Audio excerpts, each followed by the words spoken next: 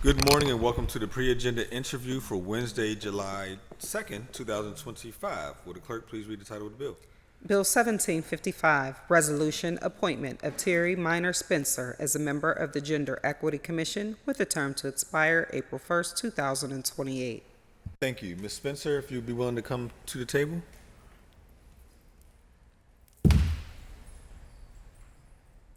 This side. Any chair.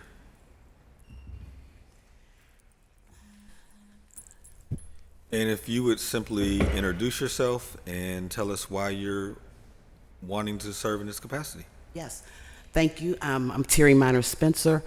I want to serve in this capacity for the equal of all of us here in the city of Pittsburgh. With my background being reentry, I have strong ties with the Black, Brown, LGBTQ, non-binary community, and yeah. Okay, thank you. So members may trickle in. What I will simply say is, one, I've known you for some years now, so I believe you're highly qualified to serve in this capacity. I thank you for your willingness to serve. Only real, it's not even a question, it's just sort of putting out there that given the federal situation that we're in, and considering the various cuts that are being made across the board, considering the weakening of various protections, I believe that the city of Pittsburgh is going to have to double down on its efforts. Mm-hmm. There are actually bills before us this morning that Councilwoman Warwick has sponsored in that effort, and I think the commission is going to play a tremendous role in that as mm-hmm. well. And so your job is going to be very serious mm-hmm. in the current political climate that we're in. Mm-hmm. And so I just encourage you to give that consideration and give that thought, and understanding that we're going to have to be more impactful mm-hmm. than we were before because we're losing federal protections. So.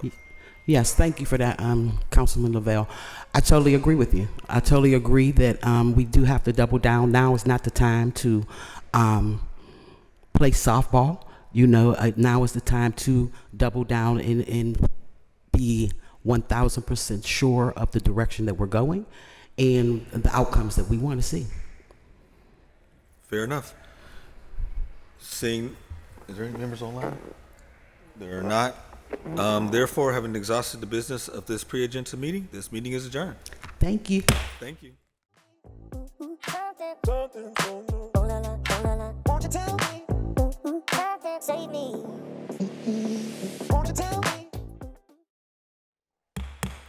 Good morning and welcome to the Standing Committees meeting for Wednesday, July 2nd, 2025. All council meetings will be live streamed on the city's website.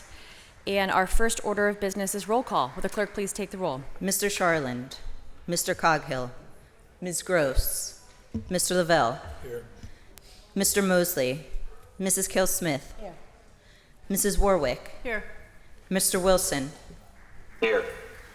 Mrs. Strasburger, Chair. Here. 5 members present. Thank you. Our next order of business is public comment. I would like to remind all speakers that the rules of council state that comments are limited to matters of concern, official action, or deliberation which are or may be before city council, and profanity will not be permitted. Please state your name and neighborhood for the record. You will have 3 minutes to speak. I'll note that, as you can see, we have several people registered to speak. In fact, we have 71 registered speakers. So here's how the order will take place. The order of business will take place. I will announce who is up next and then who's on deck after that, so you can prepare yourselves. We will be going back and forth between those attending in person and those joining online. And if someone is not here or they're unable to get off mute, we will return back to you at the end of the time. I also ask that, given that this is expected to take roughly 3 hours if everybody speaks, if you are saying roughly the exact same thing as many other speakers have already said, that you shorten your comments, if you feel comfortable doing so, to less than 3 minutes, to allow others who have other items to get across to share. So with that, we will move forward with our first registered speaker, Adoye Young, followed by Alexander Weiner.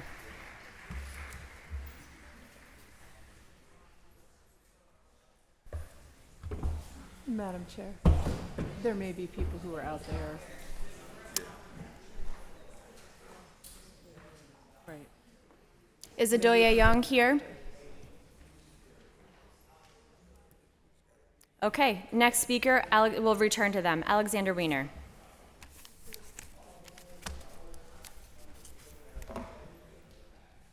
Council members, my name is Alexandra Weiner and I'm currently a resident of Polish Hill.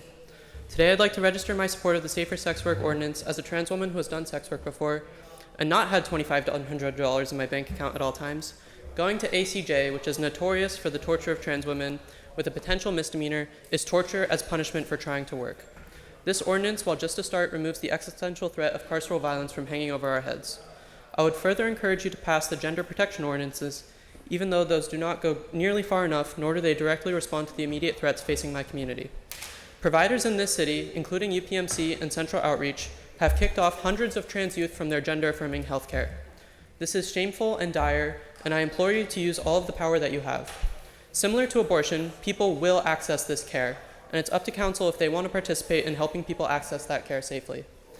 Lastly, it's shameful that council would even think to introduce a cop city in Pittsburgh under the guise of a police training facility.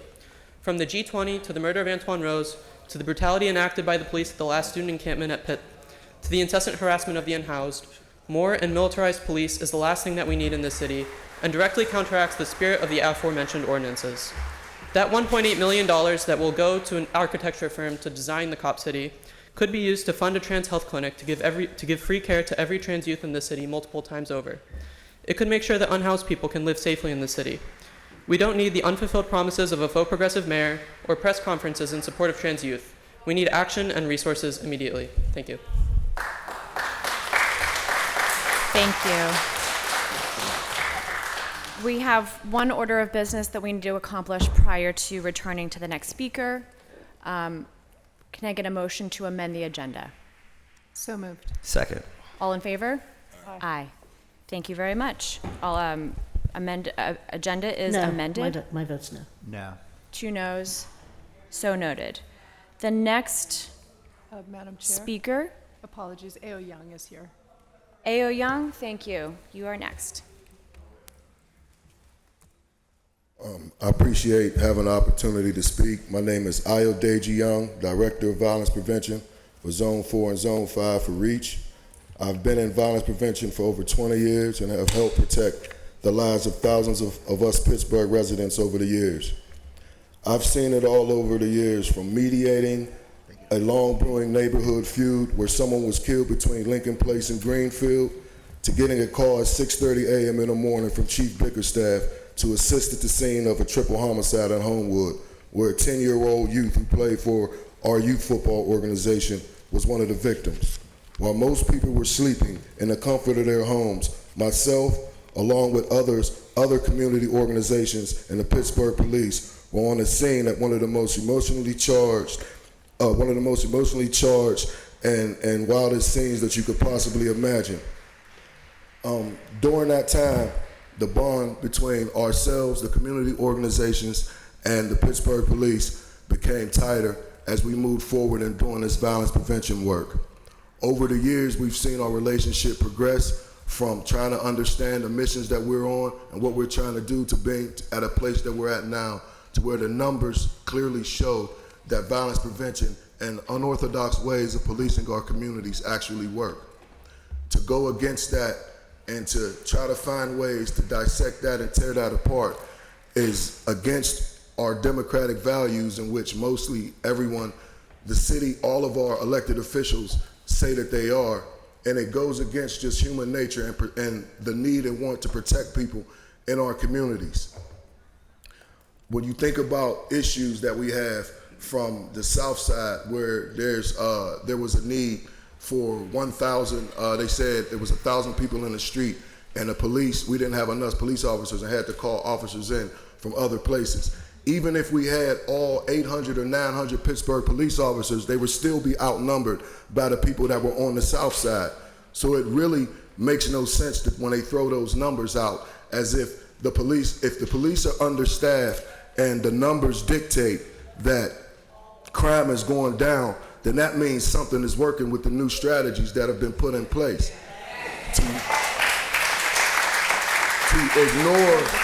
To ignore blatant data and blatant facts that are in your face is just disrespectful to the people that are on the ground actually doing the work.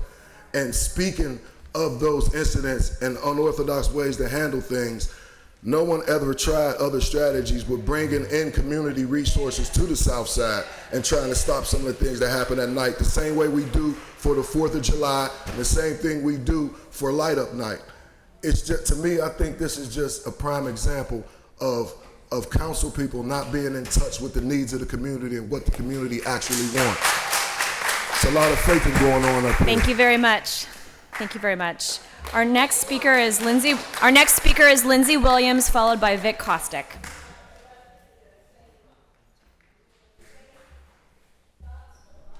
Is Lindsay Williams with us? Hi, can you hear me okay? We can hear you. All right, thank you. Hi, everyone. My name is Senator Lindsay Williams, and I have the privilege of serving as the state senator for the 10th, 11th, and 12th wards in the city of Pittsburgh. I'm here in support of Council President Lavelle and Councilman Mosley's efforts to strengthen and improve the Stop the Violence Fund. The Stop the Violence Fund is a chance to invest in our neighborhoods, in our youth, in our families, and in the people of Pittsburgh. Their work and these partnerships are critical.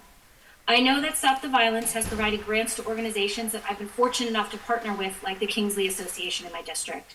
And continuing to fund their work and the work happening all across neighborhoods in Pittsburgh is essential to keeping everyone safe. I want to thank the councilmen for seeing the value of the Stop the Violence Fund and their work to make it better. They are taking the lessons learned from the first few years of implementation and putting them to work. That includes improving reporting requirements and creating an open and competitive grant process.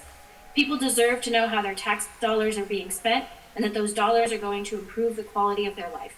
This is a big improvement and I appreciate their efforts. So thank you to Councilman President Lavelle and Councilman Mosley for your work, and I urge City Council to pass these amendments and to continue the new and improved Stop the Violence Fund.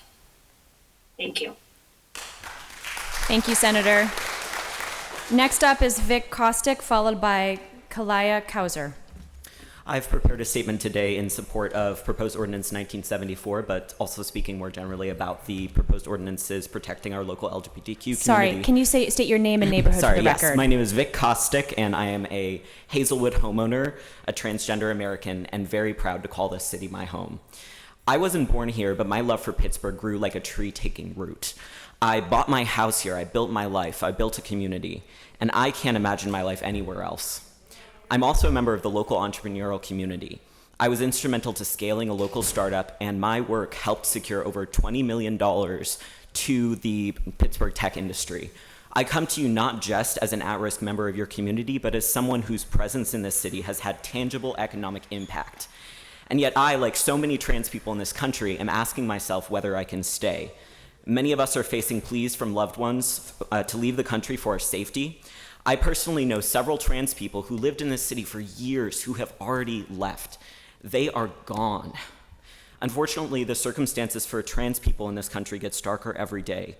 Project 2025 says that anyone who perpetuates transgenderism should be labeled a sex offender. When I read those words, I wondered if I, a homeowner living nearby a school, could be forcibly removed from my home and falsely labeled a sex offender. The fear of that, the threat of the unknown, eats at you like nothing I've ever experienced before. We're seeing a barrage of legislation at both state and federal levels which will criminalize being transgender in virtually every aspect of life. And our own state, Representative Ledbetter, is trying to make drag performances in public spaces a third-degree felony, which would effectively ban Pittsburgh pride and could be used to censor trans people from public life. We should take these threats, both state and federal, very seriously. We must be proactive, not just reactive. I am so thankful to have a city council that passed protections for my gender-affirming care in 2023. I'm asking you to expand your protections for this city's most vulnerable to meet the needs of our current day. I'm asking you to stand up and say, we are the Steel City, unbreakable. We will not let our people live in fear, and we will not tolerate a national witch hunt. I want to stay in this city for the rest of my life. If you pass these bills, I will stay here and do everything in my power to keep making the city vibrant, economically prosperous, and welcoming to all, because Pittsburgh is my favorite place on this earth. Thank you. Thank you. Our next speaker is Kalia Kauser, followed by Joanna Deming. Good morning. Kalia Kauser, licensed professional counselor, concerned citizen, and business owner in the Bakery Square, East Liberty, and Homewood areas. One major emphasis that I saw missing, even in hearing the live chat last night with One Hood Media on Facebook about the Stop the Violence Trust Fund, was, buzzword alert, mental health. I'm a licensed professional counselor, and those funds are vital, crucial even, to helping me and the many organizations that I partner with. Some are even present here. The YES program, the Promise Center of Homewood, Kingsley Center, Roxmore Sports, and many others to help our community heal. To help our community heal. To truly heal, it is a complex but possible, but the root is the mindset of the people.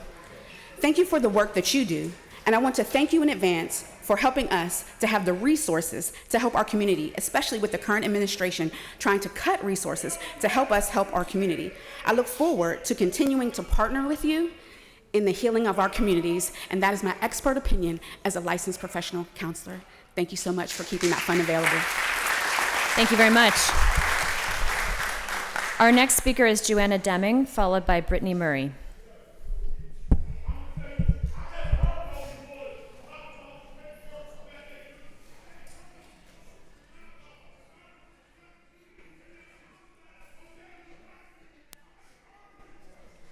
Can you hear me? We can hear you. Hello, my name is Joanna, go by Jo Deming. I live in Perry Hilltop in Councilman Daniel Lavell's district. I am here focused on supporting the amendments to the Stop the Violence Trust Fund, but I will say I also support the sex worker bill and the gender affirming care bills. And as a parent of a trans youth who's been cut off services yesterday, testify how these services have helped my child develop in a healthy way. But I'm here because I support a public health approach to addressing violence. I support trauma-informed community services, community investment, eviction prevention, and direct violence intervention. I support this because I care about myself, my family, and my neighbors, and because it's common sense to do so. We have too many unsolved crimes in my community. I know, I've been here when a young woman was killed on Charles Street while holding her baby. I've been here when my neighbor's mother was killed by her boyfriend just a street away from me. I've been to funeral after funeral of people that have died too young, and it is tragic. And it's fueled the drug epidemic because there's so much pain. And it's also fueled trauma and anxiety. I have a child who spent 5 years not being able to go to sleep because they had to leave the playground due to gunshots and people being killed nearby.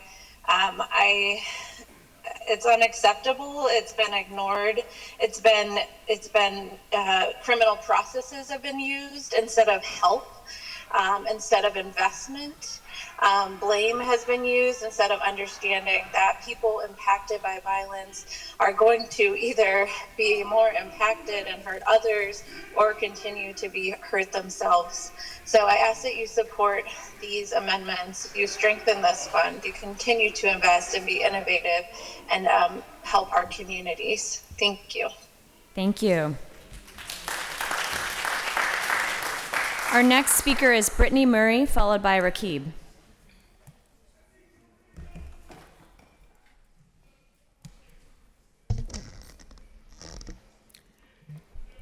Good morning, council members. My name is Brittany Murray, and I'm here from the Lincoln neighborhood to stand before you to speak truth to power, as I tend to do. I'm here to support Bill 1956 because a $16 million Stop the Violence Trust Fund intended to interrupt cycles of gun violence and heal our most impacted communities is being threatened yet again. Not because the money isn't needed, not because the violence has stopped, but because some of you don't trust black people. You don't trust black-led organizations. You don't trust us to lead, to administer, or to steward our own healing. Let's be honest, if this money were going to well-connected nonprofits downtown or institutions with big buildings and boardrooms, this conversation wouldn't even be happening. But because this funding is directed toward the grassroots black-led organizations that are deeply rooted in community, organizations that actually know the people, that have credibility on the corners, that bury the dead, mentor the youth, mediate the conflicts, suddenly the standards have changed. You say there's no trust, but the real issue is control. You want to repurpose this money for things that sound nice but don't save lives, things that don't disrupt violence at its source, things that won't reach the young people whose trauma, poverty, and systemic neglect are driving the violence. And in doing so, you're abandoning the very people this fund was created to serve. I see you smirking. Pay attention. If you gut this fund, you are telling every mother who has lost a child that your bureaucracy is more important than her grief. You are telling every young person trying to escape the streets that they don't deserve investment. You are telling black communities that their safety isn't worth your risk. Let's be clear, this is not just a budget decision, but this is a moral decision, a racial decision, and a life and death decision. We don't need more leg shackles. We don't need another task force. We need investment in community-led solutions that work, solutions that come from us, solutions that have been shown to help our communities, but you keep giving them 4-year shelf lives as if investing in these programs for a decade isn't reasonable. So I ask you, will you have the courage to confront your bias? Because it is so sorely on display. And will you honor the purpose of this fund, or will you send yet another message to the black citizens of this city that black lives do not matter, not when it's time to trust us, not when it's time to fund us, and not when it is time to let us save ourselves? And we are watching, and we will remember what you chose. Thank you for your time, and may God show you some mercy and discernment, because some of you are truly lacking in morals and ethics. Good day. Thank you. Our next speaker is Rakib. Rakib, followed by Marimba Malayans.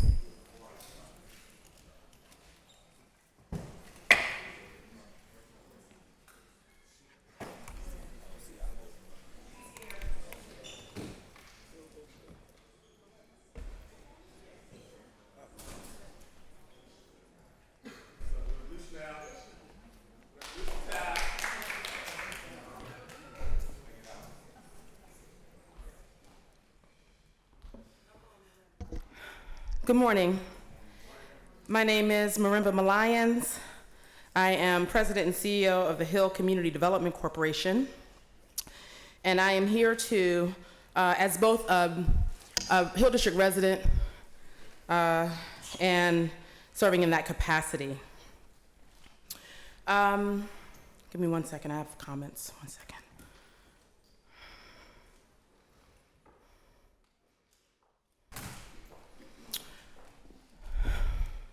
I stand here in strong support of the amendments for the Stop the Violence Trust Fund. This legislation is a critical step toward structure, data, accountability, and most importantly, towards communities that are safer, healthier, and whole. This moment is about funding, but more importantly, this moment is about safety.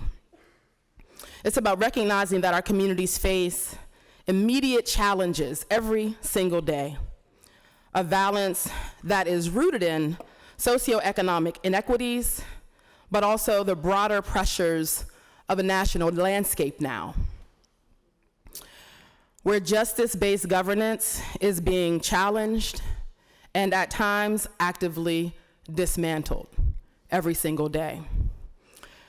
So in this environment, the responsibility of local government is to buckle down and protect its citizens even more, especially the most vulnerable, the children, our seniors, I know we have a severe homeless population. No one should be excluded from safety, and that is the role of local government.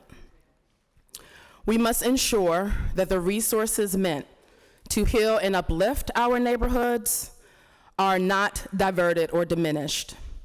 Accountability is essential, but it should serve as a tool of empowerment, not as a barrier to progress. To those who have voiced concerns about oversight, we hear you, as well as transparency.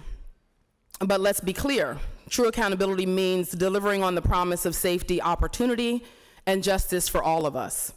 We cannot afford to let perfectionism stall the flow of critical resources that are needed in our community right now. The amendments before you, championed by Councilman Lavelle, Councilman Mosley, and Mayor Gainey, strike a necessary balance, ensuring that we have both the structure and the flexibility to respond to our community's needs.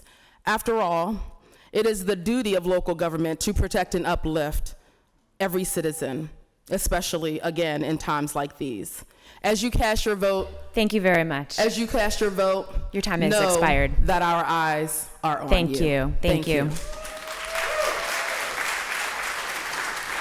Our next speaker is Marie Norman, followed by Alexander Payton. Hi, can you hear me? We can hear you. Thank you, Council. I appreciate the opportunity to speak today. I'm Marie Norman. I'm a faculty member at the University of Pittsburgh and a Squirrel Hill resident. I'll make this brief. I'd like to express my strong support for Bill 1956 and continued investment in the Stop the Violence Trust Fund. We all know that gun violence is a scourge. It causes immeasurable trauma and pain, not to mention damaging long-term effects on families, communities, and our entire city. I'm impressed that the Gainey administration has made such strides in this area and has shown that working with community-based groups to address the root causes of gun violence can radically reduce gun violence. In 2024 alone, homicides were reduced by 19% and non-fatal shootings by 28% because of the efforts the city has taken to address these root causes. I think Bill 1956 demonstrates an ongoing commitment to communities that are often prioritized last and represent an essential investment in our city with enormous returns for all of us. So I urge you to vote for Bill 1956. Thank you very much.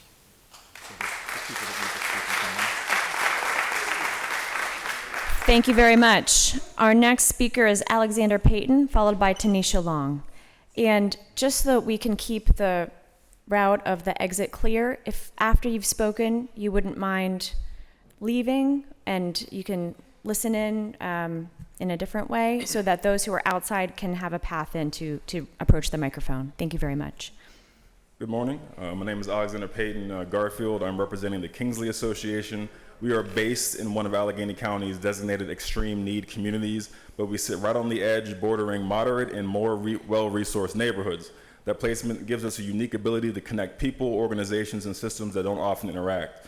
Each month, thousands of people walk through our doors. Our site has become a neutral, safe space, hosting the Zone 5 public safety meetings, supporting groups like Safe Passages, Youth Enrichment Services, Garfield Jubilee, and many others, doing the work of violence prevention. At the same time, our internal programs like Teen Lead and our Men's Wellness Initiative, our youth engagement efforts have continued to grow because of the flexibility and support that this fund provides.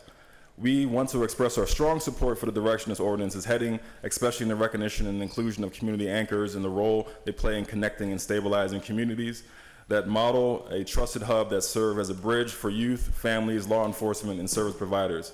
These updates reflect what has worked on the ground, and we are glad to see that alignment written into the policy.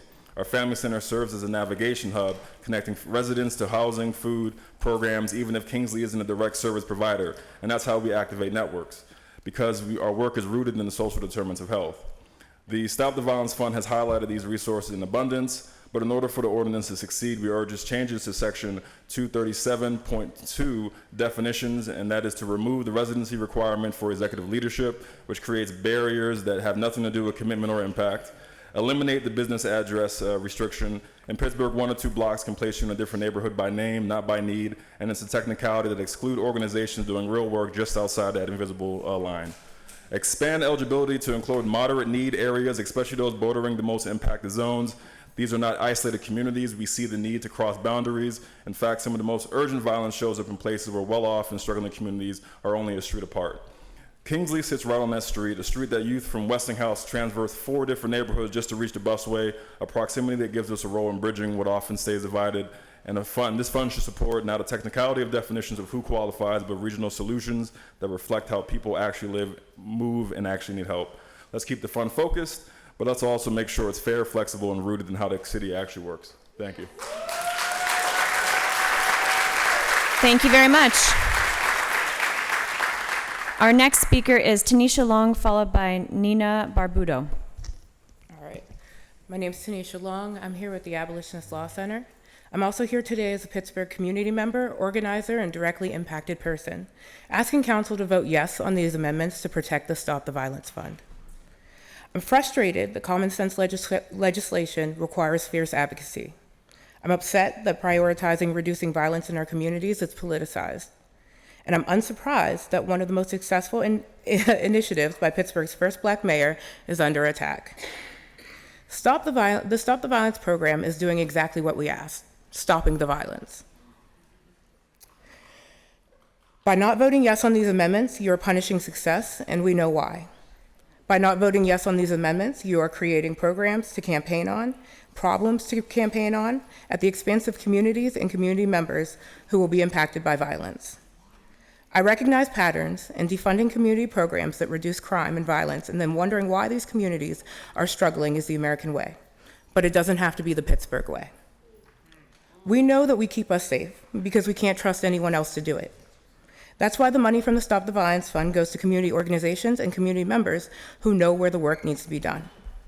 It's hard to ignore the racist and bigoted criticism that paint the Stop the Violence Fund as a slush fund, that accuses Black-led community organizations of misusing funds, that blatantly ignore decreases in homicide and violent crime in order to continue the narrative that Black people are inherently violent instead of under-resourced. It's hard to ignore that we have tens of millions of dollars to build a police training facility, but not 16 to prevent the violence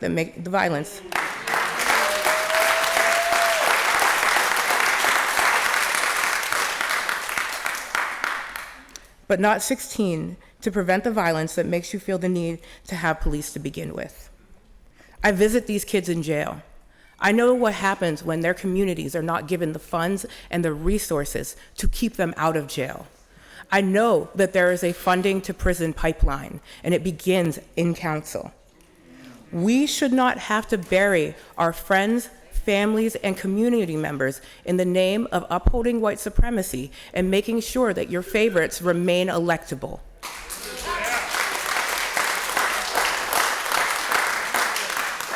I'm not stupid. I understand that the same people who paint the Stop the Violence Fund as a slush fund are the same people who have interest in that money going elsewhere.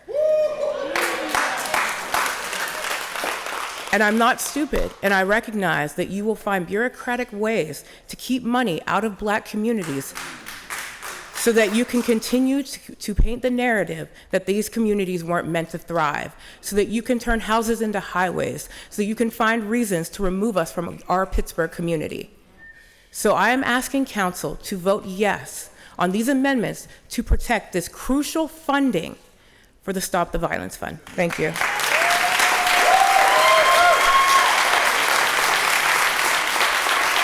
Thank you very much. Our next speaker is Nina Barbudo, followed by Tally Thompson.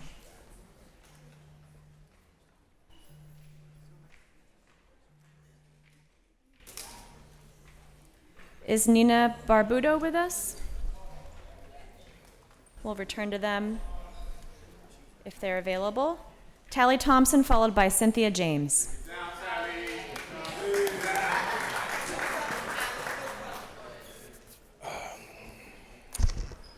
My name is Tally Thompson, currently the director of the Violence Prevention Initiative at Operation Better Block. Here as representing an organization that is receiving funding from Stop the Violence Trust Fund. And also a lifelong member or resident of the city of Pittsburgh, and someone who has been deeply impacted by violence.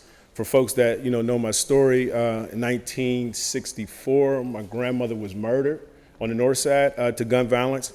In 1997, my brother was murdered to gun violence. So when I seen the moment that created the trust fund, right, I was extremely proud of the city of Pittsburgh for taking a moment and turning it into a movement, right? Where in a disease of violence that disproportionately impacts my community and individuals look like myself, taking that moment and turning it into a movement and saying that the city is committed to reducing the spread of the disease of violence. The part that we play as an organization as Operation Better Block is actually providing data, research, and accountability and evaluations. So one thing that I knew that I would be responsible for when we came to this point is providing research, providing evaluation, providing data. I've shared that with some of the members of council, but what I have here in the folder is an evaluation from Duquesne University that actually won an award about the work that's happening within Stop the Violence Trust Fund. So what we have here is that we have a fund that created a system that allowed the work of reducing violence, right, to be institutionalized rather than being politicized, right? And that no matter who's in office, the fund should exist, right? And that should be clear. And from it existing, all we're talking about is what's the procedure to getting into the fund, right? So the data shows that the work that's being done is actually impactful at reducing violence, right? Now, when we have the additional dollars, we're just onboarding individuals to this process. So what I have right here is the evaluation from Duquesne University. I have the research, I have recommendations. I've shared it, like I said, with several council members, but I'll be willing to, to share it to the rest of the council members. But it's a longer conversation, that I need to have with council that's more than 3 minutes. But one thing that I was going to be prepared for is that y'all wasn't going to come here and say we don't have research, we don't have data, and we don't have evaluation. We have that. We have that. And we have a system here in Pittsburgh with the Stop the Violence Trust Fund, right? That is actually the envy of other cities where they're actually coming in from out of town. They'll be here next month. And they're looking at what we've set up here in Pittsburgh and saying, how do we get this established in our city? So I really commend the council members that was a part of this process, and I'm honored to be a member of the Stop the Violence Trust Fund. Thank you very much.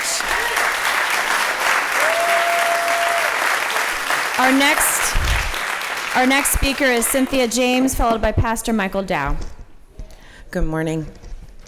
My name is Cynthia James, and I serve as the president and CEO of Youth Places, a city and countywide after-school agency that provides safe spaces, programming, and support for teens ages 13 to 18.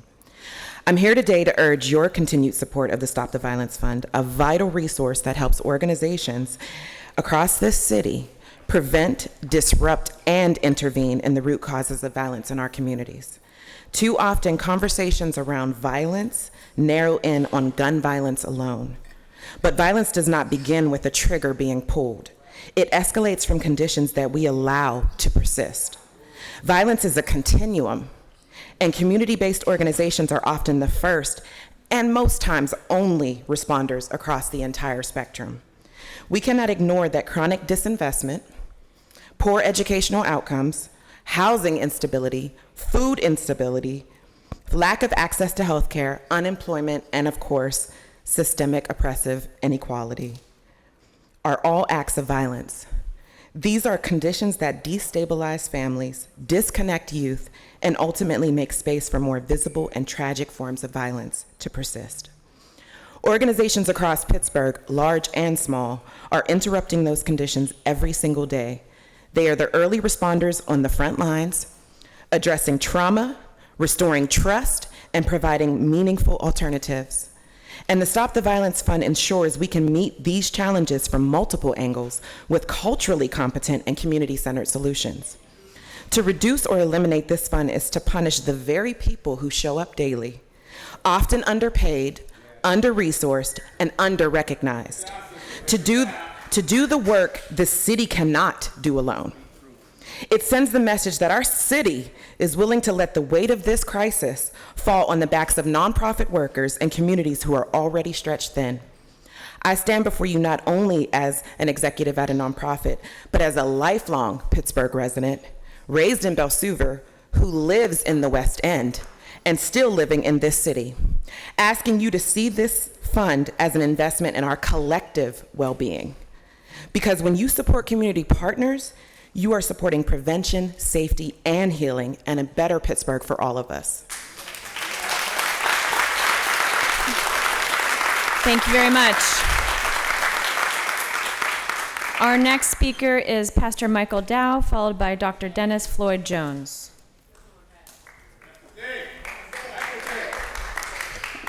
Hello, my name is Pastor Michael Anthony Day, and I come to you as a pastor, father, community leader, but today I come tired, just like all these hundreds of folks behind me.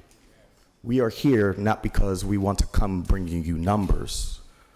We come to say that we're tired of progress and then being denied of that progress. We are tired. We're tired of having to prove ourselves to city council, to government. We are tired of going to funerals. And so one question I have for council today is, I want everybody to listen to this question. It is, do you want blood on your hands? I want you to ask yourself, as you sit on council, do you want the blood of our children on your hands? Do you want to wake up at night and remember that you made a decision that you're okay with blood running down the street? I will. Do you want to wake up in the middle of the night and be okay with blood on your hands? When this bill was passed in 2021, I buried two of my baby cousins that year, 24 hours of being killed apart. The next week, I buried and preached my baby cousin's funeral the same week. So I'm not coming to you with numbers, I'm coming with facts and real life blood, stains, and tears in my family. I'm not coming as a pastor, I'm coming as a man who is tired of having to have this conversation with leaders who are paid to support the community.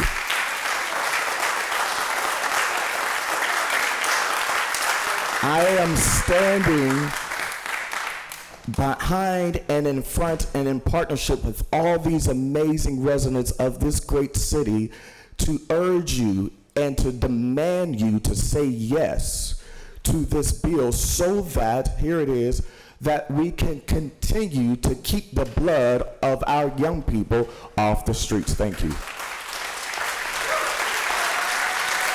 Thank you very much. Our next speaker is Dr. Dennis Floyd Jones, followed by Vaughn Rivers. Good afternoon, City Council. Thank you very much, President Lavelle and council members, for allowing us to speak today. I have prepared comments that I've given to the clerk that she said will be in your mailboxes, but I do want you to hear from young men who are part of our program, and they have been impacted by the gun violence. Good morning. My name is Ron Arrington, 18 years old. I was born in Pittsburgh most of my life. I had a friend of mine, let's call him AJ. One night he was with a friend, and unfortunately someone has shot him. While I haven't known him most of my life, I known him for a couple of years, and he really impacted me because I wasn't really expecting any of my friends to be impacted by gun violence, you know? And I say one thing to say this, you know, Tupac has said that the United States have plenty of money to feed the wars, but they're not willing to give it to the poor, you know. And I say this because of what's going on with the current bills and everything. And just to say that, keep saying yes, keep fighting what we got to do. Thank you. Hello, everyone. My name is Cameron Jones. I'm with Youth Enrichment Services. And I live in West Oakland.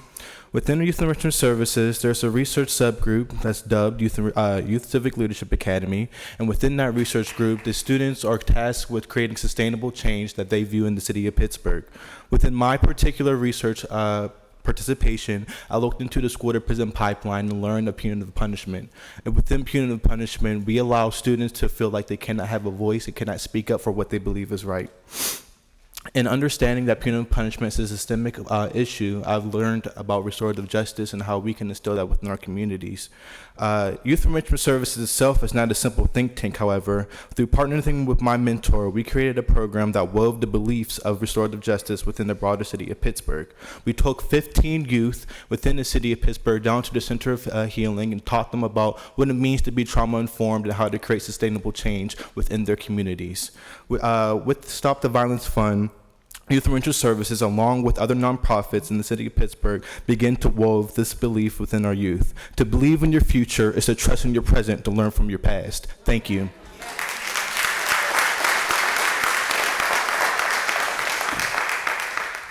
I'm William Sheffield, and I've been with Youth Enrichment Services for several years. And I've witnessed over the years the amount of work and the amount of students that have been brought up and their lives have changed. I think that the Stop the Violence Fund would help this community and help the city much more than we can ever realize, because the youth is our future, and helping the youth is one of the nonprofit's goals, one such as great as the Youth Enrichment Services. Thank you very much. And we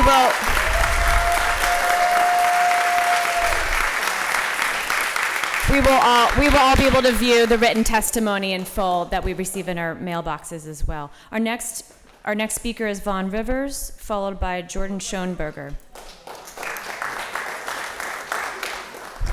Good afternoon, everybody. My name is Vaughn Rivers, one of the directors at Reach Outreach Program, member, born and raised here in the city of Pittsburgh. It's an honor to be here to speak in front of you council members, privilege in front of all of these citizens of Pittsburgh, in person and online. Extremely, extremely serious matter in front of us here and vote. I thank Councilman Kahari, Mosley, Daniel Lavelle for their fight for something that has been going on for years. I hope that my name is remembered by my story because it echoes. I look at the youth around the room. I thank the adult that brought them because this is vitally important for their future, for all of ours. 2008, I had a brother that was murdered. 2012, I had a best friend that was murdered. In 2022, I had a best friend die on my lap that was also murdered. And so I've been through tragedy at the worst in this city. And still I fight, along with so many of my brothers and sisters in this room, for a better future for all of us. Not just the ones that look like me, but for every single one of us. Because violence and bullets doesn't have a name, it doesn't have a killer. It can reach any one of us. The Stop the Violence Fund has been tremendously, tremendously vital to all of us here in the city. Speaking about my own story, that came dangerously, dangerously close to being another statistic to retaliating in violence, it was because the people in this room, the outreach members, the passion to change the narrative that allowed me the privilege, by God's grace, to stand here in front of this microphone and say, I'm choosing this route. I want to see them have a future. I want to see all of us have this, what our great mayor spoke of, to dropping violence to 0%, which all of us thought was unrealistic. But in 2022, we watched it drop 43%, and last year, 19%. So the numbers speak volumes. I ask each one of y'all to judge with your hearts, to think about every decision you make in the seats that you sit in as if it was one of your family members or yourself. And so I appreciate the time. I'm definitely in support. This is extremely important, y'all. Let's keep fighting.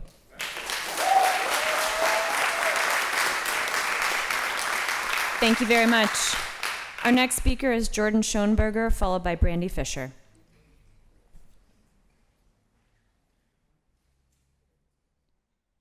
Thank you. Can you hear me? We can hear you. Wonderful. My name is Jordan Schoenberger. I'm Executive Director of Abiding Missions in District 3 up in Allentown. I'm a long-term resident and homeowner in District 4 and over in Brookline. I want to speak today. I apologize I'm not there in person. I would love to be there, but the programs never stop. I'm here to show my support for the Stop the Violence funding. I appreciate the holistic approach that the funding has taken. Funding mental health, community health, violence intervention, community relationship building, youth programs, housing and community development, eviction prevention, and landlord mediation. The amendments are holistic in this approach, attacking multiple different angles at this kind of epidemic that we see in our neighborhoods. We understand, as a multi-year Stop the Violence recipient here at Abiding Missions and other folks that are there in the room, we understand the importance of data collection and reporting. We know that there is an investment that the city is making in our organizations, and we know that there needs to be a return on that investment. There has been a return on that investment. We will continue to make a return on that investment through our reporting, through our data collection, and the results that our programs are showing. I would also like to echo my brother Alex Payton to respectfully ask for the removal of the residency requirement for community-based organizational leaders. I understand the intent of this stipulation. However, I do believe this would exclude a number of organizations that are doing critical work in our communities and other long-standing Stop the Violence partners, simply because they don't live on the correct street or in the correct neighborhood or across a correct arbitrary line. Despite their reputations and the commitment that they have for the city of the city of Pittsburgh and our neighbors here, regardless of where they live, it is important for us to continue to fund the programs of the folks in the room and the folks on the call and the folks that you have funded over the last couple years. Thank you for your time. Thank you very much. Our next speaker is Brandy Fisher, followed by Yvonne Rainey.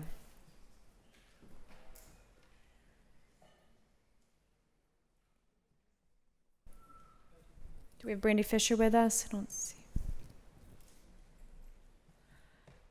Okay, we'll come back to Brandy if she's available. Our next speaker is Yvonne Rainey, followed by Jaziri X.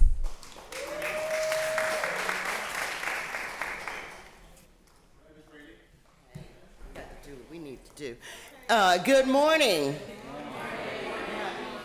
From my communities and my councilmen and council ladies. My name is Yvonne Rainey.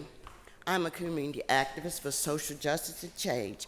I'm a grandmother of 7 boys and 5 girls. I love them to death. I am the mother of my community because I care. What I say to you all, we need these funds to continue. For those with your isms, remove them, because Black lives matter. Our children matter. All I'm saying is to Mr. Sherrod Brown, smile, because let a smile be your umbrella and not a frown, because we do matter. Our funds are needed for our children, our Black and brown. I'm sorry, I'm an emotional person, and I'm real, okay? Because we say boots on the ground, that's how we get down, to fight for our young people in our community. And you can't say the data doesn't show. It has made a difference, because it matters. For those of you, and I'm gonna say it again, with your isms, get rid of them. Because we live in this country, we the people, our democracy. Councilman Lavelle, Kahari Mosley, Ms. Barbara Warwick, and the mayor. And for those who want to jump on the bandwagon and support this, and Ms. Teresa, we need these dollars. Don't take anything away from us, because blood will be in the streets. I am the president of Zone 1 Public Safety Council, because my features are all in it for change. What I say to everyone in this room, our children, our lives matter. And for each family that has lost a loved one, I sympathize with you, because 5 years ago, my goddaughter was gunned down on Charles Street with her baby in her arm. Violence is real. It ain't no game. We the people, we put you in. Do your job. Get your hands out the other man's pocket. Let's keep it real. The late, great John Lewis said, we are the soul of this nation. We the people. We got to fight for our lives. Good trouble lives on. We are the good trouble. And I say to you, make it happen, because I don't want to see another funeral or go to another funeral or talk to another mother about her child being dead. If you have not walked in that path, it's a hard one. But I say to each and every one that hear my voice, fight on. Stand up. Democracy. We the people. We put them there, not to speak for themselves, but for us. Come July 17th, Thursday, Good Trouble Lives On. The National John Lewis will be at West Park on the north side with the VIP bonus power. Mr. Tim Stevens leaving with voters. Black Lives Matter. Individual.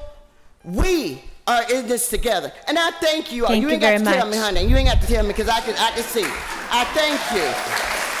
Thank you very much.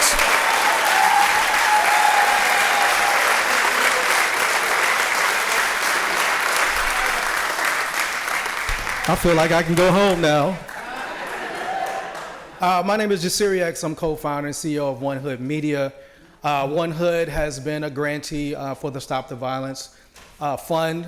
This is actually our 20th year. We started One Hood in 2005 as a response to, at that time, Pennsylvania led the nation. And what they call, I don't like to use the term black on black crime. I feel like that's a white supremacist term. People do violence where they live and who they're around, but in community violence, Pennsylvania led the nation, and Pittsburgh actually had a higher per capita murder rate than Philadelphia. And so as young activists at the time, we all came together. We began to walk the streets at night and doing things in our community to stop the violence. For us, this isn't really about, and the passion that you hear from us in our community, it's not about a line item in a bill. All of us are here because we've actually lost people close to us. This is every day for us. This is life or death for us. That's how important it is. But to me, one of the beautiful things that the Stop the Violence Fund did for us as One Hood is it brought us into a collaborative process with all of these other organizations across the city that were also doing Stop the Violence. And I remember going to the first meeting, and it was pretty much like this. Packed, filled with people who, whether there was their first or second day or whether there was their 20th or 30th year in this work, we were all able to come together. I was able to meet organizers and people from different communities that I did not know were doing this work. We were able to work directly with organizations like REACH to do work in our community. The work that we do happens in the East Liberty Larimer area called Fridays on Deck. Farouk and our We Keep Us Safe kids are here. They'll speak a little bit more about it. But when the city told us that when we came together on Friday, and it was really a response to young people being profiled, going to Target in the summertime. Are they going to buy stuff? No, they're going to hang out. Just like me and you went to the mall or to the store to hang out. We ain't had no money. We were just looking for something to do. And the police pushing them into this park in East Liberty. And so we wanted to show those young people that we care about them, we love them, we had resources and things for them to do. And according to the city, whenever we showed up with our Fridays on Deck, crime was zero. So in 2020, when we saw this uptick in crime, you all made the right decision. You all came together, showed leadership, and voted for a Stop the Violence Fund. Now that it's working and crime is dropping, why stop it now?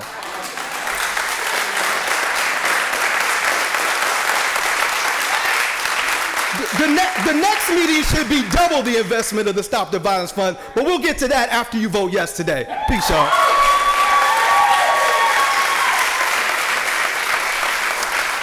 Thank you very much. Our next speaker is Sister Mary Williams, followed by Nathaniel Goodson.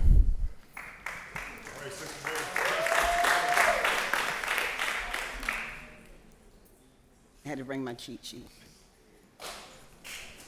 So I am Mary Williams, and affectionately known as Sister Mary in all the communities.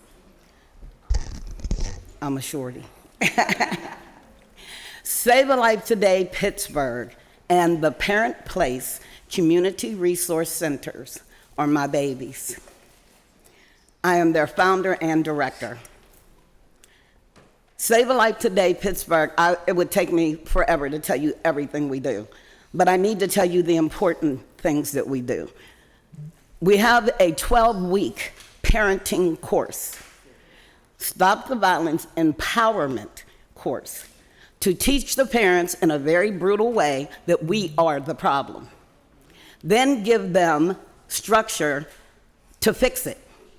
And then give them resources to fix their households so they can fix their children and subsequently fix our communities. We also do an internship with city charter high schools. And it gives us a chance to mentor young adults coming into our communities to let them know that they don't have to take the path of violence, that they can be somebody. We give them that. We do backpacks for the homeless. We give these people things that you take for granted so that they don't go out and stab, kill, or rob somebody to get it. We do 400 of them every year. We also have the Parent Place Community Resource Center, which feeds 100 families every week in our emergency food pantry. Gives another 260 families, parents, guardians, grandparents, foster parents, diapers, wipes, personal needs, and everything they need that they can't afford to buy. We also do something called incontinent care. Every time I say that, people say, well, what is that? And I tell them, when you're sitting beside an elderly person or a special need person and they smell, it's because they don't have what they need to keep themselves clean. We provide that. Their pull-ups, their cleaning agents, everything that they need. We also do a food distribution every second Friday of every month for 225 families. We do Christmas for 580 families. We do back to school for 400 families. We do a safe Halloween in conjunction with the Emma Munson Foundation for over 300 families. Why do we do what we do? Because we believe that stopping the violence is all about prevention. It's all about giving people what they need without taking away their pride and dignity to give it to them. Let them have their respect. If we are not funded by Stop the Violence, all of this stops. Thank you very much. Thank you. Our next speaker is Nathaniel Goodson, followed by Farouk Al-Said. Okay, Nathaniel Goodson had an emergency. I'll speak in his behalf. I'm his mother.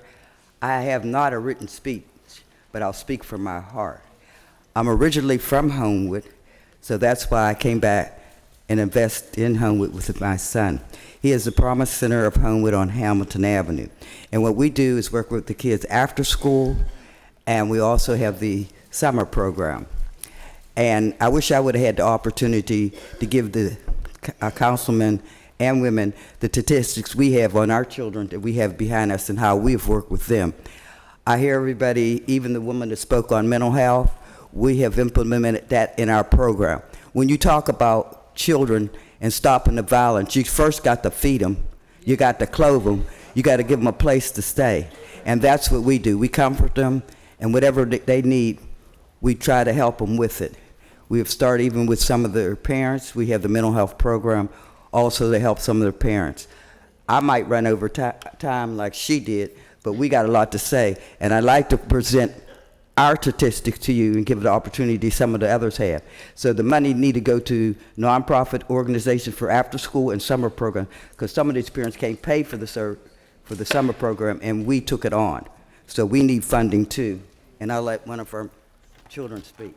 Department Center has been the cornerstone of hope, healing, and proactive violence prevention in Pittsburgh, particularly in Homeland. Community-based organizations like ours stands on the front lines every day. We do the partake work, mentoring, education, comforting, and empowering with extremely limited resources. Yet, despite the odds, are impactable, undeniable. One of our students, one of our tutoring on the edge of dropping out, became a youth advocate in nonviolence after participating in our restorative Stop the Bleed workshops hosted by AGH. He now mentors his peers, dreams of becoming a social worker. A single mother came to help us, seeking help for her daughter who was struggling academically and socially. Throughout our family support services and enrichment programs, her daughter found confidence connecting in community and now is thriving in high school.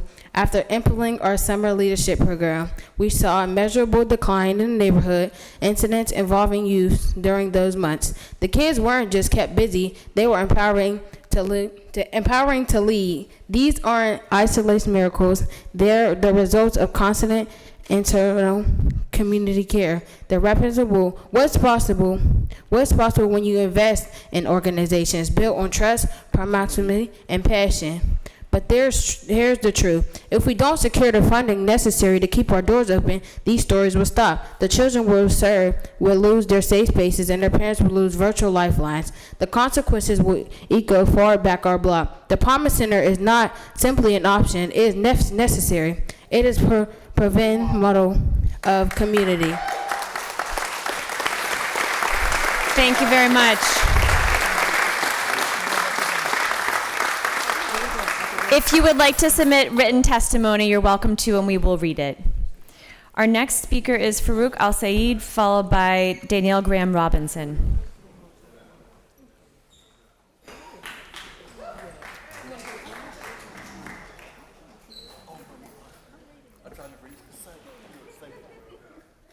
My name is Farouk Al-Said. I am the Director of Education at One Hood Media, and this is We Keep Us Safe, with my brother, the Honorable Minister Jasiri X, that highlighted. These are the youngers who are programming Fridays on Deck in the Liberty Green space that have helped drop the crime substantially in the neighborhoods that are the most impacted and now the most gentrified. The first thing I would like to say is playing politics with black people's lives gotta stop, right? The fact of the matter is, the council people who are in opposition of this, I find your lack of faith disturbing, but also annoyingly predictable. Taking some of this money for yourselves to go back to your districts for demolition and snow plows and all these other things, and trying to hover over the fund like vultures, trying to cut and carve this money up because you don't trust black people to reshape our own communities and our image. Yeah, that's whack. I'm not a Pittsburgh native, as you can tell by my accent, but I've been here for a long time, and One Hood has been here longer than I've been here. And the work that we've been doing here alongside with other organizations and the people in this room is what needs to be highlighted, rewarded, and afforded for the benefit of this community of Pittsburgh, right?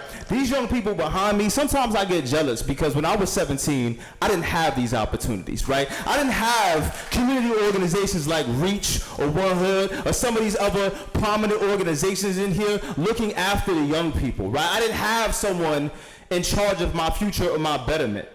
No one was around here to give me an opportunity. They'd rather give me a gun, but we have an opportunity to give these young people something better. Right?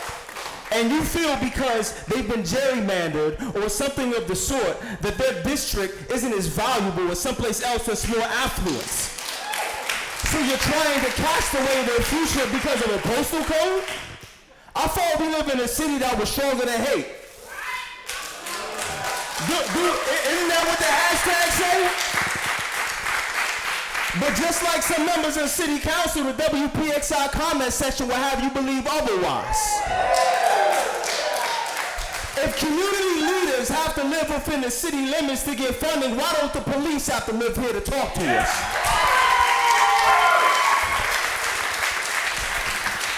What we keep us safe is here to do, what One Hood is here to do, what these people in this room are here to do, is to make sure we have an equitable city for the people that live in it, the people that look like it, and the people that pay rent, that pay taxes, and the people that get stepped on by the politics that you like to play with our lives.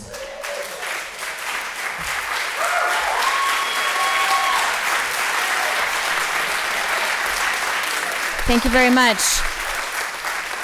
Next is Danielle Graham Robinson, followed by Carlos. I do not have a last name. Good morning. My name is Danielle Graham Robinson. I live in Brighton Heights. I'm here to voice my support for the Stop the Violence Fund and urge City Council to pass it so we can ensure that violence prevention is a permanently funded priority in our city. I am a licensed real estate agent, but my early career and master's program focused on the intersections of interpersonal and community violence, trauma, and addiction.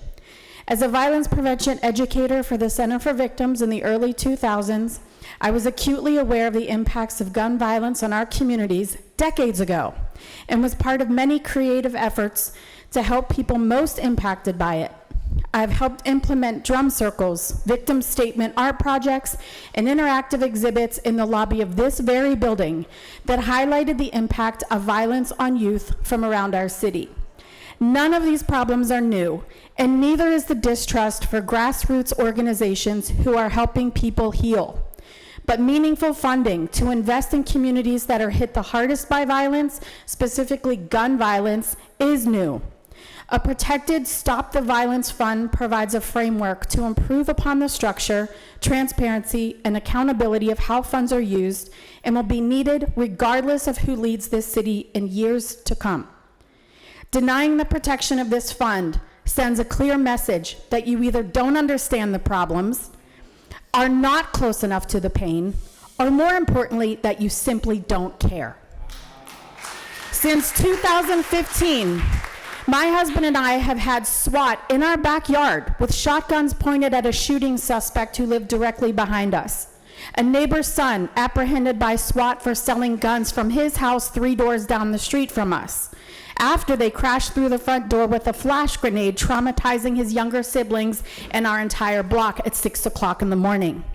Multiple gun-related homicides within a few blocks of our home, one involving a woman who was not the intended target, one where a man was senselessly murdered in broad daylight in front of a friend's small business where she stayed by his side until he breathed his last breath, and one that occurred at a funeral at a nearby church where they were mourning the death of a shooting victim. These are just the ones I remember that resulted in fatalities. I've lost count of how many other gunshots I've heard around my neighborhood. This is an epidemic in our country, but our city has made notable improvements through targeted efforts that we are not seeing countywide. That doesn't happen by accident or chance. We need to recognize groups like REACH, One Hood, Group Violence Intervention Unit, Homewood Children's Village, and many others, and you must do your part to make sure we invest and protect anti-violence efforts permanently. Thank you, Councilman Lavelle and Councilman Mosley, for your leadership. I hope everybody joins your efforts. Thank you.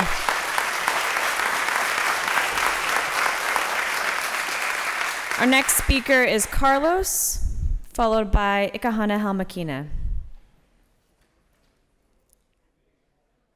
I unfortunately do not have a last name for Carlos. We will come back to them. Ikahana Halmakina. I'm sorry, I skipped someone. Ikahana Halmakina, my apologies, you will be next. After Carlos is Dave Bringen.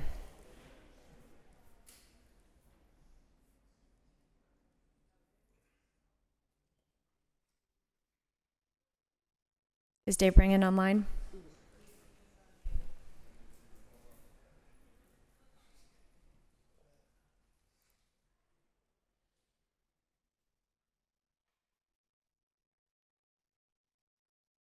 Dave, if you can hear us, we need you to unmute. Hello, can you hear me? We can hear you. Sorry about that. This is Dave Bringen. I'm the executive director at Lawrenceville United. We're a nonprofit community-based organization in Lawrenceville. Just wanted to speak briefly about in support of the Stop the Violence Fund. Our community organization was founded as a public safety organization, really using community-based grassroots strategies to interrupt violence and to create a safer community. All of the revitalization and economic development in Lawrenceville has really been, downstream from that early work.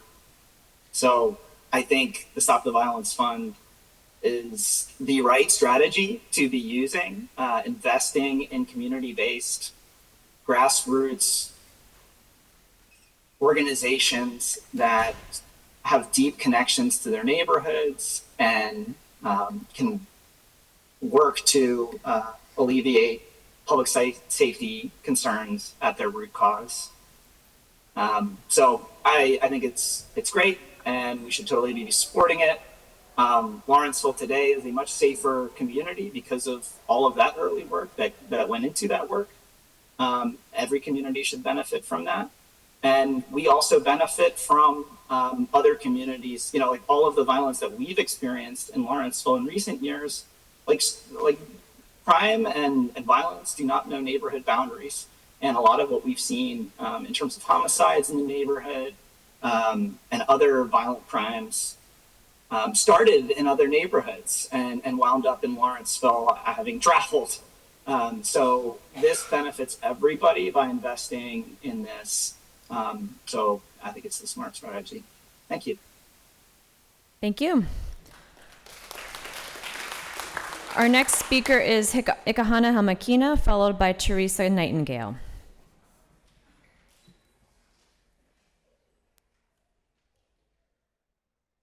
Greetings. I am Ikahana Hamakina. Addressing the root causes of violence begins with admitting that there is a problem in the first place, a problem that needs our urgent attention, which requires us all to ask the age-old question, where are the guns coming from? How does a 14-year-old, 15, 16, 17, 8-year-old child get these guns in the first place? There are gaps in the supply chain aspect of this very complex issue of gun violence. But what isn't hard to understand is how lax this city and country is when it comes to the enforcement of the rules and regulations surrounding the purchase of firearms. We need robust local procurement policies that ultimately protect our most vulnerable people in this city, our youth. A time such as this calls for responsible firearm procurement. What does that look like? Well, I'm glad you asked. When municipalities require potential firearm contracts, arms dealers, they must and should require these arms dealers to have a clean record. Currently, our city purchases guns from a company named Marco Supply Company that currently has 216 guns that have been traced back to violent crimes. This must stop. An arms dealer with 25 or more violations should never be awarded these lucrative government contracts. The ATF tends to focus their efforts on alcohol and tobacco, but for some reason, they forget about the firearms aspects of things. We need to take a closer look at how they operate. There are loopholes that make it harder for people to purchase cough syrup than it is to buy a gun. There's a problem. Change is long overdue, and we demand a continued closer look at the gaps in this and demand accountability. This should be considered a public nuisance. The time to air out this dirty laundry is now for these bad actors. While this is only one aspect of a larger complex issue, it is indeed a matter of great concern. I urge members of City Council to pressure these agencies and for the ATF and local agencies to do pop-up site visits to hold these dealers who clearly violate the law. Please hold them accountable. Thank you for your time. Thank you very much. Our next speaker is Teresa Nightingale, followed by Joanne Witkowski-Smith. Hello, everyone. My name is Teresa Nightingale, and I'm from Ward 15-2. I'm here to support all the bills, from the Stop the Violence bill to the 2 anti-discrimination bills introduced by Barb Warwick, but most especially the sex work ordinance that Barb Warwick introduced with our help for over 2 years. I am also I'm director of the Pittsburgh Coalition for Safer Sex Work, and I'm also a Democratic Committee member for Ward 15-2. Today I stand before you not only as a community advocate, but also as a former sex worker, acknowledging both my lived experience and the privilege I carry in this field. I'm here to discuss an important ordinance aimed at reducing penalties for adult consensual sex work in our city. This ordinance is a vital step towards protecting our community and fostering trust between law enforcement and citizens. With the backing of over 15 organizations, including the Pittsburgh Action Against Rape, Trans United, the Alliance for Police Accountability, the East Allegheny Community Council, the Mayor's LGBTQ Commission, and the National Lawyers Guild, to name a few, and more than 300 petition signers, we have engaged in thorough due diligence with community members, health and harm reduction organizations, law enforcement, Zappala's office, and other stakeholders. This collaborative effort has led us to a solution that not only addresses the needs of sex workers, but also enhances public safety. By reducing penalties from misdemeanors to summary offenses with alternatives like reasonable fines or community service, we empower law enforcement to prioritize protection over punishment. Importantly, this ordinance will not increase prostitution, rather it aims to create a safer environment for those already involved in consensual sex work. Research has shown that when penalties are reduced, sex workers are more likely to engage with police for protection and support rather than operate in the shadows out of fear of arrest. This fosters a safer environment, reducing the risks associated with street-based survival work and underage victims, allowing individuals to seek assistance without fear. Moreover, if a worker is cited by the police, they will still have access to all the programs that currently exist to help them. As someone who has navigated the complexities of sex work, I understand the severe consequences that criminal charges can impose on individuals, including high fines that can go all the way to $10,000, actual jail time, and impacts on custody, housing, and employment opportunities. Everyone deserves to feel safe when reporting or seeking help. It's essential to clarify this ordinance is neither legalization nor decrim, rather it's a tool designed for our police to assist those in need. It enables officers to focus on real crimes, such as trafficking, while reinforcing the crucial distinction that trafficking is not consensual sex work. By supporting the rights and safety of sex workers, we are enhancing anti-trafficking strategies and are appreciating the complexities of this issue. Additionally, it's important to note that this type of legislation change has been implemented before. For example, the cannabis ordinance I passed in 2016, which I supported alongside other folks in this room, demonstrates that we can navigate these changes effectively. There is no need for concern about whether we can do this. We have the experience, and the data is clear. Black, brown, and LGBTQ communities are disproportionately impacted by current policing practices, underscoring the urgent need for reform. It is imperative that we create a more equitable Pittsburgh, one where everyone, regardless of their identity or profession, is treated with dignity and respect. Thank you.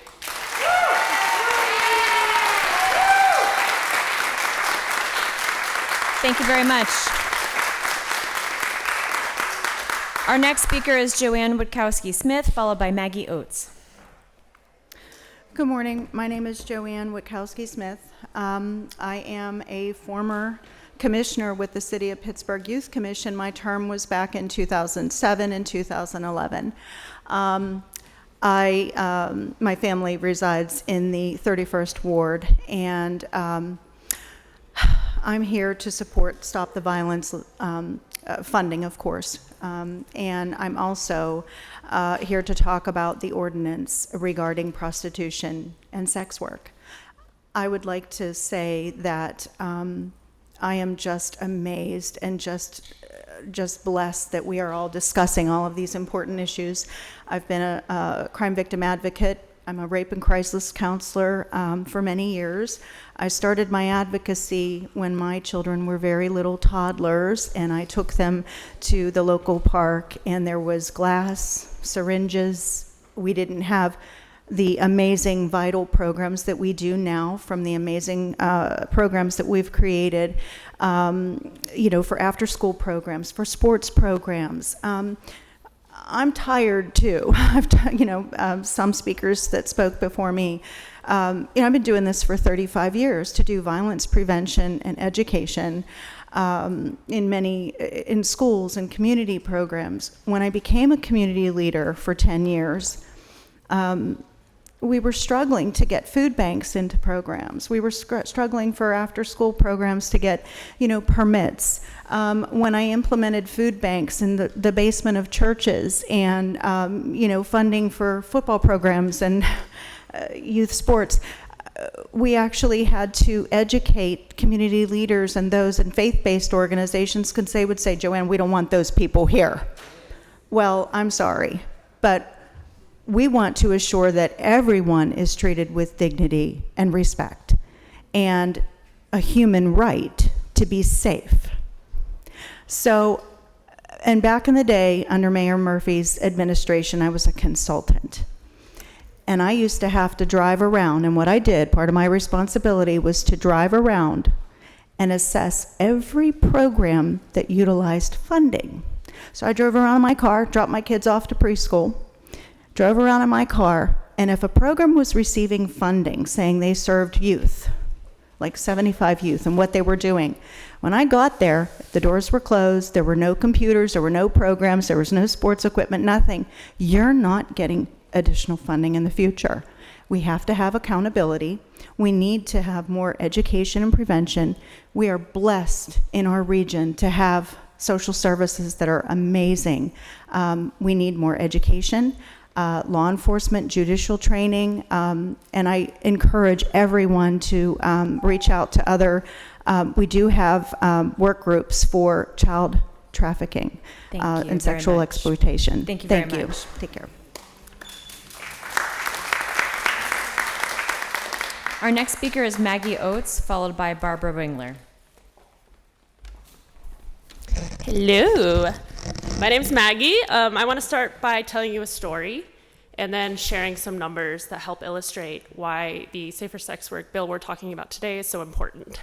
So last year, a young man reached out to me because an abusive ex-boyfriend was stalking and harassing him, tracking his car, threatening him with physical violence, and he sat on my couch crying. I was like, why did this complete stranger come to me? Someone with no domestic violence training, with not a single grant dollar in our organization at the time. And it came to us because he was too afraid to go to any of the other well-funded resources in town. He had previously worked as a sex worker, or rent boy in his language, to use his words. And even after I assured him, these organizations, PAR, they have your back, he was still too scared to go to them after his ex threatened to report him for prostitution. He was terrified he would be the one in jail rather than the abusive ex. In the end, this brilliant, charismatic young man left town, chased out of Pittsburgh by violence and by fear of being criminalized. And I'm here to urge you to support the Safer Sex Work Ordinance because I have more than one story like this. I've been doing this in sex worker rights in Pittsburgh for about 7 years, and every single year I encounter someone who is stuck in violent circumstances because of fear of arrest. And their fear is legitimate, and here come the numbers. I analyzed 6 years of arrest data in Pittsburgh, showing that we've made hundreds of arrests for prostitution. Of the nearly 700 arrests related to the sex industry, 2/3 were the workers. Arrests have been targeting workers rather than abusers. We also see that black sex workers are being arrested at twice the rate you'd expect from census numbers. Again, of the nearly 700 arrests related to prostitution, only 3% included any charges related to violence or coercion. There was exactly one arrest out of 700 in that time related to trafficking, 1 out of 700. Is arresting hundreds of sex workers making our city better and safer? Oh. No. Arrests are targeting the consensual workers, targeting black workers, draining city resources, and missing cases with actual violence 97% of the time. That's the worst record for any program I've ever heard of. It's clear that the methods we're using right now are not reaching the people that are actually facing scary situations. So I am begging us to try something new. I'm gonna come out and say it, that consensual blowjobs are not on the list of things ruining Pittsburgh.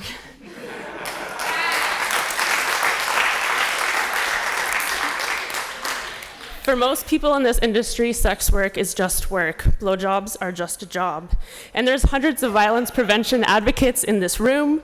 I would love to ask them, has ever a woman in fishnets committed a homicide in your neighborhood? I think not. Thank you very much. Our next speaker is Barbara Ringler, followed by Mary Nesby. Good morning. My name is Barbara Ringler. I'm here today and speak in complete opposition of all three bills that Barb Warwick had introduced. I did come ill-prepared for the Stop the Violence, so I wish I could speak on that, but I am ill-prepared for that, although I do have one thing to say about the Black community. If there's one thing I have learned, I do know that you guys do know how to come together as a community. I appreciate that, I respect it, and I admire it.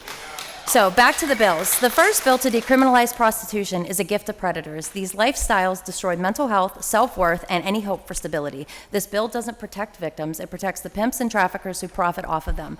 Law enforcement needs the ability to intervene and not policies that tell them to look other way.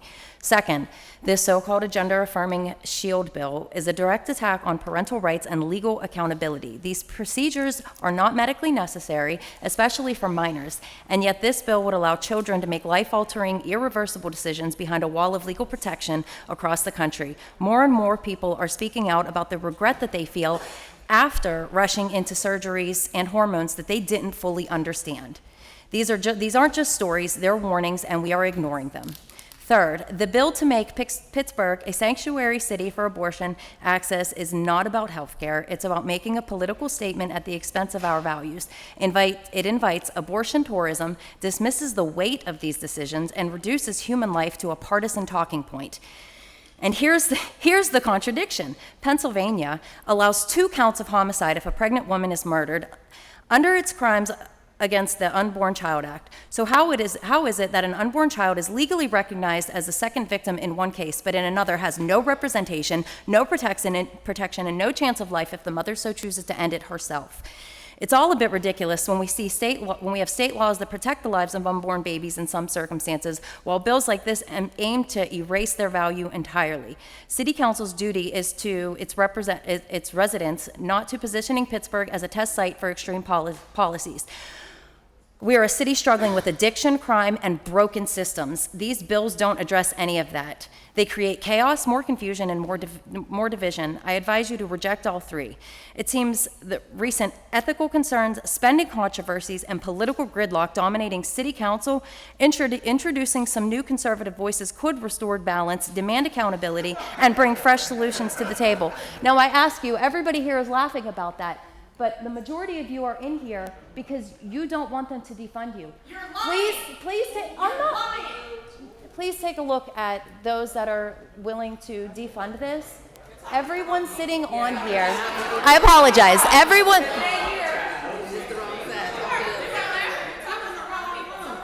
No, listen, I'm here for everybody. I'm just trying to tell you that everybody that is sitting here is all on one side. Thank you very much.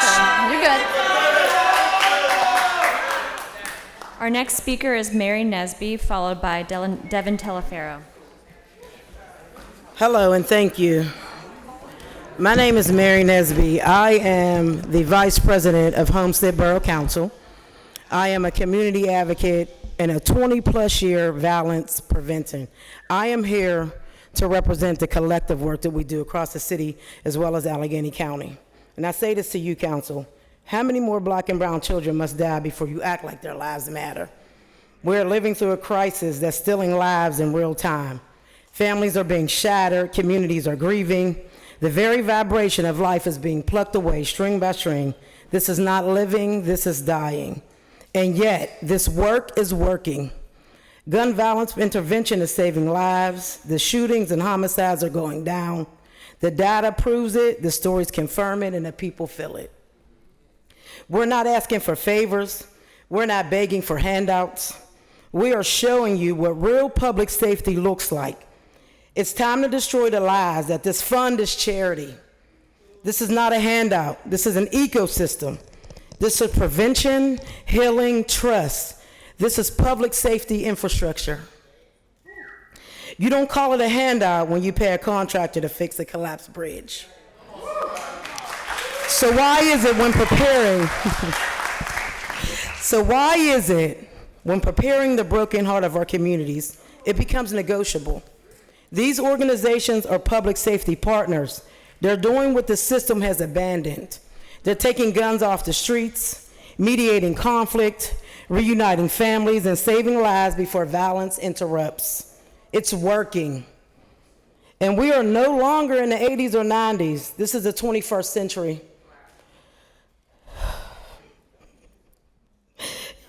We are using a comprehensive approach, facing the root causes: food insecurity, poverty, trauma, abandonment, and disinvestment. We are doing the work, and we are doing it with strategy, soul, and sacrifice. So why is it when something begins to heal, what generations of oppressions have broken, it suddenly becomes optional? While some of you vacation and rest, there are people, boots on the ground, risking everything to make sure everyone gets to live. These are the real heroes. They don't ask for praise. They ask for investment, support, and stability. City Council, this is your moment. You were elected to be a voice for the people. Now is the time to give back life to the people. And let me be clear about something. The seat you sit in right now is not yours forever. What you do right now will define your legacy. If you turn your back now, you are not just failing us, you are adding to the trauma. If this work were saving white lives, it would be fully funded, praised, and expanded. But when it saves ours, it's on the chopping block. Do our children not matter? Does your children's life mean more than mine? We are not line items, we are lives. We are not numbers, we are names. And if you say you serve a God, remember this: God does not honor the hands that hoard power while letting children die.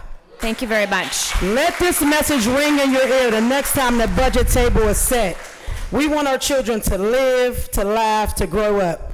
We want legacies of light, not tombstones. Your 3 minutes is up. Thank you. We want joy, you can submit not comments. eulogies. So remember this, or be remembered for choosing death when you had the power to choose life.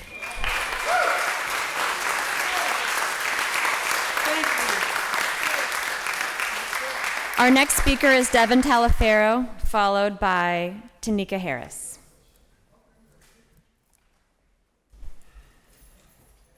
Can you hear me? We can hear you. Thank you. Good morning. My name is Devin Talaferro, proud Pittsburgh Public School Board Director, District 2, representing the 90 neighborhoods that nearly 19,000 City of Pittsburgh children reside. I come to you this morning as a fellow elected colleague, public servant, and concerned city resident, asking you to vote in favor of the amendments for Bill 1956 relating to the Stop the Violence funds. Rarely do I have the opportunity to stand on the other side of the podium, but I believe it is important for me to speak before you about the value and importance of these funds and resources that have been for community and for our children. This Stop the Violence Fund is an asset to the leaders who so often stand in the gaps to support our young people, to help provide them with opportunities and resources to keep them safe and out of harm's way. Each year, headlines remind us of the harsh realities confronting many of our young people: violence, trauma, instability. For children growing up in the neighborhoods marred by crime, the struggle isn't just physical, it's emotional, psychological, and intergenerational. But it doesn't define the future. What defines our future is how we choose to respond. Many of our youth-serving organizations that receive these funds are the same organizations that service our students in PPS and in the communities that they live. They are mentors, coaches, and trusting adults that our young people look up to and respect. They show up to the homes of the families impacted by gun violence. They sacrifice their own time, money, and mental health to show up for communities. We often think the sole way that we can address violence is to be reactive and put more police on the streets. But instead, we have the opportunity to be proactive in guiding young people towards a brighter future. Engaged youth are more likely to stay in school, more likely to go on to higher education or trade school, or more likely to build healthy, productive families of their own. They become determined contributors to Pittsburgh's workforce and its civic fabric. We're not just stopping violence, we are building the next generation of leaders, innovators, educators, and community builders. In a very unstable time in our country, in this city, and more important, in our school district, our children need real champions and protectors to show up for them and make decisions that will impact their futures. I challenge you not to throw away or redirect these funds, but continue to invest and expand the resources and support opportunities that open up doors and spaces to ensure every young person growing up in Pittsburgh has fair access to people who care, places that nurture, and programs that inspire. We sit in our positions of power and leadership for not ourselves, but for the people we are elected to serve. It is clear to me the value of the Stop the Violence Fund has transformational impact on the future of our youth in Pittsburgh. And with that, I urge you to consider the children that we both serve when you vote on Bill 1956. Thank you. Thank you very much. Our next speaker is Tanika Harris, followed by Alexander Van Langenham. Okay, it's still morning. Good morning. Good morning, family. I'm a church girl. Good morning. All right, so we're here. Thank you so much, Council President Lavelle, the rest of our council folks. But Council Barb Warwick, I just want to say to you, you have been going hard. Thank you. Thank you. It probably doesn't feel great right now, but I just wanted to say thank you for everything that you do. I feel it and I see it and I appreciate it. My 3 minutes is starting now, I'll see. My name is Tanika Harris, I'm from Knoxville, and I'm here as a resident of the city of Pittsburgh who cares deeply about my community. And I wanna be clear, typically I wear my work shirt. I want to be clear that the views that I share today are strictly mine and not those of any organization with which I am affiliated with. So I just want to be very clear. So my son is a rising junior in high school. He's a little over 6 feet tall now, with broad shoulders, confidence, an ego that can fill up this room 3 times. He is a talented musician and an aspiring business owner. And lately we've been butting heads because he feels like I'm trying to control him by knowing his every move. And he thinks I'm trying to stifle his independence, but I'm really just trying to keep him safe. He sees himself just merely heading off to basketball practice, to church or Ammon Pool with his friends, or to play a gig anywhere in the city. I see him, you see him, as a black teenager who can easily be mistaken for someone else or caught up in an act of violence while moving from one place to another. That is why I ask him to share his location and why I insist he let me know where he will be before he leaves home. It's not about my mistrust because he's a good child. It's just about reality. The world may not see my son's music, his kindness, or his promise. Most strangers, they clutch their purses and their bags tightly as he walks past. They see a statistic, not a human being. So imagine if you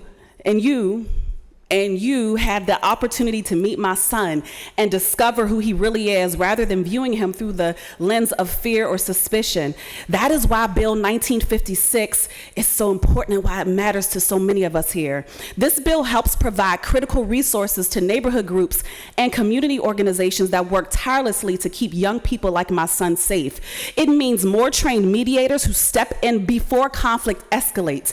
It means after school, music, and arts programs that channel creativity away from danger.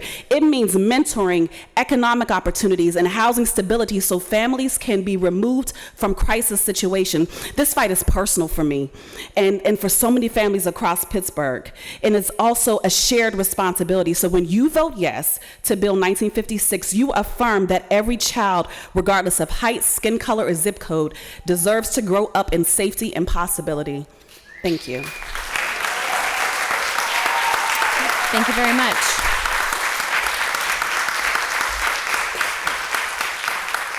Our next speaker is Alexander Van Lanningham, followed by Renee Wilson. Hi, good morning, Council.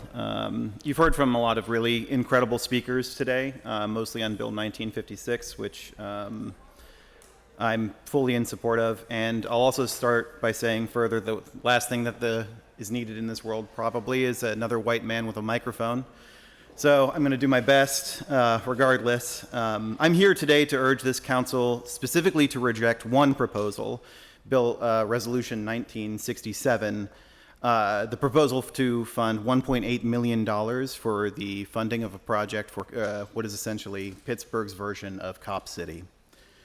Let's be clear, this project is Pittsburgh's own version of Cop City, a massive police compound modeled after the one in Atlanta, a project that has been met with fierce community opposition, protests, and even violence. And like Atlanta, this facility is not about public safety, it's about control. It's about militarizing the police against the very communities that they are sworn to protect. We're being told that this facility is an investment in training, but what have we already invested and what has it gotten us? Since 2015, the city of Pittsburgh has paid out well over $10 million in police misconduct settlements. That includes $5.5 million to the Leon Ford family, an unarmed black man shot during a traffic stop, $8 million settlement being paid out right now to the family of Jim Rogers, who died after being tased at least 8 times by the Pittsburgh police, multiple 6-figure payouts for illegal arrests, excessive force, and civil rights violations. And yet, year after year, the police operating budget has ballooned, now topping $120 million annually. Despite this, the number of civil rights lawsuits continues to climb, and payouts made to harmed citizens and their families grow every year. We are spending more, and we are getting less safety, less accountability, and more harm. This proposed facility will not fix that. It will instead institutionalize it. We're told that this won't be like Atlanta's Cop City, but let's look at what's being proposed: a sprawling 168-acre compound. A mock urban landscape is on the table, training not just for Pittsburgh police, but officers from across the region and even the country. This is not about de-escalation. It's not about mental health response. This is not about public safety. This is a place where officers will rehearse tactics for crowd control, protest suppression, and urban warfare. They will do so with riot gear, armed vehicles, with weapons of oppression, and they will do so on public land, paid for by us. That's not public safety. That's a staging ground for treating our communities like war zones. If this isn't Cop City, it's walking, talking, and goose-stepping just like it. Meanwhile, our city is struggling with housing insecurity, underfunded schools, collapsing infrastructure, and mental health crises that police are ill-equipped to handle. What message are we sending when we spend $120 million training officers in urban warfare while our communities beg for basic services? Thank you. Your 3 3 minutes is residents up. of Lincoln Leamington deserve better. The people of Pittsburgh deserve better. Do not repeat the mistakes of Atlanta. Do not give in to police union pressure. Do not build a Cop City here in our community. Vote no on Resolution 2025-1967. Thank you.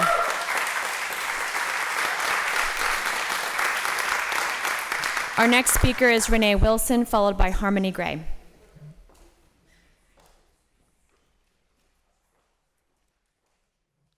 Hello, my name is Renee Wilson. I've been a long resident of Pittsburgh. This is my home. I am so upset that we have to come here and talk about programs that work, cutting programs that work, not ones that doesn't work. We were here years ago getting the police review board together with no teeth or nothing like that. Nobody's talking about defunding that to do something else, because it doesn't work. But you want to take money from a program that actually works, that actually helps the community, one of the marginalized community who needs resources and doesn't have them, in a time where the federal government then went crazy. You want to take everything out from the lease, and you think that is governing. We shouldn't even be here with this. It is wrong. Pittsburgh has a history of being wrong. We didn't forget. This country has a history of being wrong. When we going to ever get it right? When we going to stop? You can't get rid of all black and brown people. That's not going to happen. God made us, and we belong on this earth. We don't have to be the least, and we don't have to act like we don't have a right to live.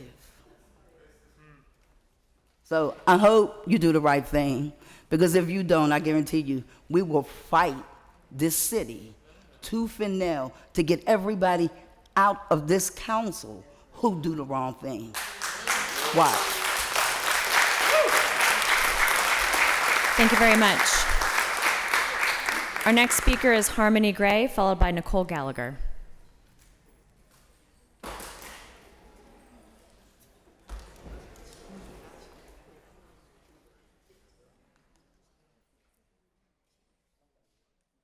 Is Harmony Gray online?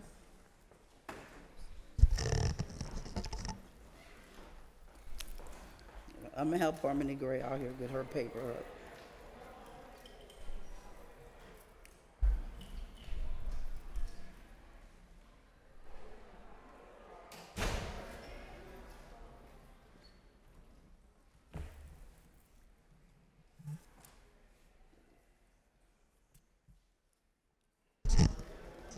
Good day. My name is Harmony Gray. My address is 2037 Wiley Avenue, 15219. I am here to talk about the violence prevention money that our community desperately needs. When you have resources to do other things, you can stop some of the violence. We children have ideas about what would work. Give us a chance to help ourselves. Don't take resources away from this.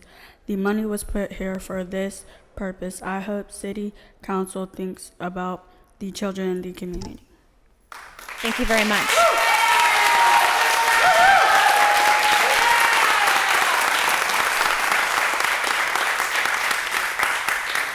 Our next speaker is Nicole Gallagher, followed by Billy Vaughn.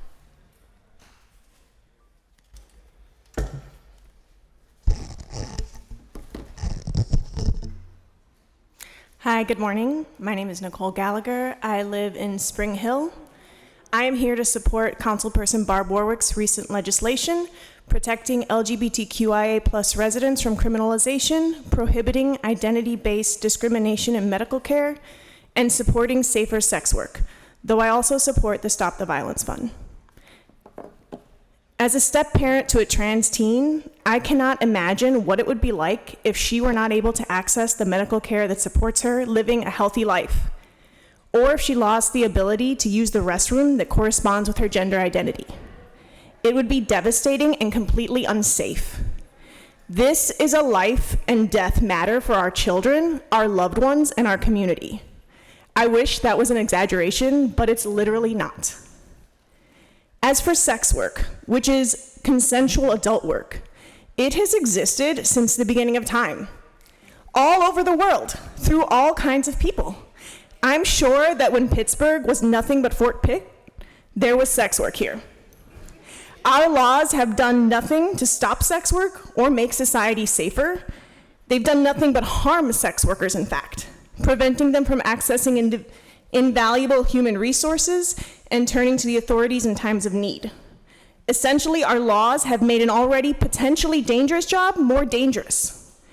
As an example, arrest data shows that about a quarter of prostitution charges in Allegheny County include the additional charge of possessing an instrument of crime when workers have condoms or cell phones on their possession at the time of arrest.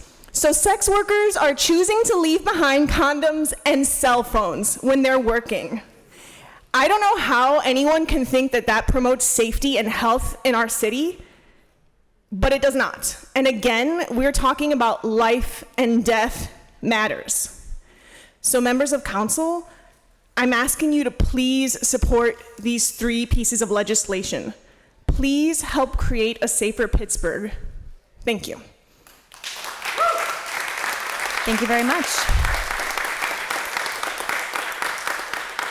Our next speaker is Billy Vaughn, followed by Laura Chu Weens. Hello, Good morning, good afternoon. My name is Billy Vaughn, Executive Director of Common Unity, PGH. Before I say my spiel, because everyone really said the same thing, so I'm gonna break it down.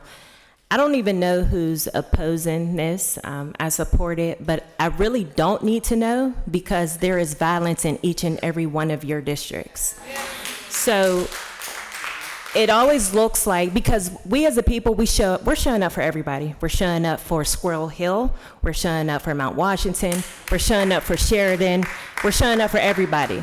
So you might not have gun violence as much as we do, but you got hammer attacks, you got anti-Semitic attacks, you got robberies, and you got sexual assault, and that's all violence, and we're trying to prevent it.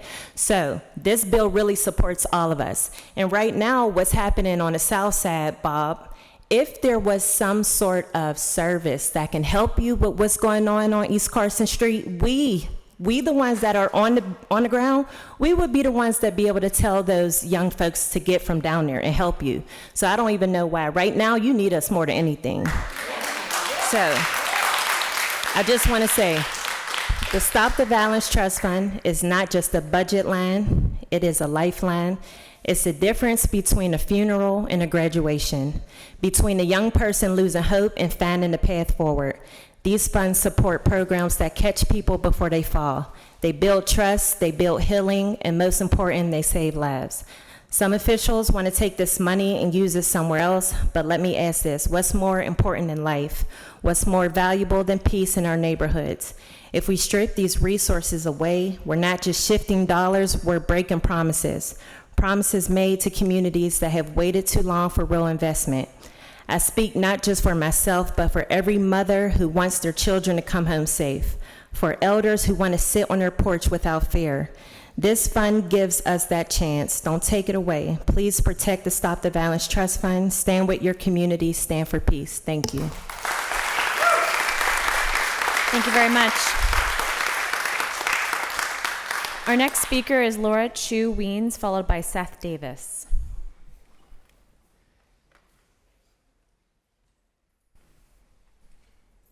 Do not see Laura in person or online, so we'll move to Seth Davis, followed by Emily Sawyer. Hello, good afternoon. I'm Seth Davis. I live in Squirrel Hill. I am here to speak in opposition to item 1967, previously referred to as Cop City. Item 1967, as was mentioned, would allocate $1.8 million to the mere planning of a sprawling complex calling itself the Public Safety Training Campus, the Public Safety Training Campus. I'm going to speak about my concerns to this. Firstly, talking about the cost. Secondly, talking about its misnomer of public safety. And thirdly, talking about the inevitable public backlash that will result if this goes forward. Firstly, the cost. $1.8 million, I reiterate. That's just to plan this. That's just to pay some architects to draw some blueprints for Cop City. The actual cost is going to be $100 million? $200 million? We'll come back to that in a moment. Previous speakers have talked about how, in other ways, the city is standing on a brink in terms of its finances. I live in Squirrel Hill. The bus system has been gutted. Other communities have been hit worse. Also, previous speakers have talked about how very valuable programs in the city of Pittsburgh are struggling just to get basic funding, insignificant compared to the $200 million that this is going to cost. And what's it going to do? It's calling itself the Public Safety Training Campus. Now, the actual stuff that y'all have posted on the city's website are very vague, but two things that you're excruciatingly clear about is that it will contain, one, a shooting range, and two, a canine training facility. This is going to be used to train massive numbers of police officers. Previous speakers have spoken about how the police system has failed their communities, how it's failed the fundamental things that they need, how they've been harassed by the cops. I know people who've been harassed by the cops. I haven't been harassed as much, but still, I mean, just on my bike ride here from Squirrel Hill, I saw 4 police officers separate. The police in Pittsburgh is bloated. We do not need more cops. Which leads me to my third point, because these opinions are not alone. When a similar program was proposed in Atlanta, Georgia, the actual cost was multiples of what was budgeted because it was delayed for months with hundreds and hundreds of protesters. 65 of them got domestic terrorism charges. The actual construction companies had to bail out. They had to withdraw because they wouldn't work. If you do this, there is going to be inevitable public backlash. That's in Atlanta in 2022. This is Pittsburgh in 2025. I remember at the Pawtucket Music Festival where One Hood performed, there was already a Stop Cop City banner there. This has enormous public opposition. I understand that training needs to happen, and even if you're really insistent that this program needs to go forward in some way, that some development has to happen, this is not the way to do it. Refuse this organization from, refuse this campus from being used for police training. Vote no on 2025-1967. Thank you very much.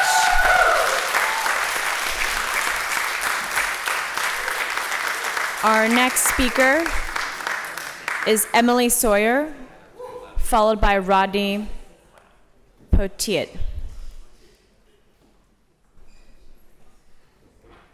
Is Emily Sawyer with us? We'll come back to Emily. Rodney Potiet.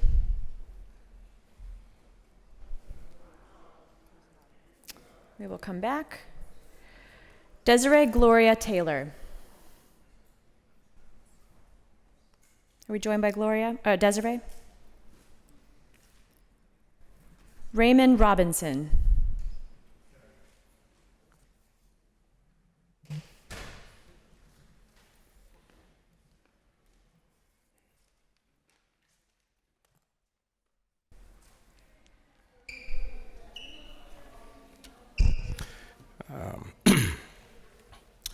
Good morning, members of council.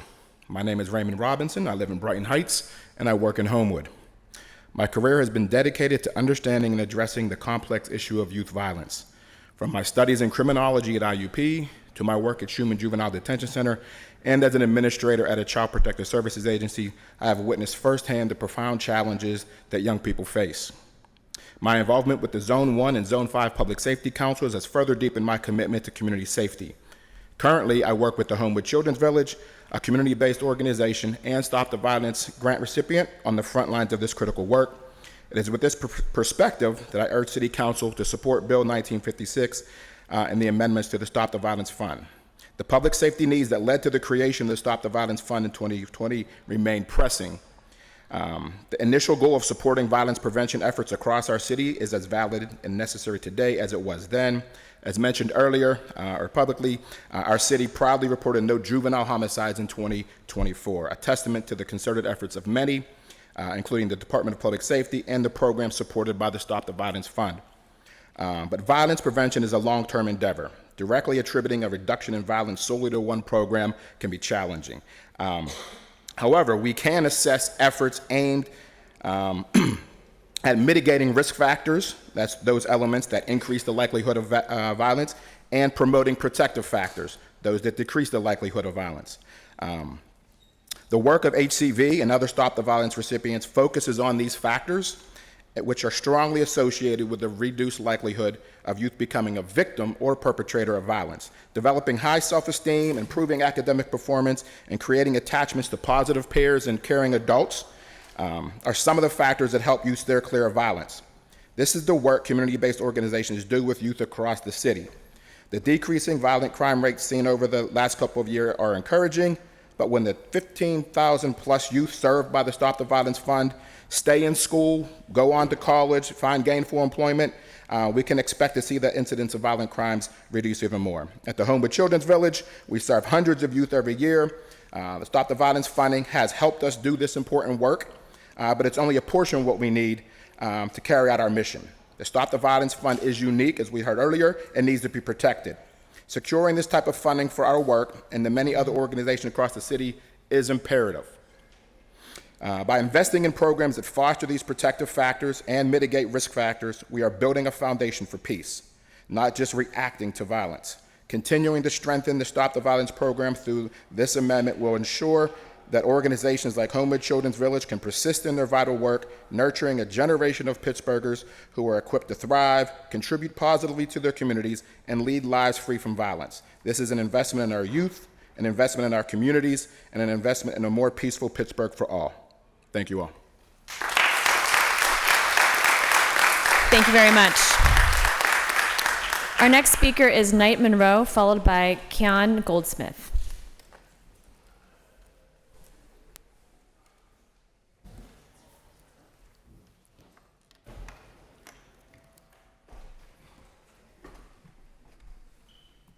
Okay. Hi, I just want to make sure I have everyone's eyes on me. I'm not going to start until then. Thank you. So I am Knight Monroe. It's nice to meet you. I currently live in Swissvale. I originated from Baltimore. Please hold your booze. I came here for school at Duquesne, and I've been here since 2015. And one thing that I loved about Pittsburgh was how vastly different it was from Baltimore. The police presence is absolutely astronomical. They spent over $500 million on their police.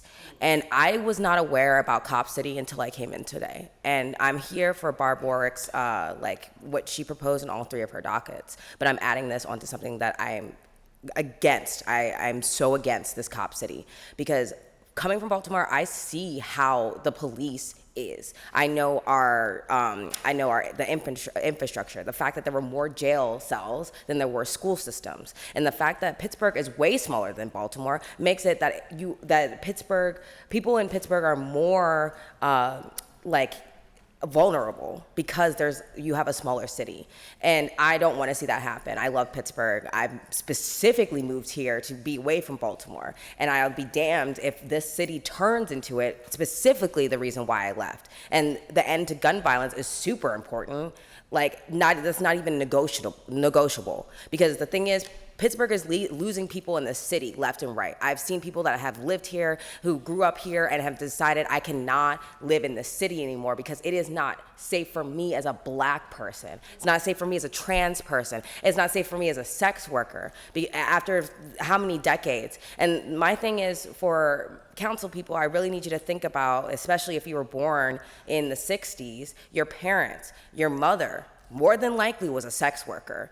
The only job women could get in the 40s, especially if you're a black woman, is by being an entertainer. My grandmother entertained men for years, and I didn't even know until I found out after her death. And we even have a writer who had an aunt who was a well-known sex worker here. And so I encourage you to really vote on this bill for this ordinance, because not only does it protect sex workers, it protects consensual sexual adults. If you are consensually having sex with someone and the police decides to get in your business, then you can get arrested. And how is that not stopping?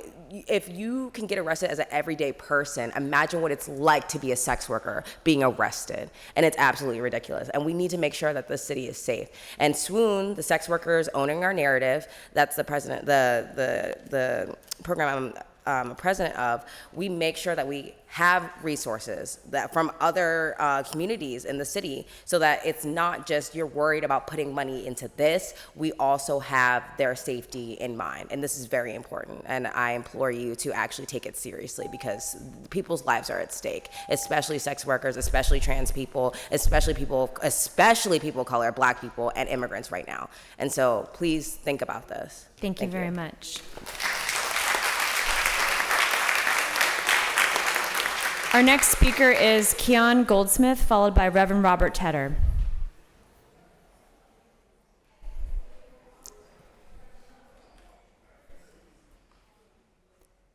Okay, we'll return to them. Reverend Robert Tedder.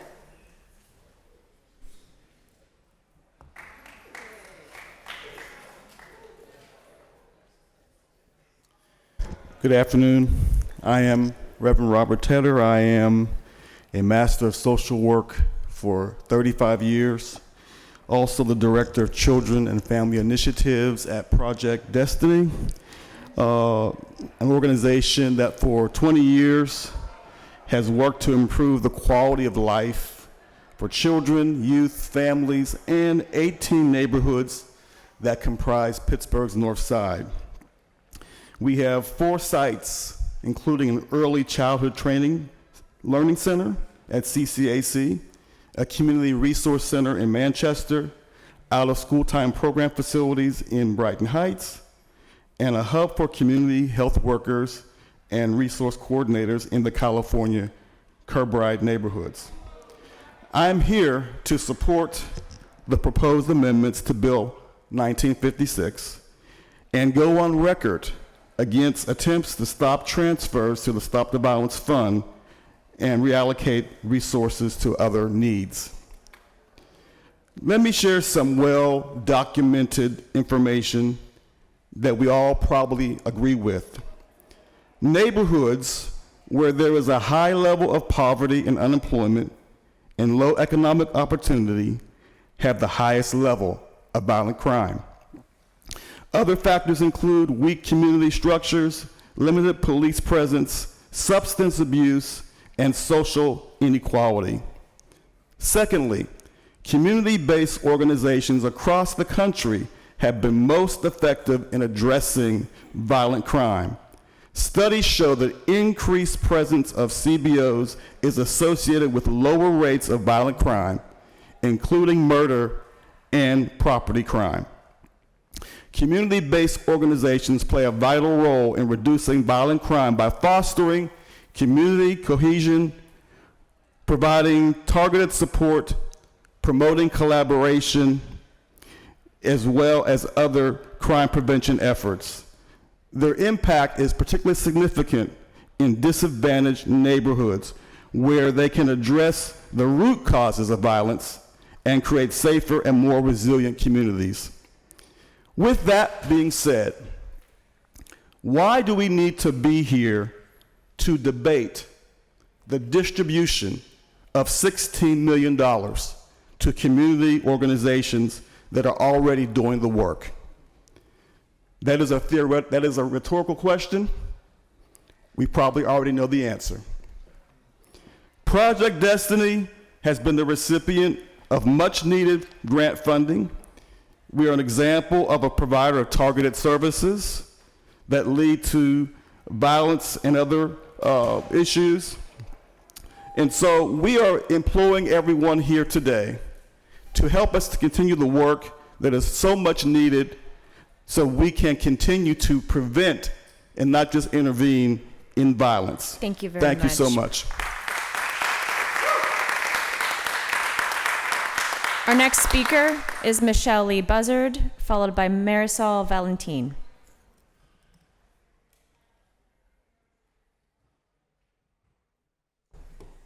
Is Michelle with us? We will come back to Michelle.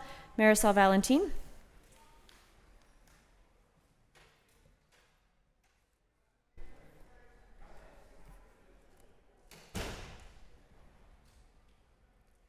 If you can hear us, Marisol, please unmute.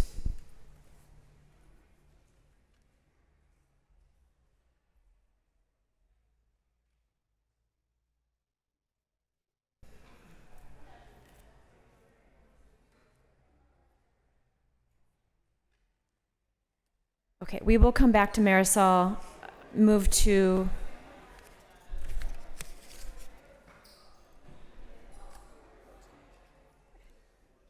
Tanisha. I have Tanisha Long twice here. I don't believe Tanisha is still, she's still here, but we have her twice. Shayla Holmes.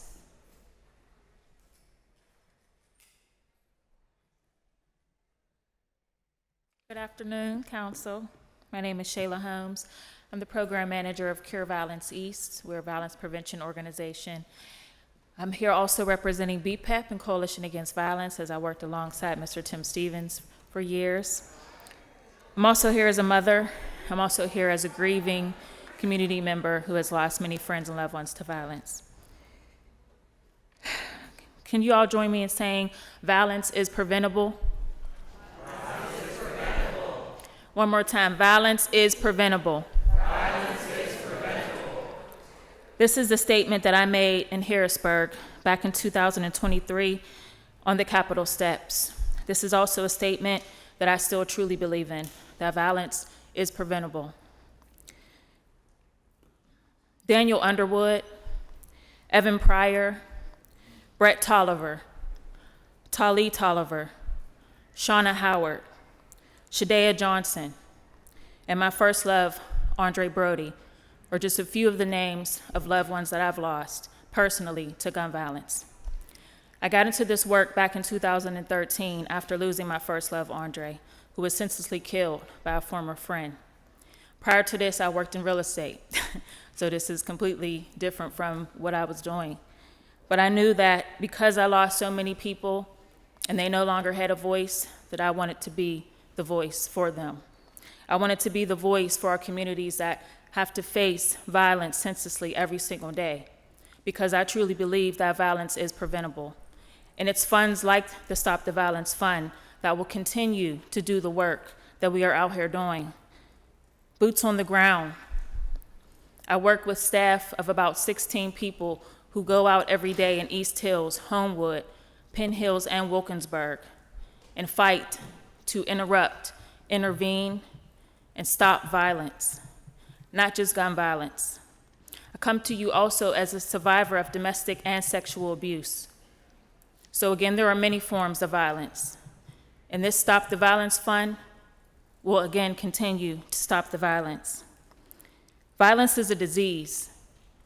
And the sooner we start looking at it as a disease and commending those that are out here trying to cure it, the sooner we can see a violence-free community, a violence-free city here in Pittsburgh. We are the doctors, my brothers and sisters who are in this room and who I fight and work with every single day to stop this violence. We are the doctors, we are the cure, we are the answers. Please allow us to continue to do our job. We are not asking you to do the work for us and come out in the streets. We are just asking for your support so that we can continue to save ourselves and the people that we know and love. Thank you so much. Thank you very much. Our next speaker is Tyler Blau, followed by Jacqueline Hill.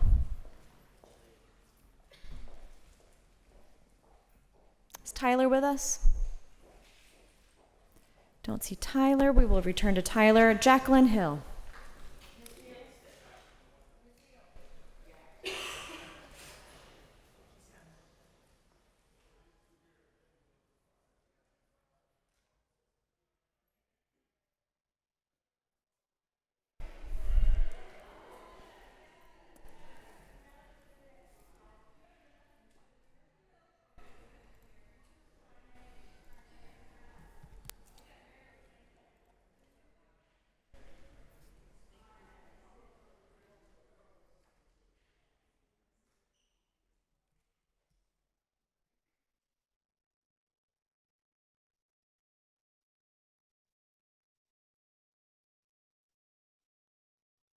Good afternoon. My name is Jacqueline Hill, and I'm a lifelong resident of the Homewood-Brushton community.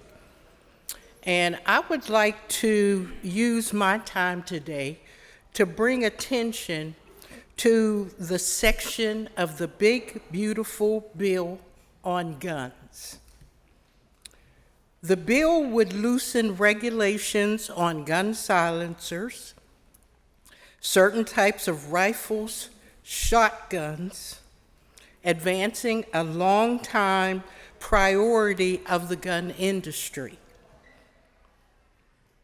The House bill would remove silencers called suppressors by the gun industry from a 1930s law that regulates firearms that are considered the most dangerous weapons imaginable.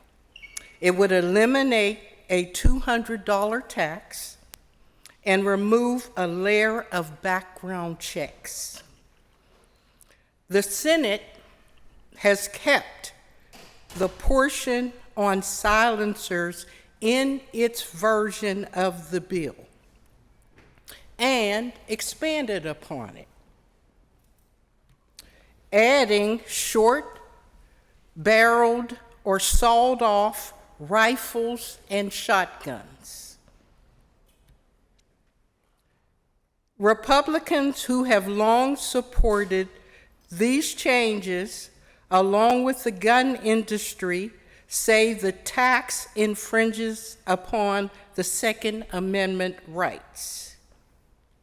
Even if the House does not pass this bill, the gun industry has been given silent permission to skirt the law.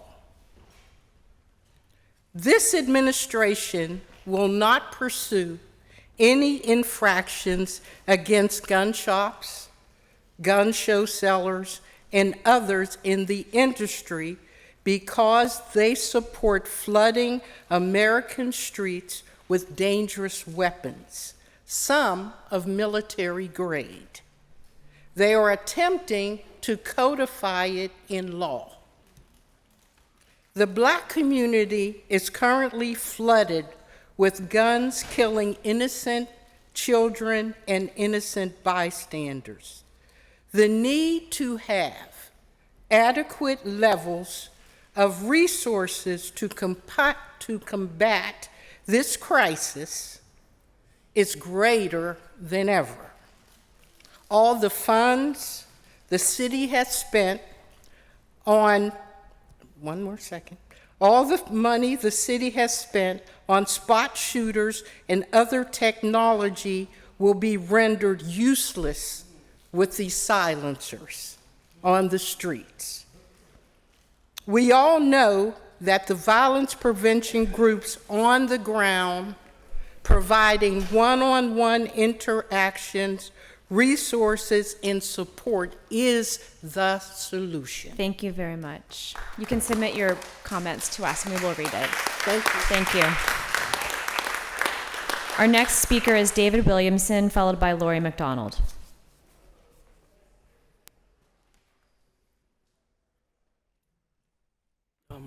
Hi, I'm David Williamson. Tyler Blau had to leave. He asked me to tell you that he's also opposed to Cop City. I'm also opposed to Cop City because it's a huge waste of money that could be used on a lot of more better things that would actually help the community, like transportation or the end violence things. It just would also be a huge waste of space that could be used for a lot better things like housing or other businesses and things like that. And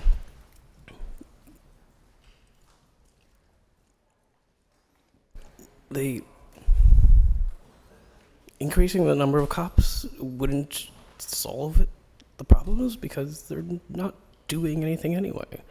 I've, on multiple occasions, been threatened with gun violence when cops were nearby and they did nothing about it. I've had loved ones who had the same problem. You could have more cops than people in the city and it still wouldn't solve anything. It would just cost tons of money and make it worse, really. And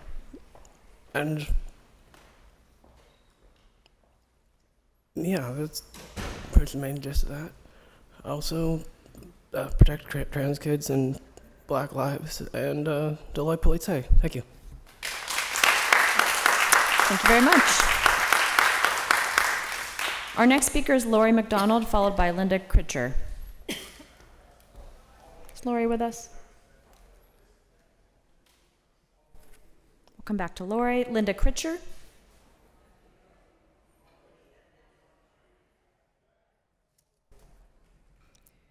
Amelia Benson.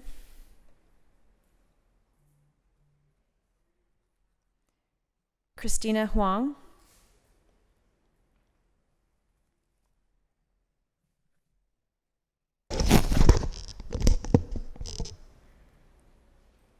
Hello everyone, my name is Christina Huang. I currently live in Northside. I wanted to express my support protecting the LGBTQ community and support the Stop the Violence Trust funds. I'm here to talk about in length my support for the ordinance reducing consensual sex work into a summary citation. I wanted to begin today by telling a story about Sung Yang. who was a beloved daughter and sister. In 2017 in Flushing, Queens, New York, during a police raid, Sung Young fell 4 stories to her death. Her murder brought a lot of national attention on raids at massage parlors and sparked many Asian sex workers to voice the violence that they feel. Massage parlors across the country and here in Pittsburgh are often raided by police, claiming to save the sex-trafficked women working there. These so-called rescues are not what they say they are. These women are often engaging in consensual sex work, and they're violently arrested, given hefty fines, incarcerated, and sometimes even deported. With current ICE abductions, we are living in a very hostile time for immigrants, an extremely antagonistic and isolating time for migrant sex workers, who are just trying to put food on the table, who are trying to pay their bills. Getting convicted of soliciting of prostitution is a Tier 3 misdemeanor that can trigger a deportation case. The criminalization of migrant sex workers is predicated on sexist and racist stereotypes that Asian women are meek and we are in need of saving. Because of being belittled by and the violence from law enforcement, many Asian sex workers don't report the violence that they feel. In a study conducted by Butterfly, 98% of Chinese massage workers do not report to law enforcement when they are in trouble. And we saw this type of violence in 2021 with the Atlanta spa shootings, in which 6 Asian massage workers were murdered. I wish I could be here to share more stories with Asian sex workers in Pittsburgh, but do not be mistaken. The silence does not mean that they don't exist. The current system just makes it very impossible for them to be heard. In passing this ordinance, it would make it easier for these women to be more vocal about their struggles, and in turn, we can stand by their side and be better community members for them. This also includes funding grassroots Black-led organizations with Stop the Violence Trust funds, and supporting Black organizers who have been spearheading and showing us what safety really means. Thank you. Thank you very much. Our next speaker is Vianney Sage. I apologize if I don't say your name correctly. Vianney Sage, followed by Mason Lounsbury. Hello, everybody. Good afternoon at this point. I am here mainly in opposition of Cop City in Pittsburgh because I think it's, in general, a really silly idea. The resolution aimed to authorize spending up to $1.8 million on the creation of the Public Safety Training Campus Master Plan. I think that even in its original conception, it was questionable. The idea is, to consolidate a lot of the city's public safety elements into one building, and thereby kind of pay back some of the rent by selling the places they were previously. But more and more it becomes increasingly obviously that this is just kind of a cop city, right? It's we get stuff about how this is going to be narrowed down to focus on the police area there, and focus on police training facilities and the public training village and stuff. It's impossible to deny that this seems like it's going to be a big flashy police training campus, right? Which is definitely not what we need, right? I mean, first of all, it's going to be extremely expensive, as others have pointed out. Some estimates put it over $120 million for the full thing, which would come out of the city's budget and therefore the taxpayers and such. It also marks a step towards the militarization of police, especially this sort of cop city urban training thing that serves just to make the cops more powerful and the people more in danger, right? What we need is careful training of the police and stuff so that they de-escalate and so they protect the people, right? This is their purpose. Their sole purpose is to protect the citizens, right? And I don't think this will do it. I think that this will make the police more powerful and more numerous, and cost the people, and in the end not provide anything to them. So I would urge the city council members to vote no on this resolution. And also, I didn't come here to say this specifically, but I think it's I support the resolutions that protect LGBTQ members of Pittsburgh, because they're members of Pittsburgh, and the ones protecting sex workers and all this stuff, because I think those are noble things to support. And of course, the Stop the Violence Foundation. I support the funding of the Stop the Violence Fund. It seems like it's doing amazing work here in Pittsburgh, and I think it would be a shame and honestly like a failure if it were to be cut up and disbanded and stuff. Yeah, and those are my thoughts on these. Don't build Cop City here. Thank you very much. Our next speaker is Mason Lounsbury, followed by Aparna Nigam. Good afternoon, everyone. My name is Mason Lounsbury. I am a Highland Park resident. Today, I want to discuss my support for the Stop the Violence Trust Fund. Council members, I thank you for sitting today and hearing the wills of the people of this city. I appreciate your listening and I appreciate your patience. As you consider cuts to the Stop the Violence Trust Fund, I want to highlight, as my peers have mentioned, the $120 million Cop City project being considered for construction in the Lincoln-Leamington area. As stated, this would be a mock city, a shooting range where cops would be further militarized and trained in violent tactics and be able to practice brutalizing community members. I honestly find this proposal egregious. Now, in the Lincoln-Leamington area of Pittsburgh, approximately 30% of housing units are vacant. It is a food desert, there are infrastructural issues, and there are violence issues. Council, if we have $120 million to spend, I personally think every cent of that $120 million should be diverted to the Stop the Violence Trust Fund. To see all the work being done by our community members, all the progress being made, it is disrespectful to the people who are fighting this violence firsthand to even propose cuts. We should be funding them more. We know what causes crime and what prevents it. This is not an argument. At this point, the cops are not helping. We don't even want the Highland Park open-air police firing range. Over 1,500 Highland Park residents signed a petition to have it shut down. The very sound of bullets ringing out is traumatizing on the body and the mind. The people of this city do not want more policing structures. We want community. We want evidence-based mental health practices. We want our kids fed and clothed and cared for. Across the country, more people were killed by police in 2024 than any other year in the past decade. Policing is not making our city safer. It is time for us to move forward and put these resources in the hands of grassroots community organizations. I strongly urge you, I beg you, actually, to consider the possibility of funding our community organizations rather than a type of facility that people in Atlanta, Georgia died to prevent from being built. There are 71 speakers here today, and we are all saying the same thing. Please listen to your constituents, vote no on Cop City, and yes to the continued and increased funding of the Stop the Violence Trust Fund. Thank you for your time. Thanks very much. Our next speaker is Aparna Nigam, followed by Grace Ellison.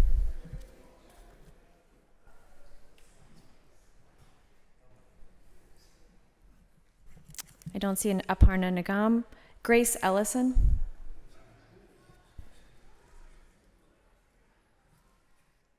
Come back to Grace. Daniel Patel.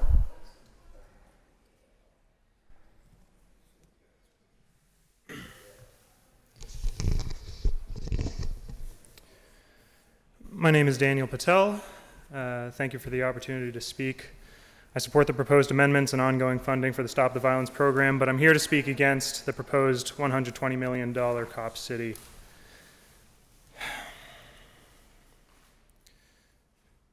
Council members, do not build this facility. Do not take one more step towards building this facility. Think about your legacy. Think about the responsibility you have to the people of this city, the people you're hearing from today. Believe them. Think about where we are as a city. The city's own estimates say we're 10,000 units short on affordable housing. Habitat for Humanity says 15,000. The police just cleared out the last large homeless encampment in the city, but we've done precious little to actually address the causes of homelessness. While on the national scale, our government is burning down the already poor excuse of a system of public welfare that we had. I don't want to waste time talking about the appalling state of our country. Instead, you've been hearing success stories all morning. You've been hearing the data of what happens when you fund the things that really work. But the current estimated cost for this training facility is $120 million. If that's what we're going to fund with that kind of money, it would have to mean that in 1 year we'd see violent crime go to zero. Does anyone actually believe that that's what would happen if we built this facility? Where are the people saying, thank God for the militarized police, they've really turned my community around? Where are the people saying that with $12 million we've seen through the police, we've seen violent crime drop 41% in 1 year? There's no one saying that because that has never happened.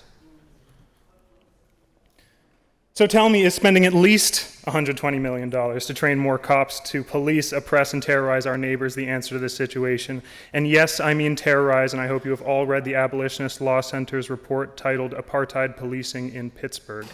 Our police target black people. We as a society criminalize poverty. This is an ongoing result of the decisions of our governments, of the specific people entrusted with power of each and every one of you.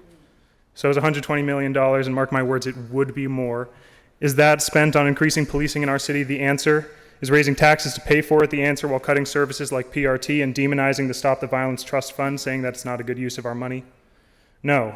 Now is the time to take this stance against the degradation of our humanity, against the oppression and criminalization of our poor and marginalized, and against the blood-soaked notion that more police leads to a better society. It's time to shift our priorities from the top where you sit. Please, council members, our city needs so much. It does not need this facility. I hope you'll all reflect deeply on this. Thank you very much. Our next speaker is Ryan Leverett Petak, followed by Chief Pomage. Do we have Ryan with us? Yes, I'm here. Thank you. Thank you. Yeah, hi. My name is Ryan Leverett Petak. I'm a current resident and homeowner in the Bloomfield neighborhood, and I'm here speaking on behalf of my neighbors, my neighborhood, and the city. I'm calling City Council to wholly reject the idea and the funding of the proposed $120 million Pittsburgh Cop City. In particular, the bill in front of you to spend up to $1.8 million on an architectural firm. As I think the previous speaker probably said everything that I had wanted to say, and so I'll defer to their very eloquent words and the things that they had to say. The only thing I want to add is that I think we as a nation have watched as peaceful protests around the country, most recently in California, were turned violent only after police used the tactics that would be taught at the Pittsburgh Cop City against peaceful and lawful protesters, as well as members of the press and elected officials. The violence that the police used, the violent tactics that the police used at those protests would be taught at the Pittsburgh Cop City and eventually would be used against the very members of the city that you represent and that the police ostensibly protect. Therefore, I'd like to call on City Council to reject all attempts at building this cop city. Thank you for your time. Thank you very much. Next speaker is Chief Pomage, followed by Jules Picard. Can I be heard? Yes, you can. Thank you so much. Good day, everyone. Thank you, Council, for this session today. I want to support the Stop the Violence funding and ask that it continue because it is necessary. Good day. I am Minister Chief Pomage Halahi, Executive Director of STG M&A Southwest Pennsylvania, stands for Stop the Genocide Ministries of North America, and a bloodline descendant of the Onkwe Tuscarora Nation and an Aboriginal American Indian not taxed, as written in Article 1, Section 2, Clause 3. I speak in opposition to the proposed Cop City style training facility. This is not simply a zoning issue. It is a violation of natural law, international law, and spiritual law. This land is not yours to militarize. It is not yours to concrete over. It belongs to the Aboriginal American peoples and all of those people that are here on our land today to live in harmony. And ours by sacred covenant, treaty, and declaration. Under our great law of peace, the Kayanarakoa, the women are the title holders of the land. The women's wampum belt makes this clear. The land flows through the mothers, and no war or development may proceed without our consent. That consent has not been given. In fact, we were never asked. The treaty with the Delaware Nation, signed in 1778, the first treaty under the United States, acknowledges our sovereignty and our right to self-determination. Even your own historian, George Bancroft, in a letter to Ben Franklin, affirmed that the land belongs to the Aborigines, and it is not to be taken from them without their free consent. These principles are not symbolic, they are binding.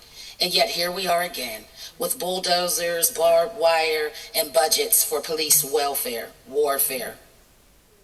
This is unacceptable. What you call a training center, we recognize as a fort against our people. You are preparing to repress, not protect. You are investing in militarization, not in peace. You are planning to criminalize our youth, suppress protests, and violate the very earth you claim to serve.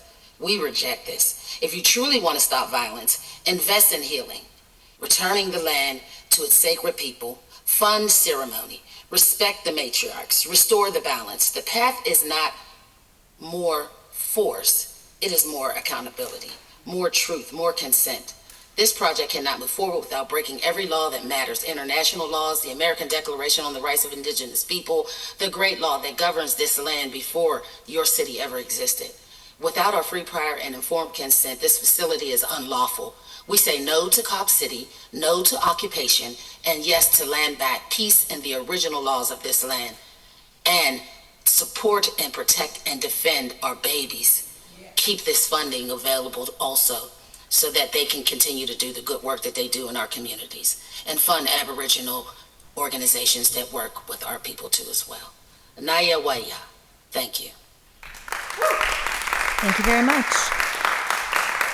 Our next speaker is Jules Picard, followed by Walter J. Lewis.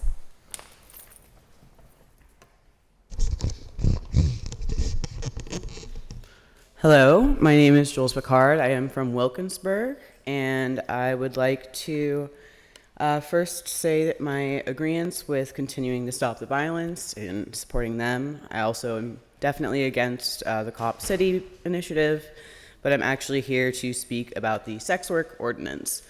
Right now, I'm going to focus specifically on a certain type of sex worker, which is survival work. A lot of people end up in situations where sex work is the only work that they are able to get access to and make money. And if I know that opposition to this motion often is worried about, if we lower the consequences, won't we actually just encourage more people into sex work? And I think that the opposite is actually true. I think once a sex worker ends up in a system where they may be facing jail time or massive fines that they may not have money to pay for, that they are ultimately ending up in the cycle where they will end up having to return to survival work. By lowering to a civic ticket, we are actually helping people be able to go back to what we call vanilla work and be able to get in the workforce.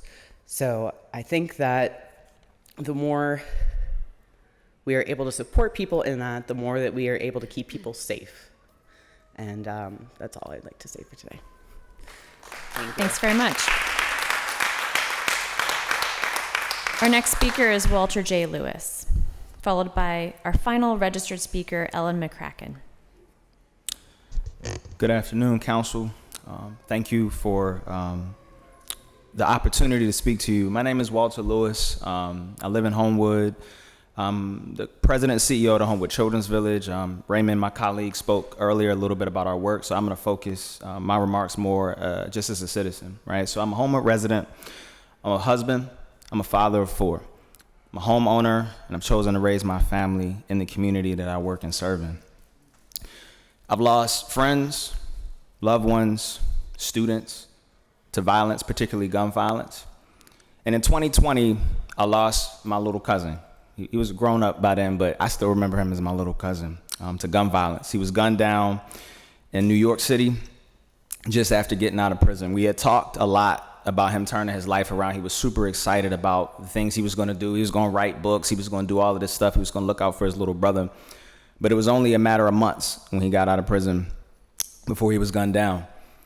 And I remember feeling an immense sense of guilt.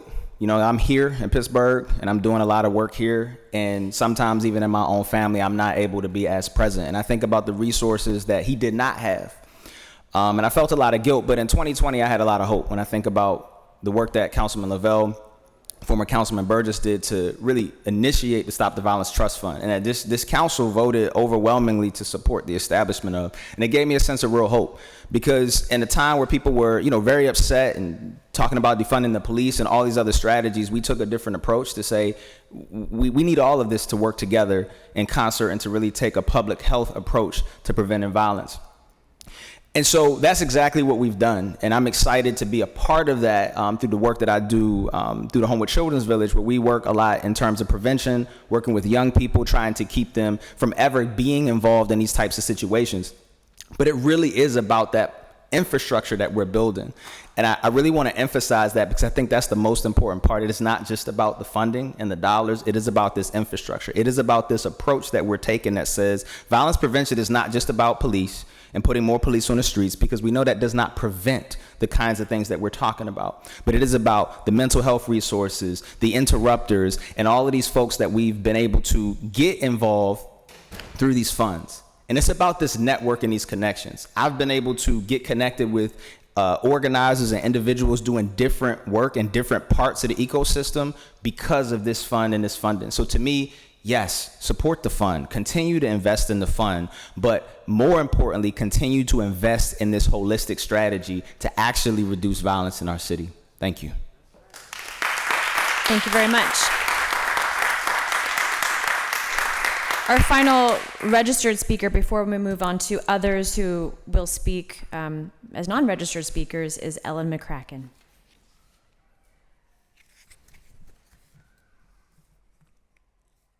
Hello, people. My name is Ellen McCracken. Pittsburgh is my cultural hub. Where should this thing be? Is my cultural hub, although I live in Monroeville. But it's where I bring out-of-town guests, you know, to show off a bit.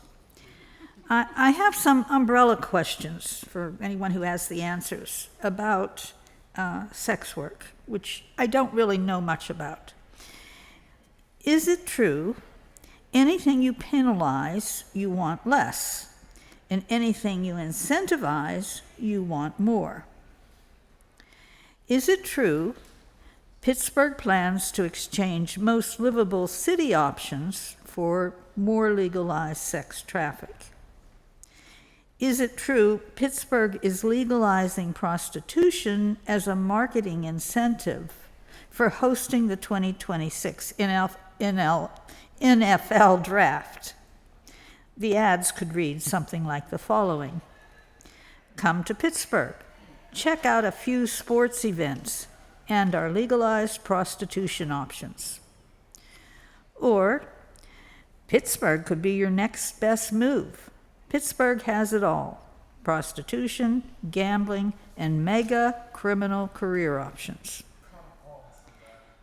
Is it true Pittsburgh will trade the image/marketing value of Western Pennsylvania's high number of education institution for its high number of sex workers? If sex work is legalized work, will the Department of Labor include it in their occupational outlook handbook? And if listed there as a legitimate career, will high school and college career counselors present it as a viable career option? Are these acceptable consequences to City Council for incentivizing sex work? Will the city try to tax prostitution? How? If sex work is legitimate work, will the income be taxable? Or could sex workers claim it as tips and therefore avoid tax, but further incentivize sex work? Has council shared their intention to legalize prostitution with the Pittsburgh Cultural Trust, which is spending multi-millions to renovate the physical structures of the city and its cultural image, all of which will be seriously undermined by sex worker increases and presence in the city? Is it true that by reducing penalties of prostitution, you promote other illicit activities, such as increases in associated human trafficking? This will increase those willing to make a profit on human trafficking, such as gang activities to protect it and organized cartels to manage the human supply chain. Thank you very much. Your time is up.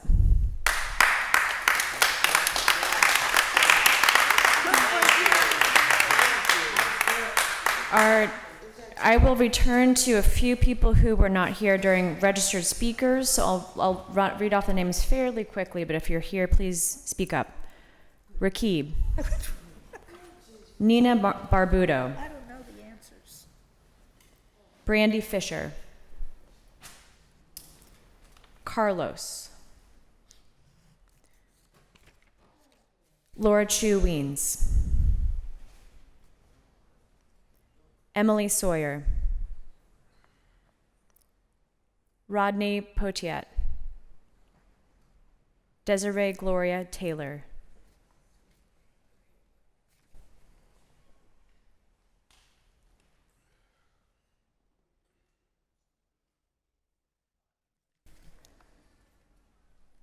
Kyan Goldsmith. Michelle Lee Buzzard. Marisol Valentin.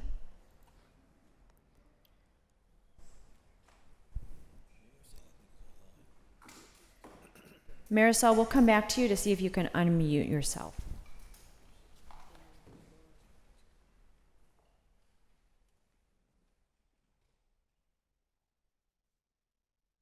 Good afternoon. Can you hear me? We can hear you. Good afternoon. Thank you for allowing me a little bit of time to just share my comments. My name is Marisol Valentin, and I am the Executive Director of Macaulay Ministries, which is a grant-making foundation that was established by the Sisters of Mercy, and we serve the neighborhoods of the Hill District, Uptown, and West Oakland. One of our priority investment areas is in peacemaking, and over the past years, we have seen a marked reduction in violence in our communities. The Stop the Violence Funds has supported the work of many of our after-school programs, such as ACH Clear Pathways, Center That Cares, Shenley Heights A-Step, O&M, and Neighborhood Learning Alliance. It has funded the REACH programs that are active in our communities.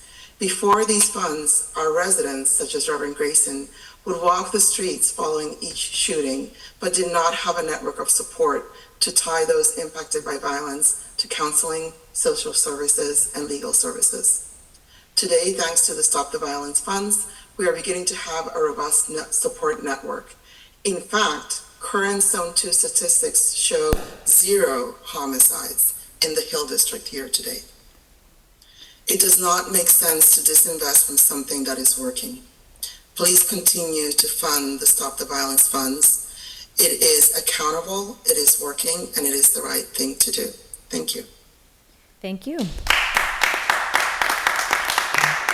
We'll now move on to Laura Chu Weens, who I saw was online as well. Hi there. Thank you, council members. My name is Laura Chu Weens. I'm the Executive Director of Pittsburghers for Public Transit, and I live in the Park Place neighborhood of Pittsburgh. We've long known that increasing access to stable housing, youth after-school programs, job opportunities, healthcare, mentorship, and violence intervention programs are the ways we prevent gun violence at its root. These investments have yielded obvious and proven dividends in the city of Pittsburgh. And frankly, investing in affordable and stable housing, employment, transportation, our youth, and healthcare yield dividends far beyond the metrics measured by this program. They are human rights, and they are the necessary pathways for our communities to survive and flourish. The recent Post-Gazette editorial calling for the liquidation of this fund to go towards other purposes is wrong-headed. It's long overdue that we have a deep and sustained financial commitment towards addressing gun violence, and particularly in support of organizations led by and servicing Black communities. Our city has been complicit in the destabilization and disenfranchisement of Black communities for generations, through redlining, through ongoing gentrification and displacement, the raising of the lower hill for the civic arena, through the austerity and systematic cuts to our public institutions, including public education and our public transit system. And now that there is a vehicle to invest in all communities, yes, but particularly Black communities, towards the baseline goal of preventing gun violence and finally supporting stability, safety in all of its forms, we would be foolish and cruel to take it away for many reasons, but most of all because it is working. So we really laud Council Members Lavelle and Mosley for leading the way with policy that would further refine the administrations of the fund, and urge Council members to support it, as well as voting no on the amendments that Council Member Bobby Wilson has introduced that would make the funds harder to allocate in the future. Thank you. Thank you very much. I will return to the list of registered speakers. Lori McDonald, Linda Critcher,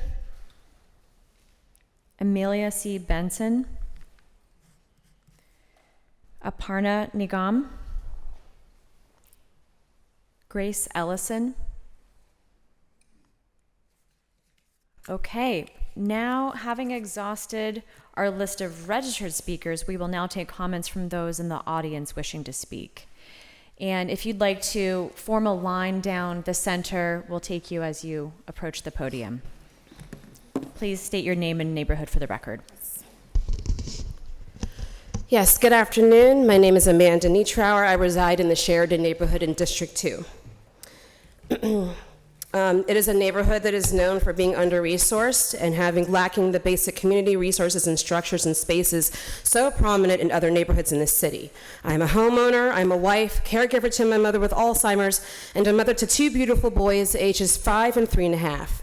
We love our neighborhood and are close to our neighbors, which is why the violence we are impacted by is so painful. This fall, my neighbor 2 doors down was assaulted in our alley when returning from her night shift job. A woman and mother was gunned down in front of her family business over there by the Corley Street Tunnel, which is a route that I take to take my children to summer camp. And just last week, there was a carjacking involving a youth with a gun right across the street from my home. We need more resources, not less. These community organizations need institutional support and infrastructure, not less. You don't get to underfund and under-resource these community-based organizations and expect miracles and perfection, then use the excuse of their anticipated failings and challenges to deny budgeted funding. It sickens me we are even here to have to fight for this funding, and honestly, it's gross and infuriating. You name your priorities and who you care about with what you fund. I'm here to tell you there is only one correct and moral vote on Bill 1956, and it is yes, to advance this funding. We deserve a city government that prioritizes restoration, wellness, healing, and true equitable sustainability. I should not have to be stressed out and think about the safety of my children. I should not have to be stressed out and think about the safety of my family or my neighbors. And furthermore, these organizations that are underfunded are prominently led by people who are minoritized, meaning they are stressed out and stretched every single day, trying to put nothing together to save their communities because of the lack of resources of the government and the lack of accountability of their government. They are stressed out, and they are mostly Black and brown women and men. And guess what? When we talk about heart disease, diabetes, these come from stress. These come from lack of resources. So when we talk about wellness, it's not just about sending these people with a bat on their back to tell them, good job, thank you for saving us. We have a moral obligation to save them and support them so they are not literally dying to save their own communities because they've been so forgotten by everyone else. So I'm asking you and urging you to release this money so we can do this work. So at least locally we can have the protections, because we know the federal government is not going to protect us. We need you to protect us. Thank you for your time. Thank you very much. Next speaker, please. Amen. I am Pastor Dorothy Stubbs, New Evangelistic Ministries International, to Councilman Mosley and Lavelle. Thank you very much for this opportunity. We are being watched internationally.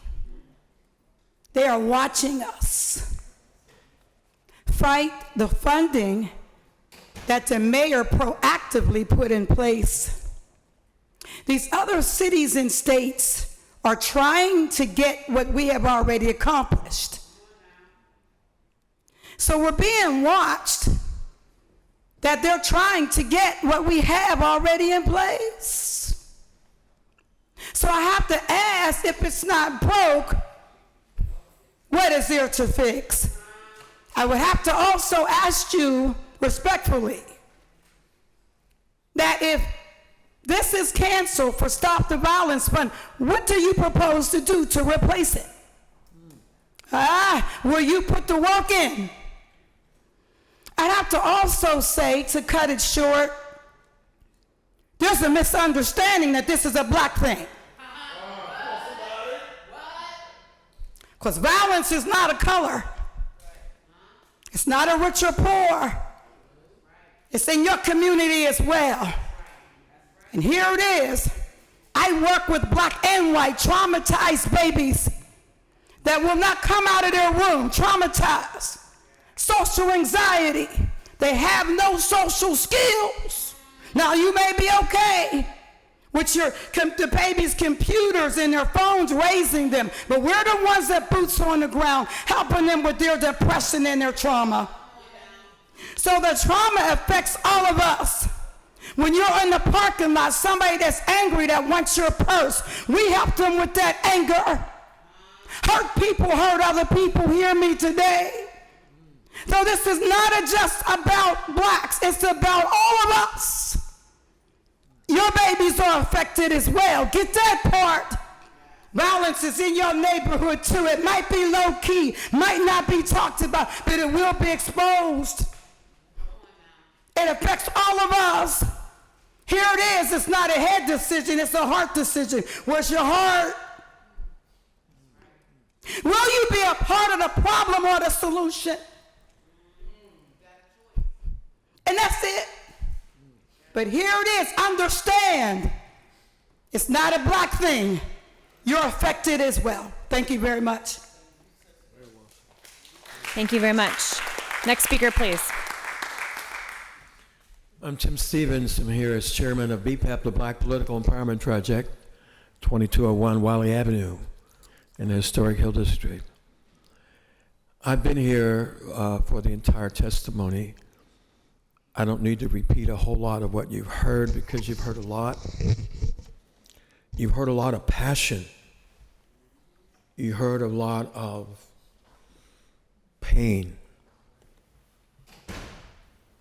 Years ago, one of the young church members, when I was at Trinity AMA Church, I'm at Bethel now, around the corner, we're United, but one of the kids said he lived in what we used to call the projects up in the hill, public housing. And he just casually mentioned he hears gunshots pretty much every day. Some people don't hear those every day, but even if you live in certain communities, you may hear a little distant. And the fact is, we're all emotionally impacted. Am I right? Let's be honest. Even if you're not in the predominantly black communities where most of this is going on. We all want a city in which we're comfortable, in which we feel safe. Am I right? Which we feel folks are united and working together. We don't want our kids, because I've been in the schools lately working with Operation Better Block, Safe Passage, with Danielle King. And we're talking to young people about this issue, and they're all impacted.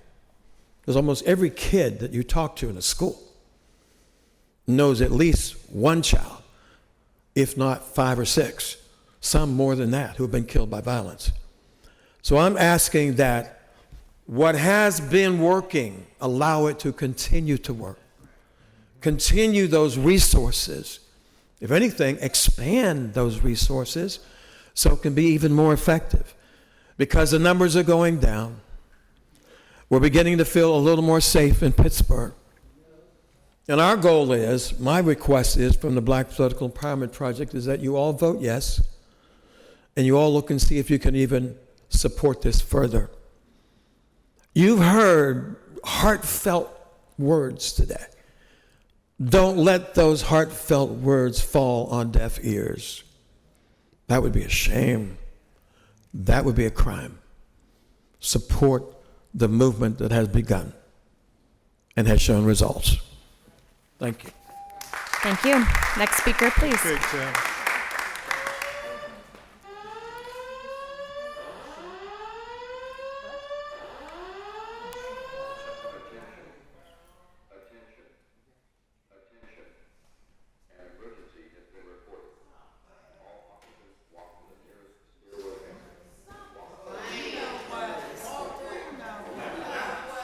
What, we got, an active shooter or something?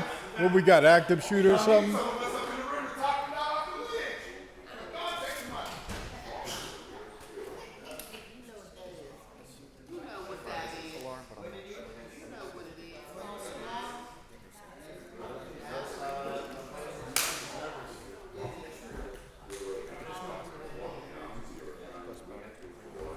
Okay.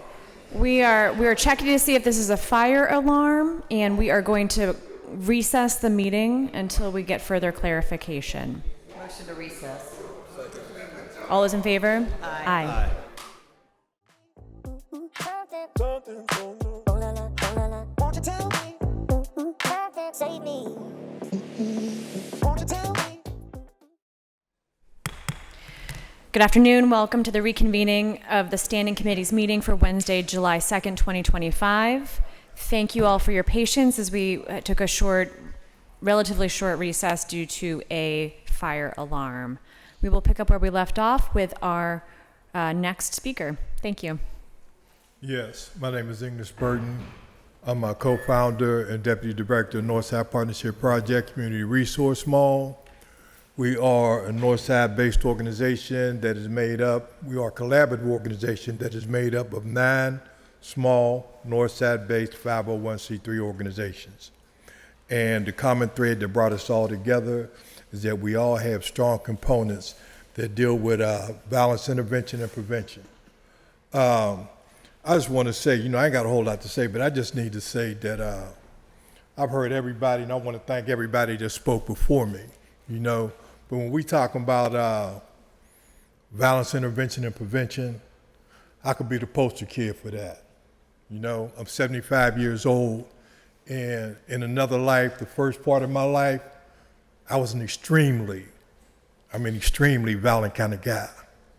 So I know what that's all about, And one of the things that would have deterred me when I was younger is to stop the violence intervention program.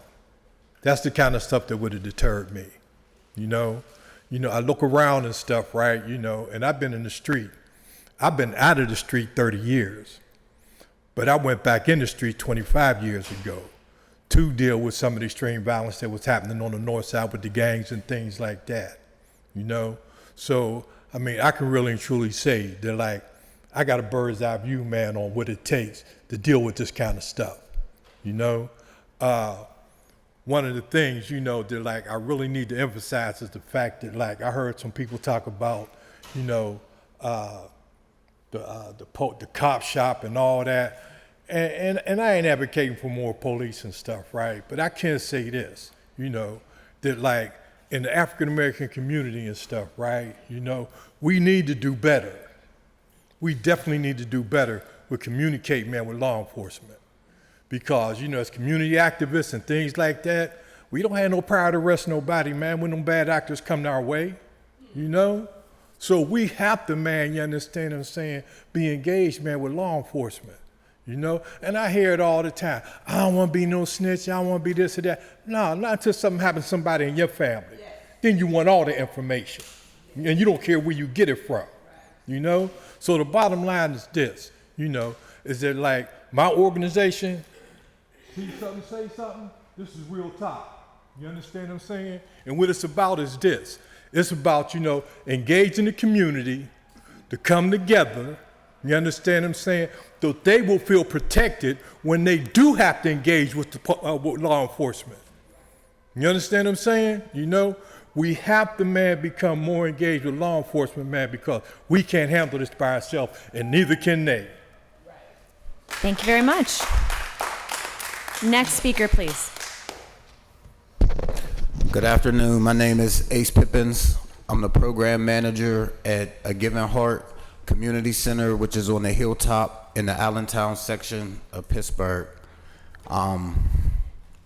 As you can see, I'm in this wheelchair. I am a victim of gun violence. 31 years ago, I was shot on the south side in the St. Clair Village section of Pittsburgh. The work that we do at A Given Heart, a lot of stop the violence, a lot of violence intervention. I'm from Homewood. I'm a Pittsburgh resident. As I said, I got shot on the south side, so I do not want to be on the south side. I don't want to be working on the south side, but God put us on the south side. Those funds that you guys or whoever is taking away, you're taking away vision, you're taking away help that this community needs. The city of Pittsburgh needs those fundings. There are a lot of us that are on the ground that are doing the work. I believe the homicide rate is down like 11 bodies. Even those that were fatally shot is down like 30 incidents. That means it's working. So you have to utilize it and continue on with what's working. What are we going to do if you stop it? You can't stop it. These kids out here need us. They need us. That Southside incident, that's because those kids they had no mentors. They don't know no better. It's not a policing issue. They weren't raised right. They don't know. So they're going to continue this, and this is what's going to happen. The funds are going to go away. It's not a black on black thing. It'll be your door. It'll be your door. It'll go from black on black, like I said, to your neighborhood, to your door. We're doing it to ourselves already, but we're trying to fix that. And slowly but surely it is. But if it's not happening to us and there's still violence, then it's happening to you. That's what we need to stop. That's what we need to work on, that part. And giving those funds to those of us who are on the streets all day, every day, dealing with kids from 5 years old to 18. And actually, I run a basketball program over there. We have a pro-am that started over there for college players, pro players, adults. So we're still working with older individuals. If you take those programs away, who's working with those kids? And it doesn't have to be just sports related. Who's working and teaching the kids? The police, that's something different. Before this go off, I can remember in the late 70s, early 80s, the police officers, as kids, we used to run up to the police cars. You know why? They used to carry around Stiller cards. They used to carry around Pittsburgh Stiller cards, and we weren't afraid of the police. We ran to the police. We wanted the cards. We wanted to hear what they had to say. That was a relationship back then that we had that in the 90s, and now that's gone. There is not. But as a kid, 5, 6, 7, 8 years old in Homewood in the Hill, collect those cards. All of them.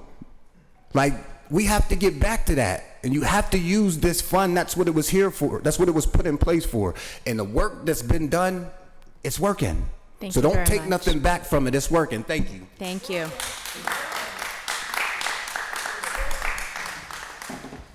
Hello, ladies and gentlemen. I was, before the fire drill, I had something else to say. My name is Sam Gibson, and I am the founder and CEO of We the People of 412 out in Homewood. So I want to say something to you guys. I am not a recipient of that fund. Never have been in the 8 years that we have been in existence.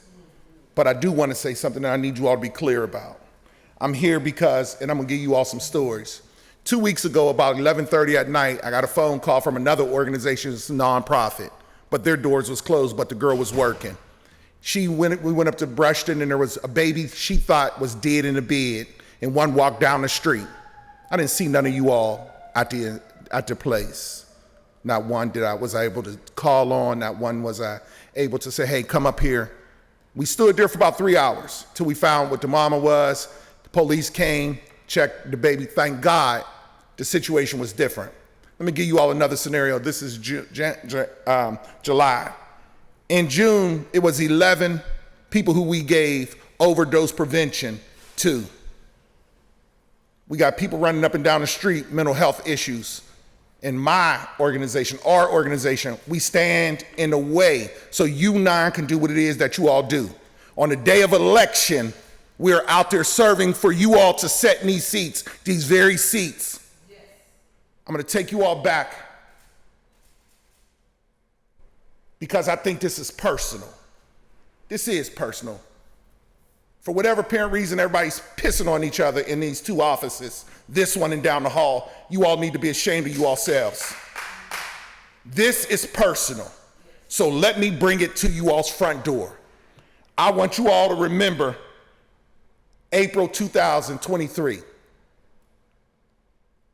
She was at work, one of you all stellar employees, and she got a phone call. And someone in her family had got shot in this house in the neighborhood I serve. I come to you all. Mosley wasn't in office at the time. You all sat here and looked at me as if I was an idiot, and I was telling you all, we need these funds, and these funds need to be able to be tapped into right away. Well, I bring you all another child today. He's 20 years old, he's from that neighborhood. They call him Bucky. You all want me to put him to rest today or tomorrow? Because if you take the funds from us, these boys, these young men and women ain't got nowhere to go. I don't know which father you all got the stick stuck up you all's behinds, but come on and do what's best for what these people need. This ain't about black and white. I tell it to you all and I tell it to you all. It don't make me no difference what you think of me. But know that the work I'm doing is saving our kids' lives. Thank you. Next speaker, please.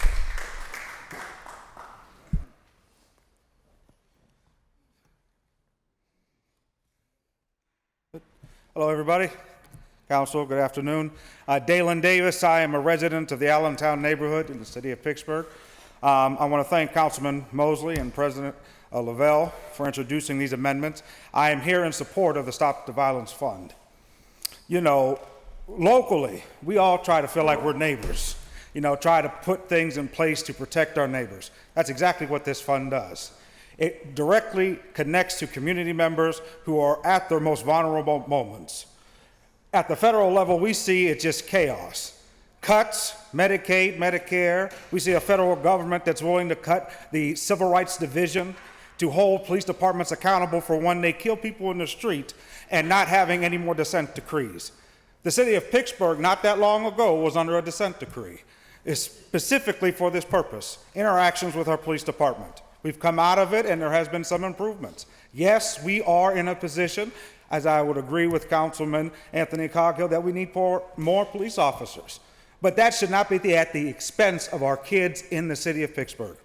I would hope that each and every council member votes on these amendments, secure this funding, and yes, if there's technical wording and language, I suggest that you work it out as council people, because that's what you're here elected to do. And that's all I'm going to say. Thank you very much. Next speaker, please.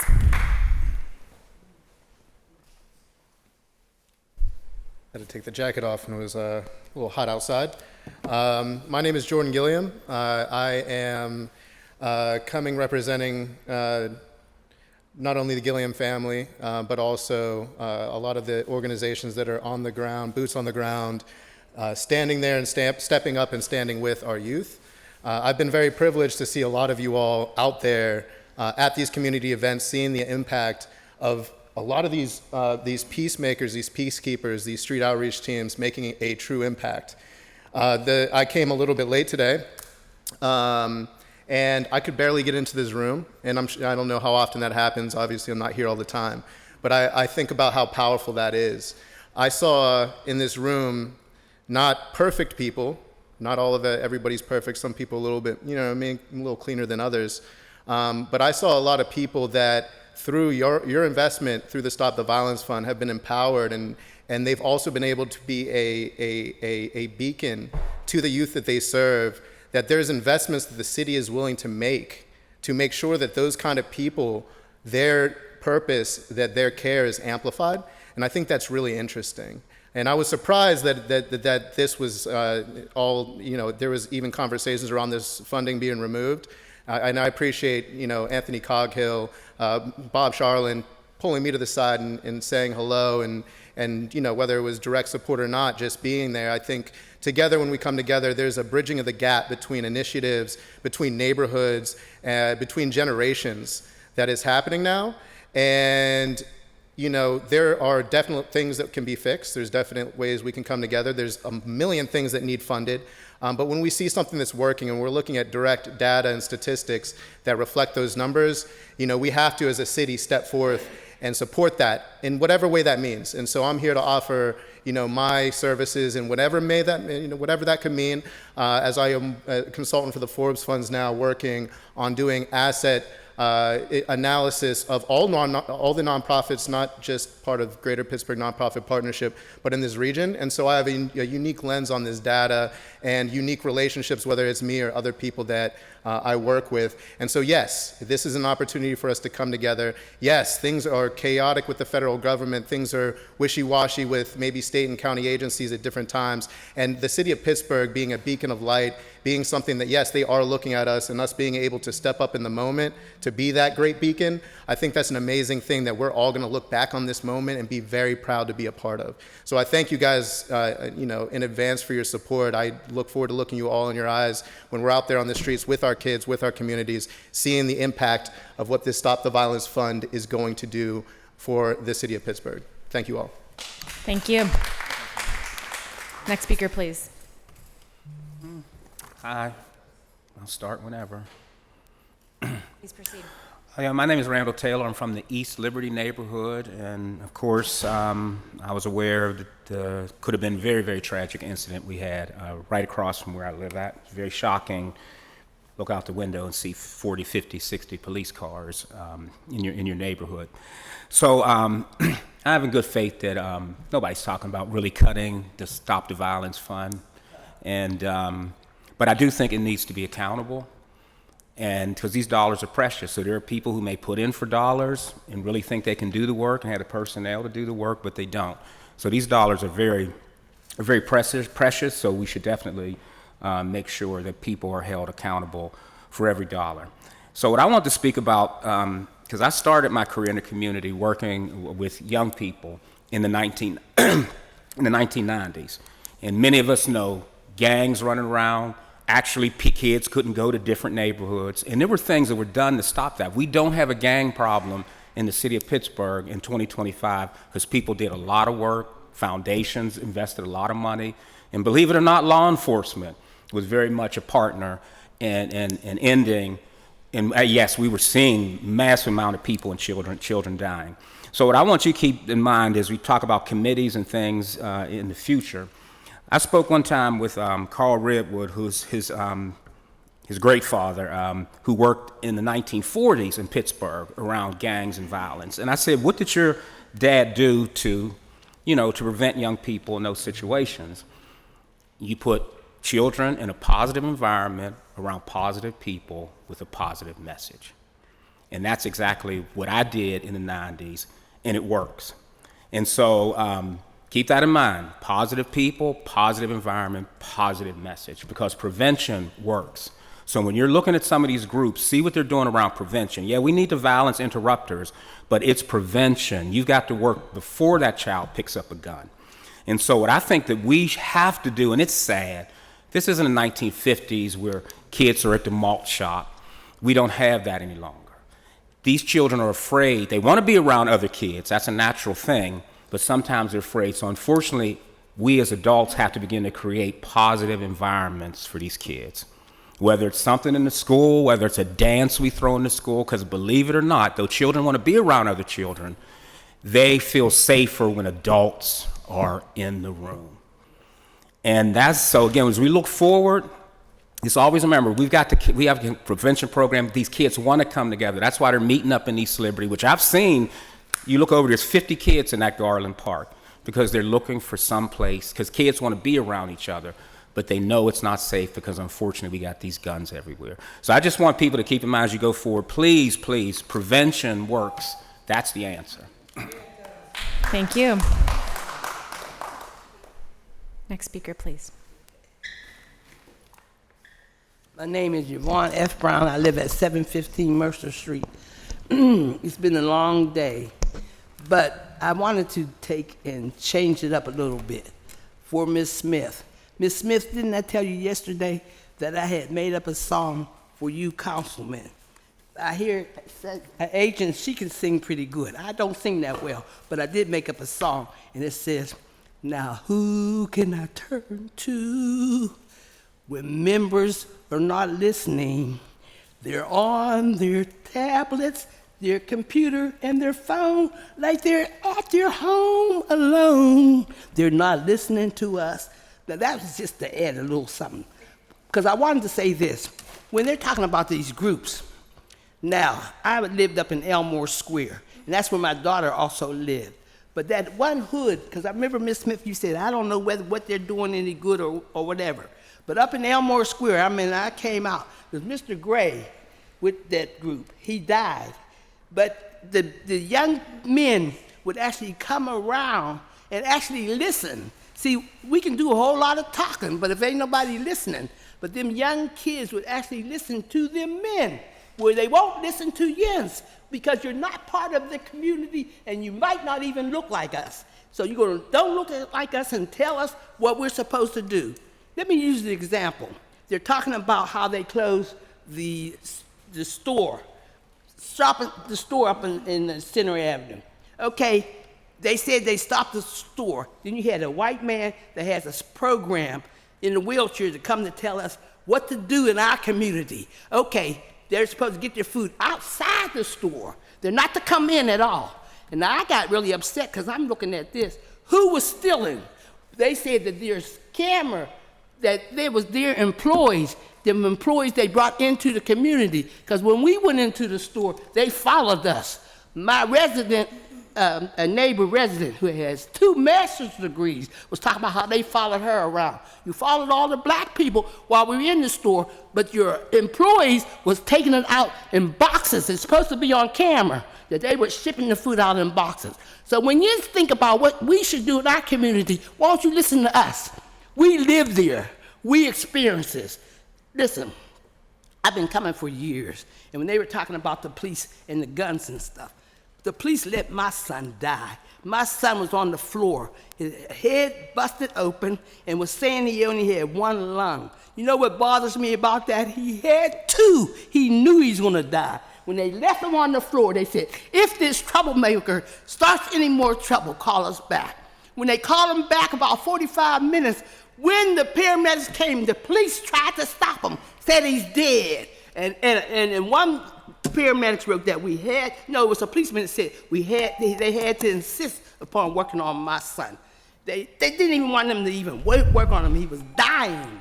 Thank you very much. Next speaker, please. Good afternoon. The missing child, Cerise Taylor, Special Agent Sunshine. Judges 6:12 says, the angel of the Lord appeared to him and said, mighty hero, the Lord is with you. A lot of pastors came in here today. Few. I'm not a pastor. I'm a special agent for God. Matthew 6:33 says, seek first the kingdom of God and his righteousness, and all these things will be added to you. A lot of people come in here, they want money, they want this, they want that. They need this, we need that. Save the children. Really? Proverbs 3:5-6, my favorite scripture, says, trust in the Lord with all of your heart, and lean not on your own understanding. In all your ways acknowledge him, and he will make your path straight. So many people depend on other people to direct their lives and their purposes and what they want done and how it should be done. 2 Corinthians 3:18 says, we are being transformed into his image wherever with ever increasing glory. My story is intense. I was human trafficked. I was switched at birth, sold to the highest bidder. People are living off of my DNA. There's a king paying people for my DNA to survive out here. That's crazy to me. Why doesn't he just come to me and get some of this energy? Not sexually, spiritually. That's why I'm here. It's amazing what's going on in the world. I'm going to bring you some wisdom. I don't have too much time down in my last minute. We need to stand on the promises of God to supply us with all of our needs through his riches and glory in Christ, not you guys. You guys take money and pay voodoo practitioners. Y'all sacrifice people on full moons. That's what y'all do. Proverbs 16:3 says, commit to the Lord whatever you do, and your plans will succeed. Don't commit to these guys. They pay voodoo practitioners to sacrifice people, our children. They targeted mine. I stand in my truth. They try to convince her that if they killed me, she'd be rich. There's a lot of people think that. If I'm dead, they can live off of my inheritance, trust in whatever was left for me in a will left to me by my grandmother. Really? It's written by the Most High God for me to have my inheritance. And even if I don't get it, he's still going to supply me with all of my needs. In Jesus' name, amen. Thank you very much. Next speaker, please.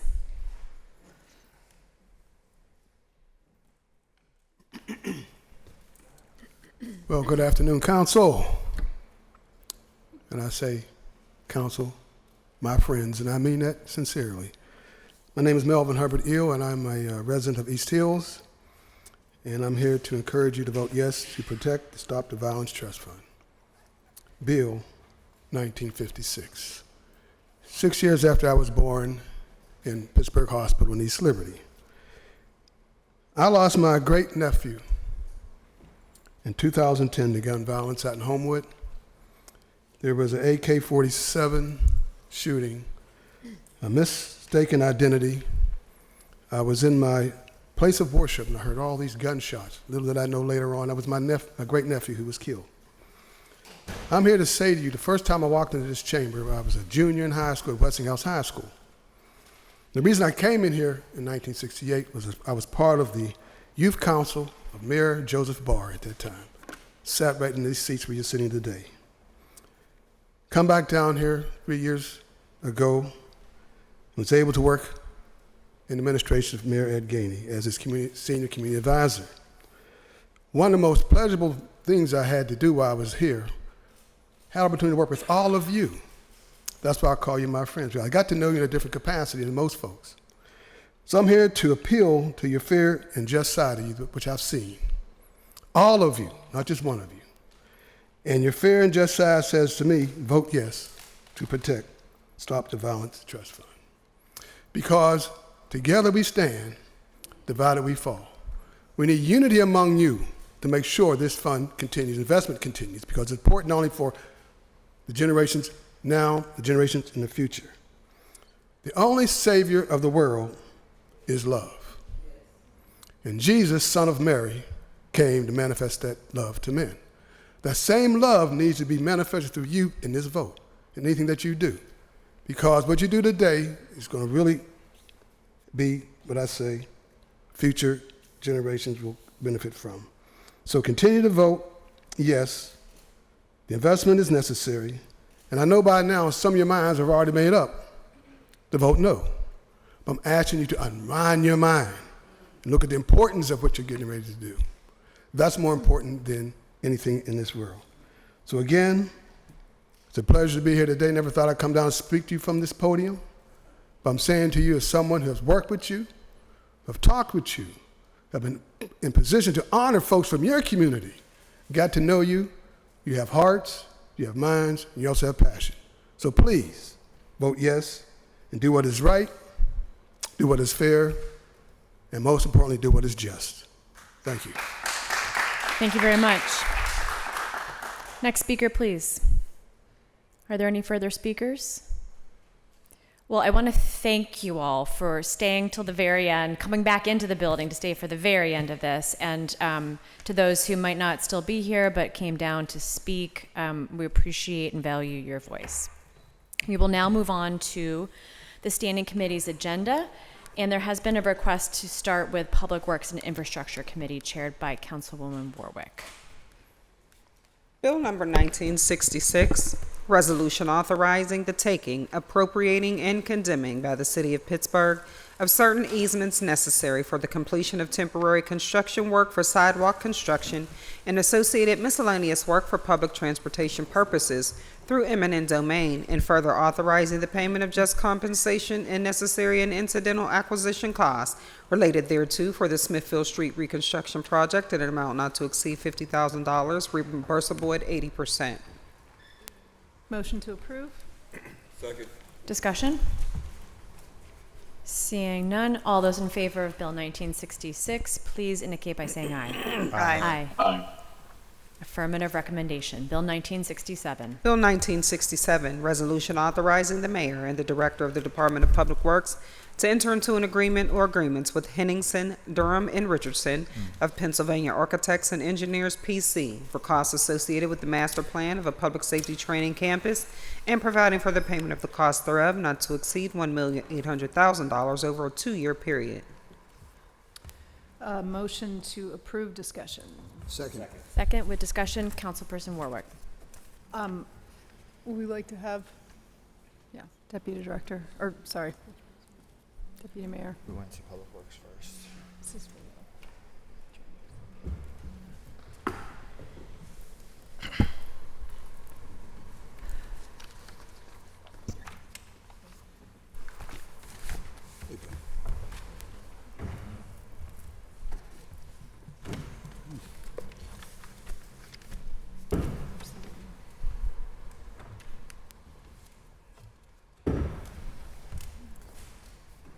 Yeah, please, welcome. Go ahead, introduce yourselves and...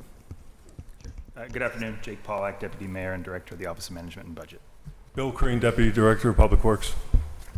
Chip Gall, Assistant Director of Public Works, Bureau of Facilities. So the legislation before you today would authorize an agreement with HDR for the purposes of completing a master planning study of the former VA site, which the city acquired, I believe, in 2018, for the purposes of constructing a series of training facilities for the city's public safety bureaus and related buildings. Completing a master plan for this site is a condition of, an ongoing condition of the city's acquisition of the site, and that is due to the State Historic Preservation Office by June of next year, which is the significance of the timeline for this work.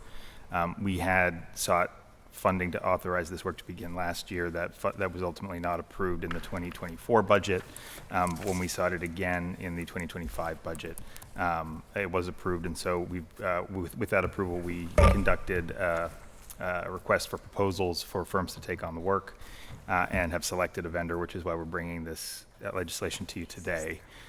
It's, I think, important to note that in this context, a master plan means something much more specific than people may think of when they hear the term colloquially.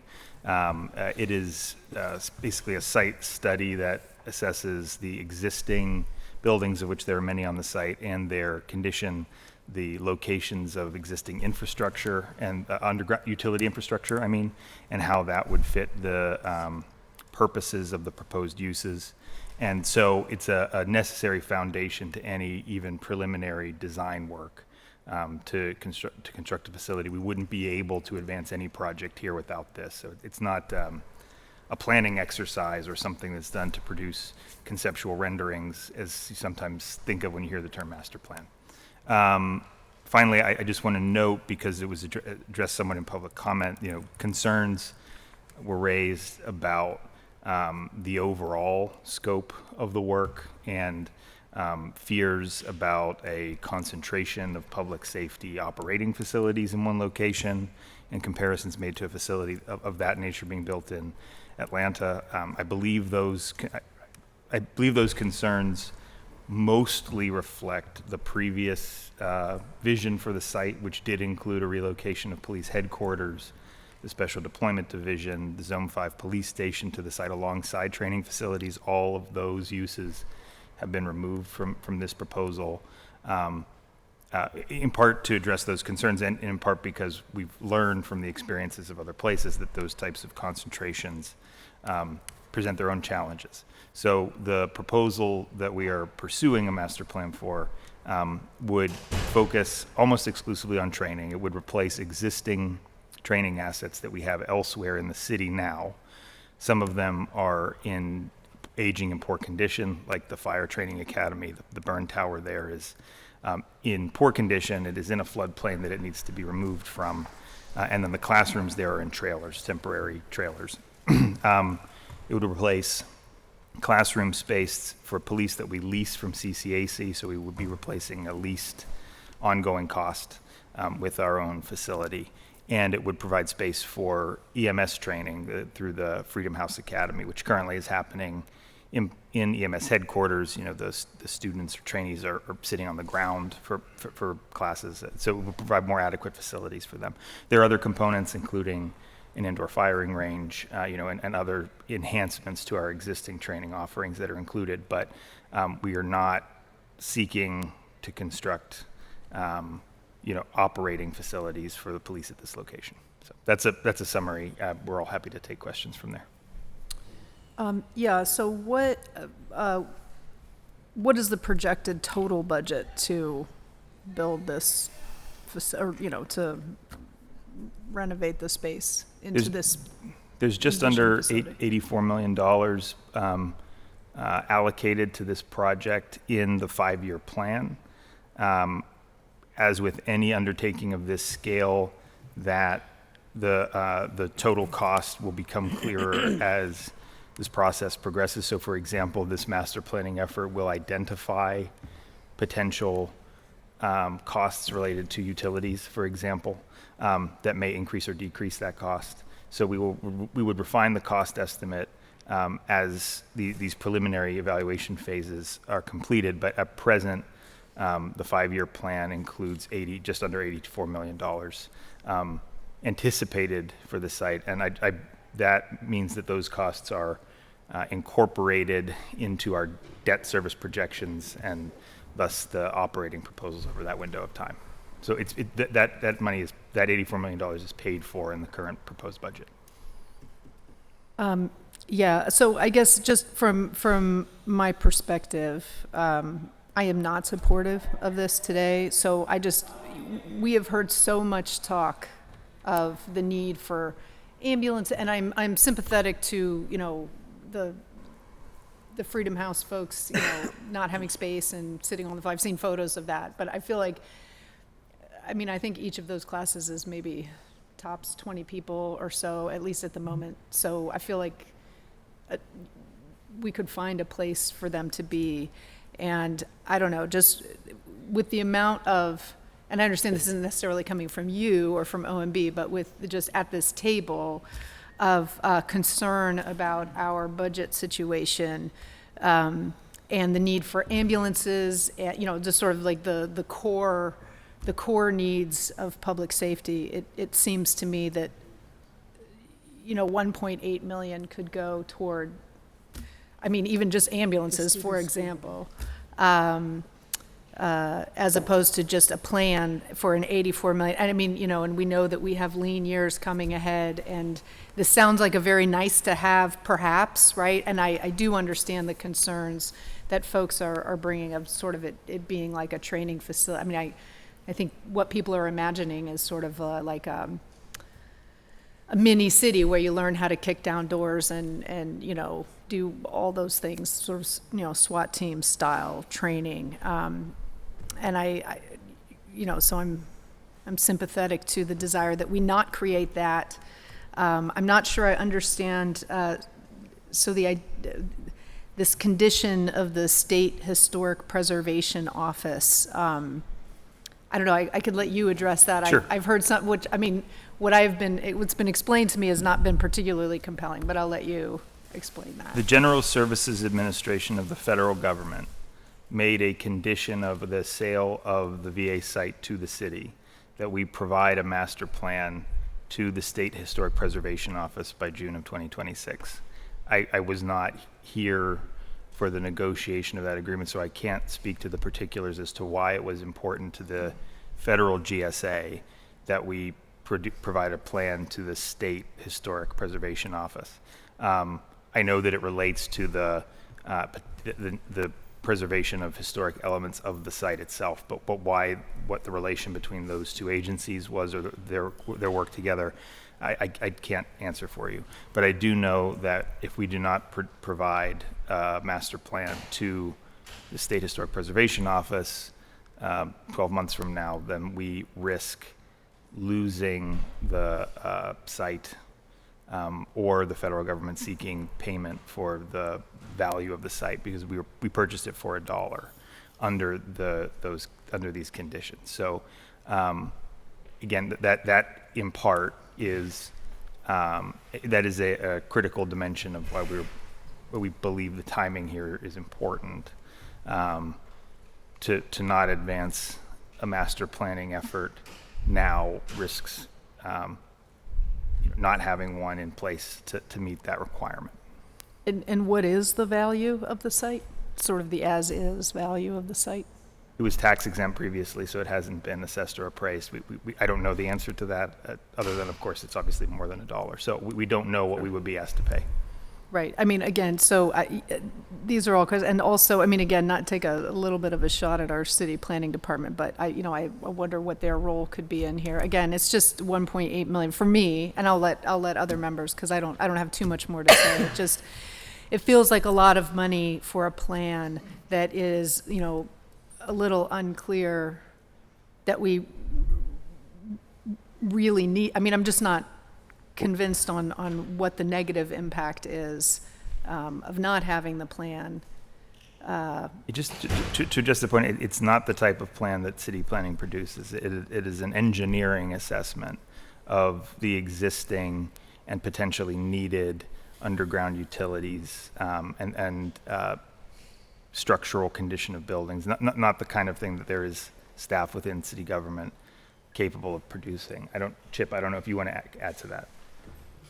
Yeah, it is a more detailed master plan than what we typically think of when we think of like park master plans or neighborhood plans.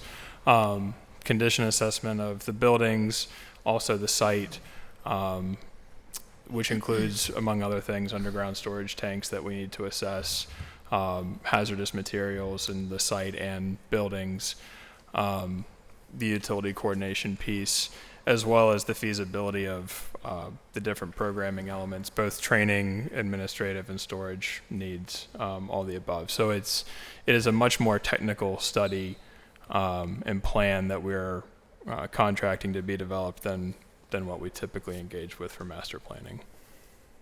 Well, at any rate, I don't think I have any other questions. I know how I feel about this one, so I'll leave it to other members. Thank you. Councilman Coghill, followed by Councilman Mosley. Thank you, Madam Chair. And I did see Director Schmidt come in. Director Schmidt, would you please come to the table, because he's the one I really spoke to in depth about this yesterday.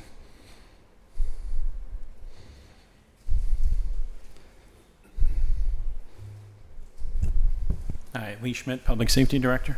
Okay, I'm just going to run them through what we kind of spoke to yesterday. If I missed something, please feel free to jump in, and of course your colleagues here as well. My first thought was, I thought this was like dead, buried. I really did, right? I mean, this was like 2-3 years ago, and I thought we just, put it on the back burner, right? So, lo and behold, of course, we really didn't. Maybe we decided not to pursue. We, I think, extracted some money from it at one point. And I think we just all came to a realization that the original so-called master plan, Cop City, whatever you want to call it, kind of was the imagination of Bill Peduto, I believe, at the time, and it was okay. So and this is a completely different thing we're looking at right now. I think it's fair to say.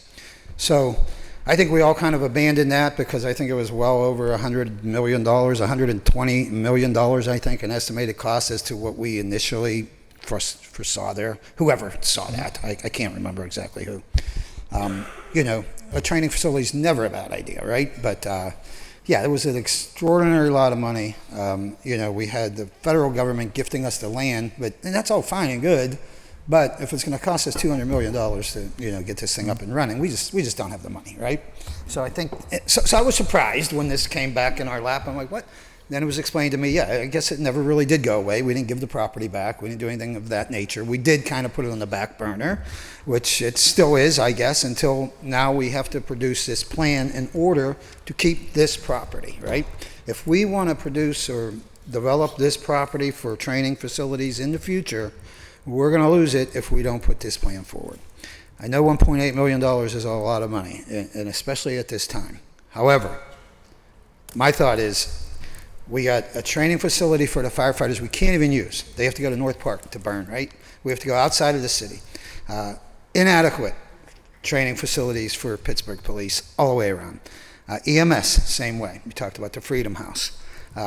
So I think the people who spoke here today on this subject were thinking about the old-natured plan that we originally entertained, right? So I understand their concerns about Cop City and things like that, but yeah, this is not Cop City, this is Fire City, this is EMS City, this is, you know, you name it. We could storage for public works. We could use this facility for a lot of things. I don't like the fact we have to pay $1.8 million in order to do the plan. I wish we could just forgo the plan. I really do, and they just start utilizing it. But from what I understand and what I gather is, for the first half of that money is probably going to be used to assess what's on there. What are we dealing with? What kind of expenses are we looking at as far as taking buildings down, underground storage, hazardous material? That's scary. So, you know, I'm like, what, you know, so I imagine the other half of that money would be done later as to once we develop a needs assessment, what we really need and want there, and we know it's for fire. We know for police. We know about maybe a possible indoor range, which I support. It could help alleviate what the neighbors in Councilwoman Gross's district, you know, at least alleviate, not eliminate, but alleviate some percentage of that, where they could do indoors versus outdoors. So before we go saying this is a training ground for police to kill, whatever these speakers were saying today, this to me is the future of the city of Pittsburgh in all three. Fire, again, fire first, police second, and EMS third, okay? In that order, I would say. Fire needs it more than police. So this is simply a training facility, a state-of-the-art training facility. I hope, again, we haven't even gotten to that point. I'll be long gone, I believe, whether it's from this seat or in life, I'll be long gone before this comes to fruition, because we still, whatever we dream up, you know, it's still going to be years and years before we get the money to fund it, right? We're going to get to 1.8 million, I hope, to keep the property. And I'm thinking future. I'm thinking future generations. I really am. I'm thinking Pittsburgh as a city, as a major metropolitan area, needs these training grounds. And if we have to bite the bullet and spend $1.8 million in order to put the plan in order for not to lose the site, so be it. So I have a couple questions as to that goes. Through you too, Director Schmidt. Both of you, all four of you, whoever wants to chime in. So if we do the $1.8 million plan, right, it's suitable to the federal government, we get to keep the property. We don't have to do all that at once. If our plan is a $22 million plan for training facilities for these three public safety divisions, we could start with the fire because that's what's most needed, the burn building, and we could start with that, correct? Yes, the results of this plan will inform what our options are at that point, right? Because just to return to a point that you made, Councilman, which your summary was accurate. In order to know even how we could phase construction, we need to understand some of the remediation work, the locations that have underground storage tanks, to use that example, right?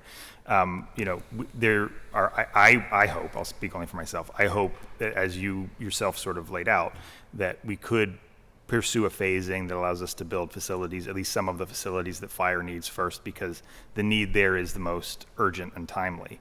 But we won't know whether that's technically feasible or financially viable without this assessment of the utilities and of the existing buildings, et cetera, right? So this work will, in fact, help us make that roadmap. So the only point, it's not that I disagree with your summary, but I would add to it, is that spending this money now not only is critical to ensuring that we retain site control, it also is the first step in design, because we can't go on to we couldn't, if this wasn't a condition, we would still have to do it. Right. That we wouldn't have the same deadline, and we could have a conversation about whether we do it this year or next year, but we would still have to do it to start the process. Yep, good point. Director Schmidt, do you want to add anything to what we were just talking about before I go to my next question? No, I mean, I think you covered everything. I would actually put probably EMS above police even. Okay. Police training facilities we do have, they are small. CCAC we rent from, so there's a cost there, but you know, it's a well-maintained building, and actually they did some major improvements last year on it. Fire is probably our biggest priority, as you stated. Right now we can't burn down on our Washington Boulevard site. Also, if you look at the paving at the Washington Boulevard site, it's extremely poor. It's in a flood zone, correct? All that is also in a flood zone. Right. Next to that is our K-9 training academy, and attached to our former police academy. Those are all in that floodplain. That building has been flooded, continues to flood on a regular basis, in the basement especially. That's where our firearms unit works out of, which is the range that already exists across the street. But fire and then EMS, their current training facility is very small in the Strip District. You may have seen it. It's down near the. I don't remember which union it is now, but it's right there on Liberty Avenue by the Iron Workers. Yes, and you'll see oftentimes there's a vehicle out there that's cut apart or on its roof. That's all the bigger space they have to train in. So, as I've talked to our fire bureau, our EMS bureau, police, etc., it's a matter of finding property to be able to do these sites. Now, if we could find somewhere else to move fire, if we could find somewhere else to move EMS or whatever it might be, but I think everybody knows property in the city is very limited as to large expansive areas especially. And we need to figure out what we are if we're going to do something with this property, and I think this is a good way to do that, just because it is an area that's not going to impact the neighborhood as much as most other places we would put something like this, especially the fire. Like if we're building, when you're doing a burn, currently we go to North Park. If you've ever gone to a burn, I think some of you have gone through the Fire Ops 101 program or been out there for it. There's a heavy amount of smoke. It's a lot of noise. It's a lot of sound. You don't want that in a neighborhood. So it needs to be in somewhat of an isolated area, similar to what the county is. But right now we're taking recruits on a daily basis with multiple fire trucks all the way out to North Park, all the way back, and then even just our regular firefighters when they're doing those duty turns. So from that standpoint, that's a lot of extra miles, it's a lot of extra manpower hours that we're paying for to travel back and forth, and then that also makes it difficult for us to schedule when we want, because that is shared through the county by the 200 plus volunteer fire departments that are in Allegheny County. So we get a piece of that because we're the city, but it's difficult. So I would put fire, then EMS, and then police eventually to move up there, other than the K-9, right, where the K-9s are housed right now, just because it's in that floodplain. Yeah, and thank you. I think you helped make the argument that I'm going to try to make right now is over the long haul, this is going to save the city a lot of money. We're not going to know what to do with our training facilities now. They're not going to be in existence. So we're either going to have to find new ones, buy new property. I don't know what the plan is if we don't hold on to this property. I know, and this is a long-term plan for me. Again, I wish we didn't have to spend the $1.8 million, but let's just look at it as paying the money for the land, basically, right? The lease is forever, right? We don't ever lose the land. We could build there, or there's no restrictions to that land. As long as we continue to adhere to the restrictions from the GSA, of which the master plan's one, another is, and this was from a list of 7 options, 7 or 8, the one that was selected at the time, public safety uses. That's right. And how many buildings are we currently leasing in order to support our training facilities between all 3 departments? And just a rough idea. You don't have to I believe the only lease is with CCAC for space on their campus. Is that correctly? But it's a combination of the cost of lease facilities. Director Schmidt is correct. Those facilities are in good shape and are adequate to our needs, but we're paying a lease there. The other challenge is that all of the other facilities are ones that we own that are in a poor condition, that are, in the case of EMS, too small to fit the purpose. In the case of fire, it's because of where it is, we couldn't rebuild on the site. And in fact, we must remove, even though we're not using that burn tower, we must remove it as part of the longer term remediation efforts in that floodplain to address flooding and combined sewer overflows, right? So we have to get out of that location. We couldn't reuse it if we wanted to. The space we have for EMS is too small, and then we're leasing space from CCAC for police. Yeah, very good. Really, for me, what it comes down to is a decision as to the future training sites. We don't have any plan. This is our only viable plan, I believe. Whether it comes to fruition in my lifetime or not, I don't know. Well, maybe if we could do it in piecemeal, like we were talking, if we could get the fire up there first, because that's most important for training. I think it's safe to assume that any construction will be phased construction. Sure. However, what can fall into those phases? Again, it's a little too early for us to say with certainty because we need this assessment. Right. Yeah, I'll just add that part of the deliverable of the master plan is to consider what our highest priorities are and also what's feasible based on the condition assessment of the sites and buildings.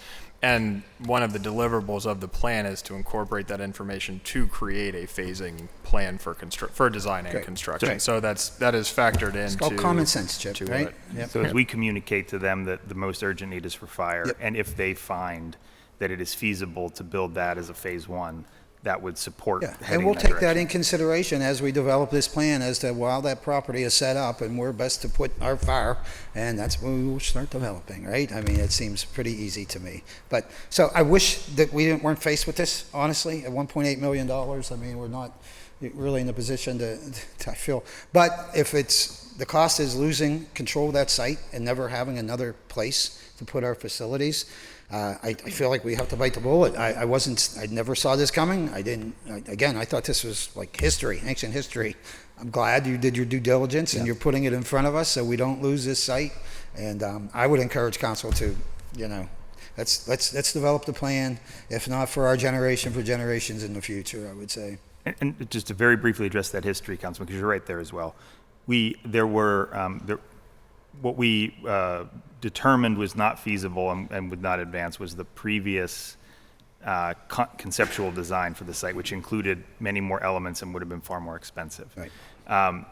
Because of that, and because there have been capital funds allocated to begin construction of that plan in the past several years, which we knew was not practical to advance, we announced that we weren't pursuing that plan and began pulling back capital funds in the current and most immediate future years because we knew that we weren't moving ahead on that timeline.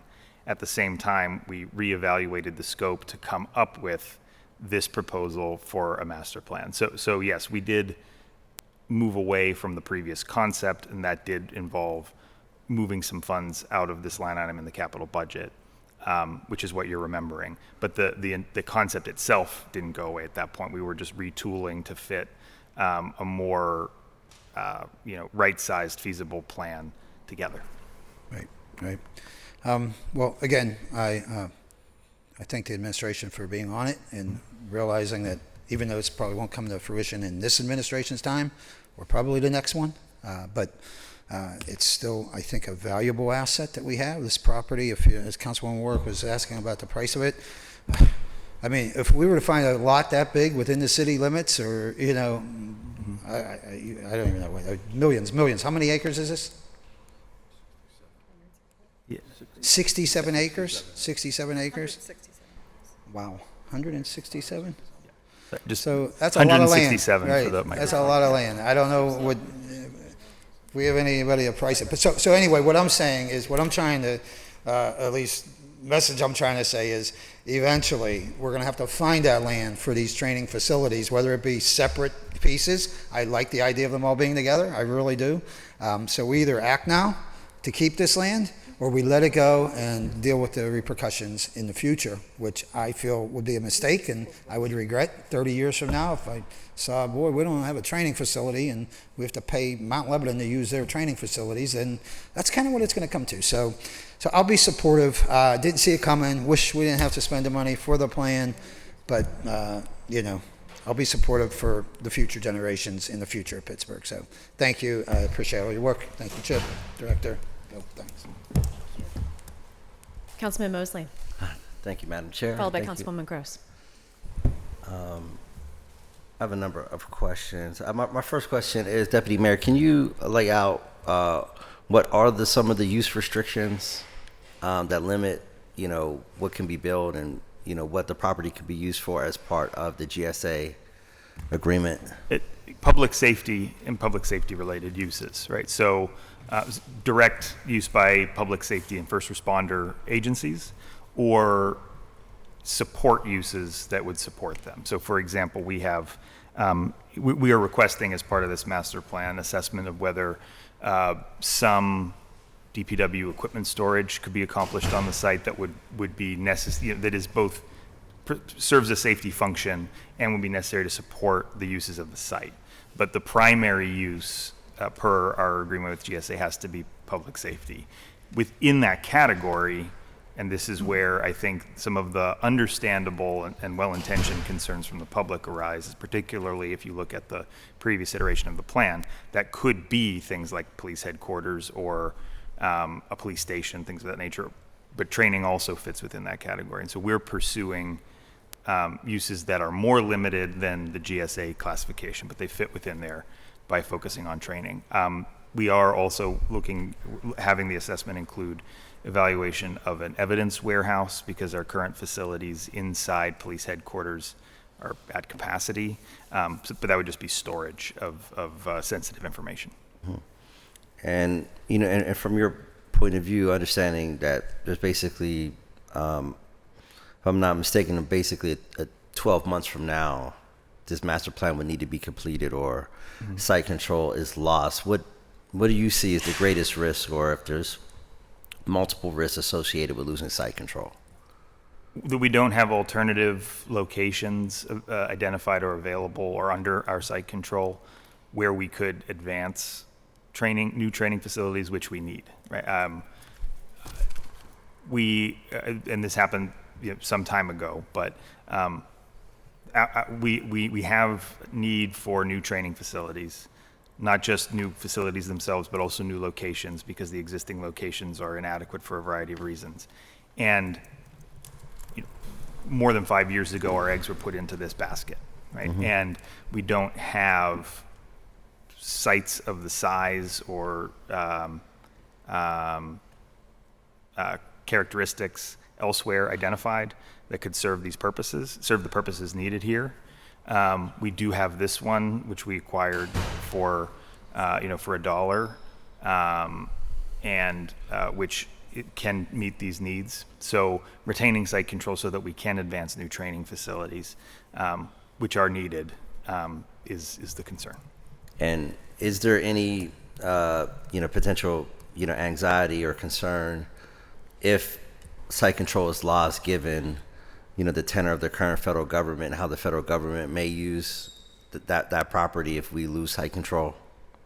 I think if you look at the ways in which the federal government using what they would describe as surplus property in other places for detention facilities or for immigration and customs enforcement facilities, I think that is a risk. I also think that it's simply, we do know this, we know that they have been, that this administration in particular has been keen to gain site control of property outside of Washington.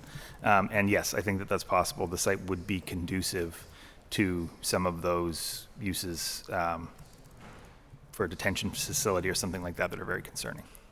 And just for the public, because I think as you said, I think there's valid concern, what you called understandable, and valid concerns about, it becoming a cop city. Can you just talk a little bit about, why this isn't, a cop city project, and kind of do a side-by-side comparison to the best of your ability of, what would make a cop city and why this project would not fall into that category? Sure. So that's not a defined term, right? And of course, everyone interprets it themselves. From my perspective, we're not proposing operational command of the police from this site. We're not proposing, really operational deployment from this site. Like, it's not going to be a police station. It's not going to be a place where police are stationed or deployed from. It is not, it's not the location of our special deployment division or SWAT team, right? Those are the things I think produce the most serious and legitimate concerns about that kind of fortress mentality, putting all of those assets in one place. What we're proposing here is training, and not training only for police, right? It is limited and focused to training facilities for all bureaus. I think we would see, fire at the fire department, the fire bureau as being as much an active user of the site as police, and EMS, although they're smaller, so proportionally less. So it is, in my view, the mitigating factor there is that it's really a place for our academies to be located, not a place where the heart or brain center of our police bureau or our public safety bureaus would be located. Mm-hmm. And has there at this point, and maybe not because this master planning process obviously hasn't moved forward, it hasn't been approved yet, but has there been any discussions around community engagement to change the narrative, or is there any plans on engaging with like some of the folks who spoke in chambers today that expressed those concerns to give them a different perspective of what this project is?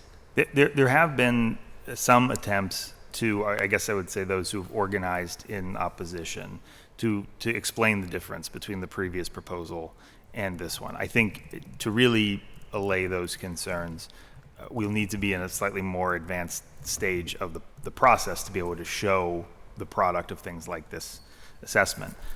In terms of engagement with the immediately surrounding community, like Lincoln Leamington as a neighborhood, again, we were not in a position today to come to the community to show much until we have some of the baseline set. So I think that is a critical step in the process.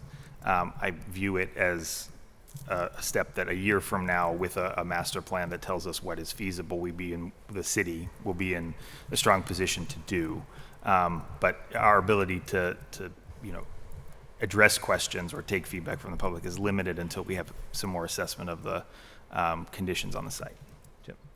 Just to add to that, so the what is due in a year is largely to do with the assessment of the site and the buildings and what is feasible based on our priorities and operational needs. But part of the master planning proposal and award is contingent upon and includes community engagement. There's not a lot of community engagement that we can, to Deputy Mayor's point, that we can do or is appropriate at the time when we're just assessing. But the planning process doesn't stop at that assessment. It continues after that. And part of that next phase contractually requires community engagement. So yes is the short answer to the question. It's contractually obligated. And correct me if I'm wrong, Mr. Deputy Mayor, is my understanding that the original $120 to $200 million project was from the previous administration. Is it the case that once you and Mayor Gainey took office, it was the decision to go in a different direction? Could you shine a little bit of light on how that original plan got shifted, and now, which leads us to the conversation we're having today? That's correct. For practical reasons, financial reasons, and as a result of against legitimate concerns of the public about the wider, much larger and all-inclusive proposal, we made a determination, the Gainey administration made a determination not to pursue that approach and to work to a more limited scope, focused just around training, because that is in fact where the need is. So it was taking into account concerns from the public about the Cop City model, as well as the experiences of places that have pursued that, including Atlanta. I don't believe their facility is even quite fully constructed yet, but it has been a flashpoint with the community. And then also the extraordinary cost. The highest estimate that we saw of that was $120 million. I suspect that the cost would have been significantly higher than that, especially how we've seen construction costs increase over just the past 4 years. So it would have been enormously expensive. It would have, produced community friction, and it was unnecessary. We don't need a new police headquarters. We were able successfully, and Councilman Coghill was a strong advocate for this. I'm glad we were able to achieve it, able to negotiate a lease renewal for police headquarters that includes an option to purchase. So we now don't need a new police headquarters. We acquire the existing one. We have, for the foreseeable future, adequate facilities for fire headquarters in Easor Square. EMS headquarters is another challenge, but we don't need to relocate them in the short term. What we need is training. Mm-hmm. And so we, in response to the community's concerns and in response to the extraordinary cost, but also in response to what our actual need is, significantly reduce the scope. And that's what the product of those efforts is what you're seeing here today.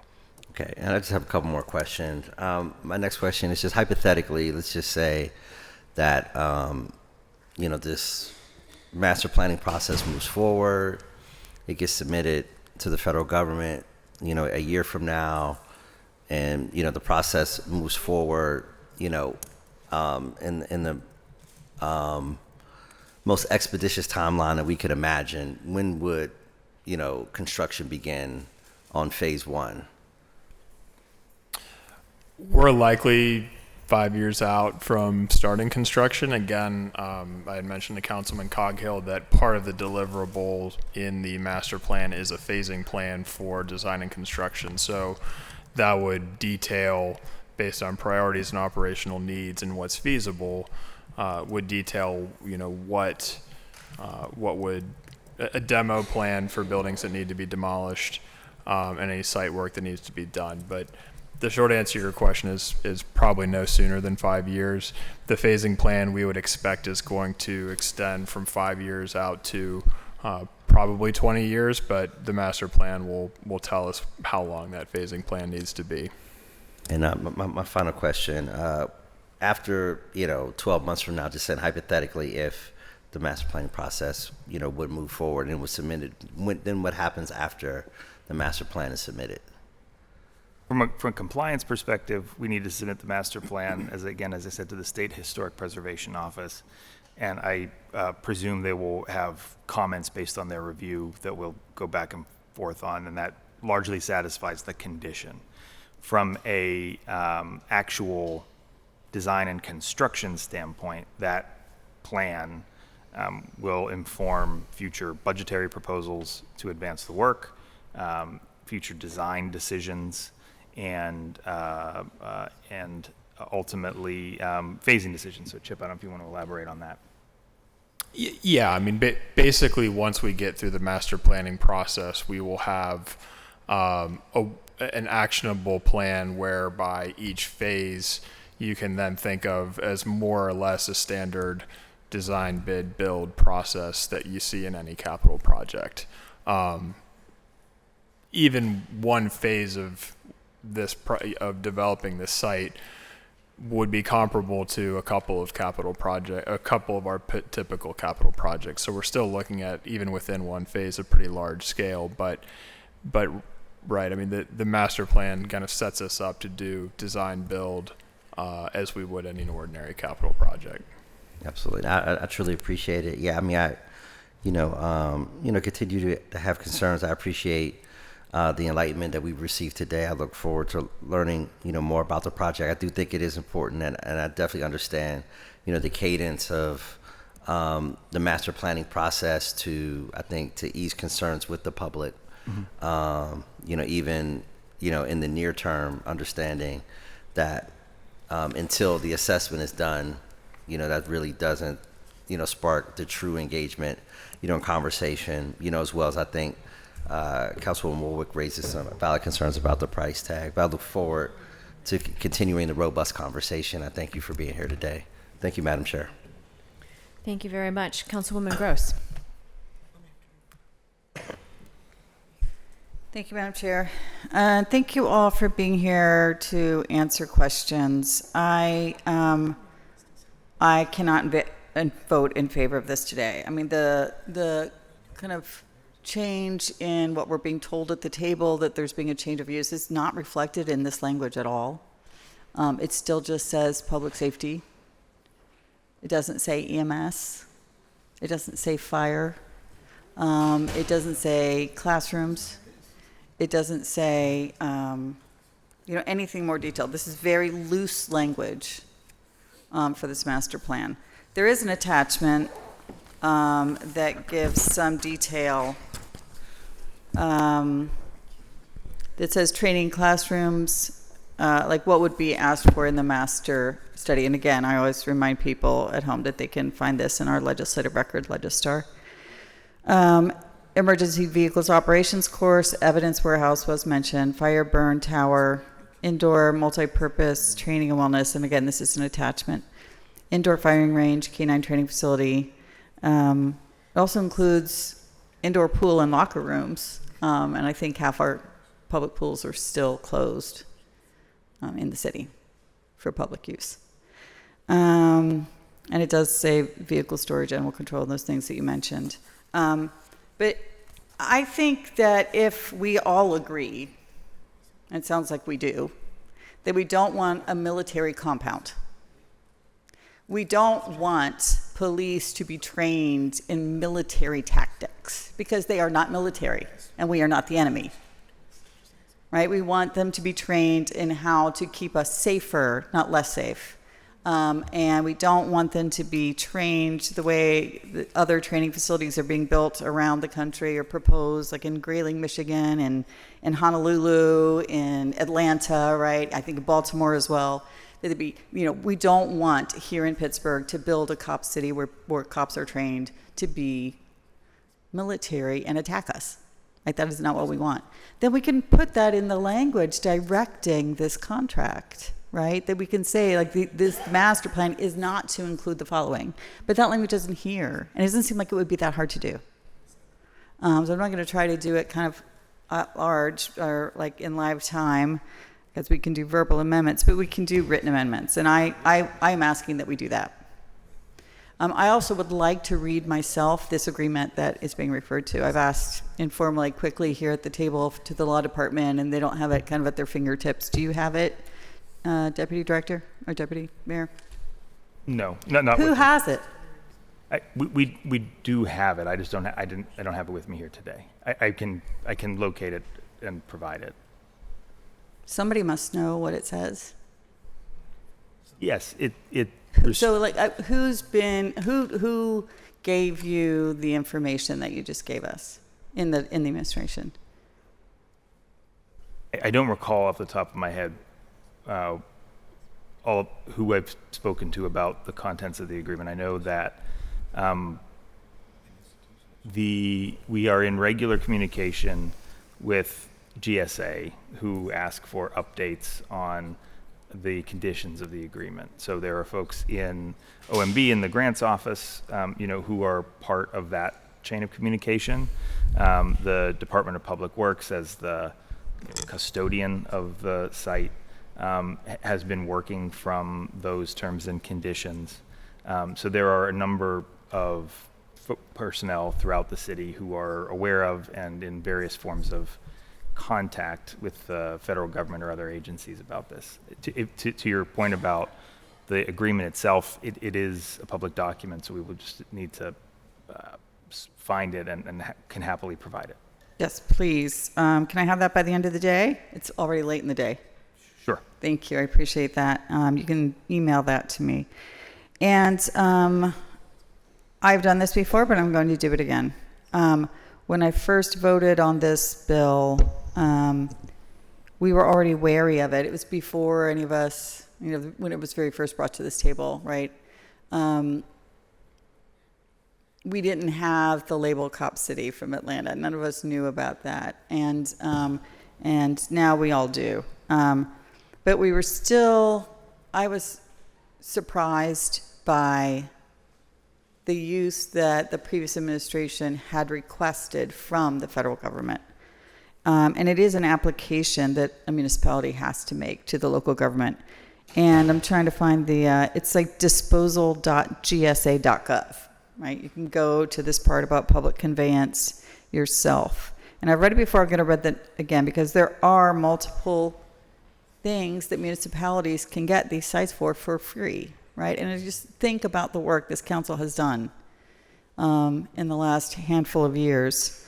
So I'll start at the bottom, because this is so surprising that we could have applied for this site of 100 plus acres, about which 60 or so are kind of more level and usable at the top, for self-help housing, which requires some level of sweat equity, where the individuals and families receiving housing or housing assistance are constructed, rehabilitated, refurbished through the use of the facility.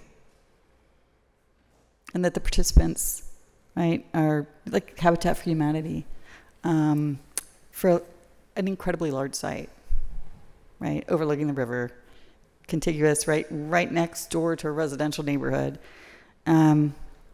We could have requested from the federal government homelessness assistance, where before we let these facilities fall down, which we've done now over the last 5 or 6 years, or become in bad shape, it had just been a hospital. And there's some 15 buildings on the site, by the way, right? It's not just one. It's really distributed. There's a baseball field. There's lots of green space. It's surrounded mostly by forest. That's Title IV of the McKinney-Vento Act, as amended 42 USC 11411. Each one of these uses is kind of authorized by different specific statute by Congress. And then you would deal with not the Department of Justice, which I guess this one is. You would have dealt with HUD to negotiate the sale to the city for free under that statute. So we could have, back in 2017, dealt with the Secretary of Housing and Urban Development to identify those sites to be used, and the Department of Health and Human Services to make suitable surplus properties available to units of local governments for facilities to assist homelessness. There are other ones that's just negotiated sale. It's just kind of broad, and you kind of make up, I guess, your own use. Public airport, maybe we didn't need that. Public health uses, public parks and recreational areas, port facilities, wildlife conservation, historic monuments, widening of public roads, educational use. And then lastly, the one that the previous administration applied for and kind of brought it to the table and said, we've already negotiated this and it's too late, and this is the only thing we can do. You have to vote on it or we can't get this property, was correctional facility, law enforcement, emergency management response use. And so that's where we are now. So I would like to see that agreement with the GSA. I think if we were in a different administration, federal administration, you can ask to amend. But then you basically have to renegotiate, right? Because I just read disposal.gsa.gov. And when I asked at the time, before I had to vote on it, I'm like, can we appeal this use if we figure out this is not what we want? And we were told, yes, absolutely. Maybe it's not the best administration to negotiate with at this time. Seems like they're, disposing some federal properties but trying to buy other ones. So, it's a kind of just uncertain. But I absolutely cannot vote for this today. I would also hope that if there is support for it, that the coast council members amend and put more detailed written amendments saying what we don't want this master plan to include, and more clarification. If we all say this is what we want, we really need spaces for EMS, we really need spaces for fire, I think that should be made more clear. Appreciate it. Thank you, Madam Chair. Thank you. Councilwoman Cale Smith. There's so much to say, and I've listened to everyone because I'm really undecided, to be honest with you. So I am going to say it was me who put it in the Act 47 that we have a comprehensive plan or training facility, because it was Chief Harper at the time who brought that idea to me. And so I want to make sure he gets correct, because it was him, and he thought that we needed a place that we could not only train police officers, but to train medics and firefighters, and then charge for that, and then use that funding for the program and for the city's public safety budget or whatever. I can't remember all the things he wanted to do, but he really did have a really good idea at the time. And at the time, he was not looking in the East End. He was looking at when Pittsburgh Public Schools, they were closing facilities. Greenway, I think, was the facility they were talking about closing. And he went and showed me that building, he and Chief Jones. So I want to give Chief Jones some credit too, because he also said there was a need for a facility. And at the time, I wanted it. I thought it was great, but I think it was the former director, Hisrick, who said there was a concern to keep all that employment of police officers and public safety all in one area. And it was better off spread out for their safety and for the safety of the public in general, because if something happens to them, we'd be in an unsafe area.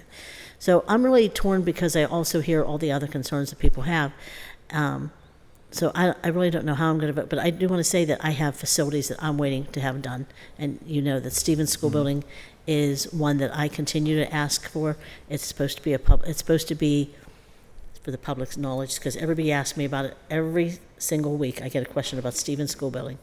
Stevens School Building is supposed to house Sister Mary's Save a Life Today and the Parent Place program, Keisha Gomez's Hope for Tomorrow dance program, and other programs that she has. It's supposed to house the Christopher Ralph, the Police Athletic League boxing program, the West End Boxing Academy at Langley, and it's supposed to be a community center for the community and a place for the archives for the city of Pittsburgh. Currently, where is the status of that building? Can somebody tell me? Because I was told that you're in the process of waterproofing it, and people have said they've not seen anyone there. So there's funds programmed in the budget for 2027 for construction. We are 98% of the way through design. We basically have a set of construction documents. We got comments back from PLI, and we are currently working with our architect to address those comments. So that's the answer to your question as far as where we stand with that. We've received assurances from PLI that if there's any code revisions or updates, that we can grandfather this project in, so we don't anticipate delays in getting it across the finish line. But that's where we stand right now. I figured that was the delay was waiting till I was out of office. But in the meantime, I have kids on the streets that are waiting for something to do.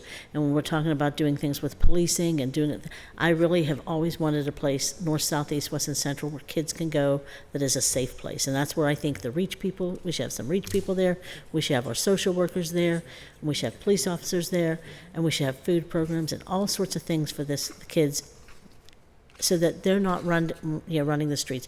Obviously, we're doing nothing with the kids but allowing them to get away with doing the things that they're doing, which is creating tension in the community and increasing crime and anger. And people are getting angry with the police. They're getting angry with the council members who have no control over what the police do, other than to vote, to accept their contracts or not, and to fund things that they need funded.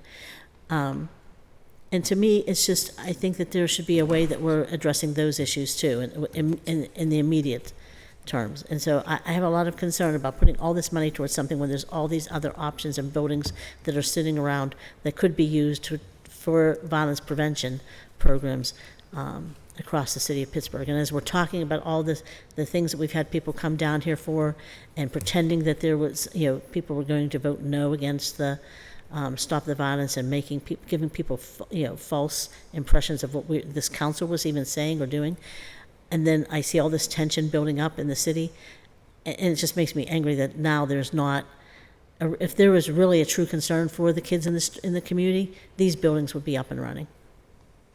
That's it for me. Thank you. Is there any further? Councilperson Charlin. Yes. So I just want to acknowledge the disposition from the federal government. As Councilwoman Gross mentioned, this is something that we're going through in my district right now with Hilltop Urban Farm, a very similar process. We started that process, I was just checking, I believe it was in 2017. We believe that we're about 3/4 of the way through that process, but it is incredibly difficult to change a use of federal disposition, and has been, a real, I mean, we're ready to go on Hilltop Urban Farm. We've got the money, we've got the people, we've got everything we need. We just can't get the feds to move it. So it's not like that you can just turn a light switch and all of a sudden you can use this for something else. This is a really complicated process from the federal government. What I do want to ask you though is, didn't we already do this? Didn't Director Hornstein already do an assessment of the site previously? How does this compare to that? Does this work off of that, or is this an entirely new thing? Are we throwing that out? Was that wasted money? It was not a master plan of this character, but I believe what you're referring to is the conceptual plan for the previous planned program of the site. So it did not address some of the technical items that Chip is speaking to, or like utility conflicts. It was a conceptual plan for a campus that also included things like police headquarters, Zone 5 police station. Director Schmidt or Chip, correct me if I'm getting any of the details wrong, but you are correct in remembering that there was a conceptual plan developed under the previous proposal for the site's uses.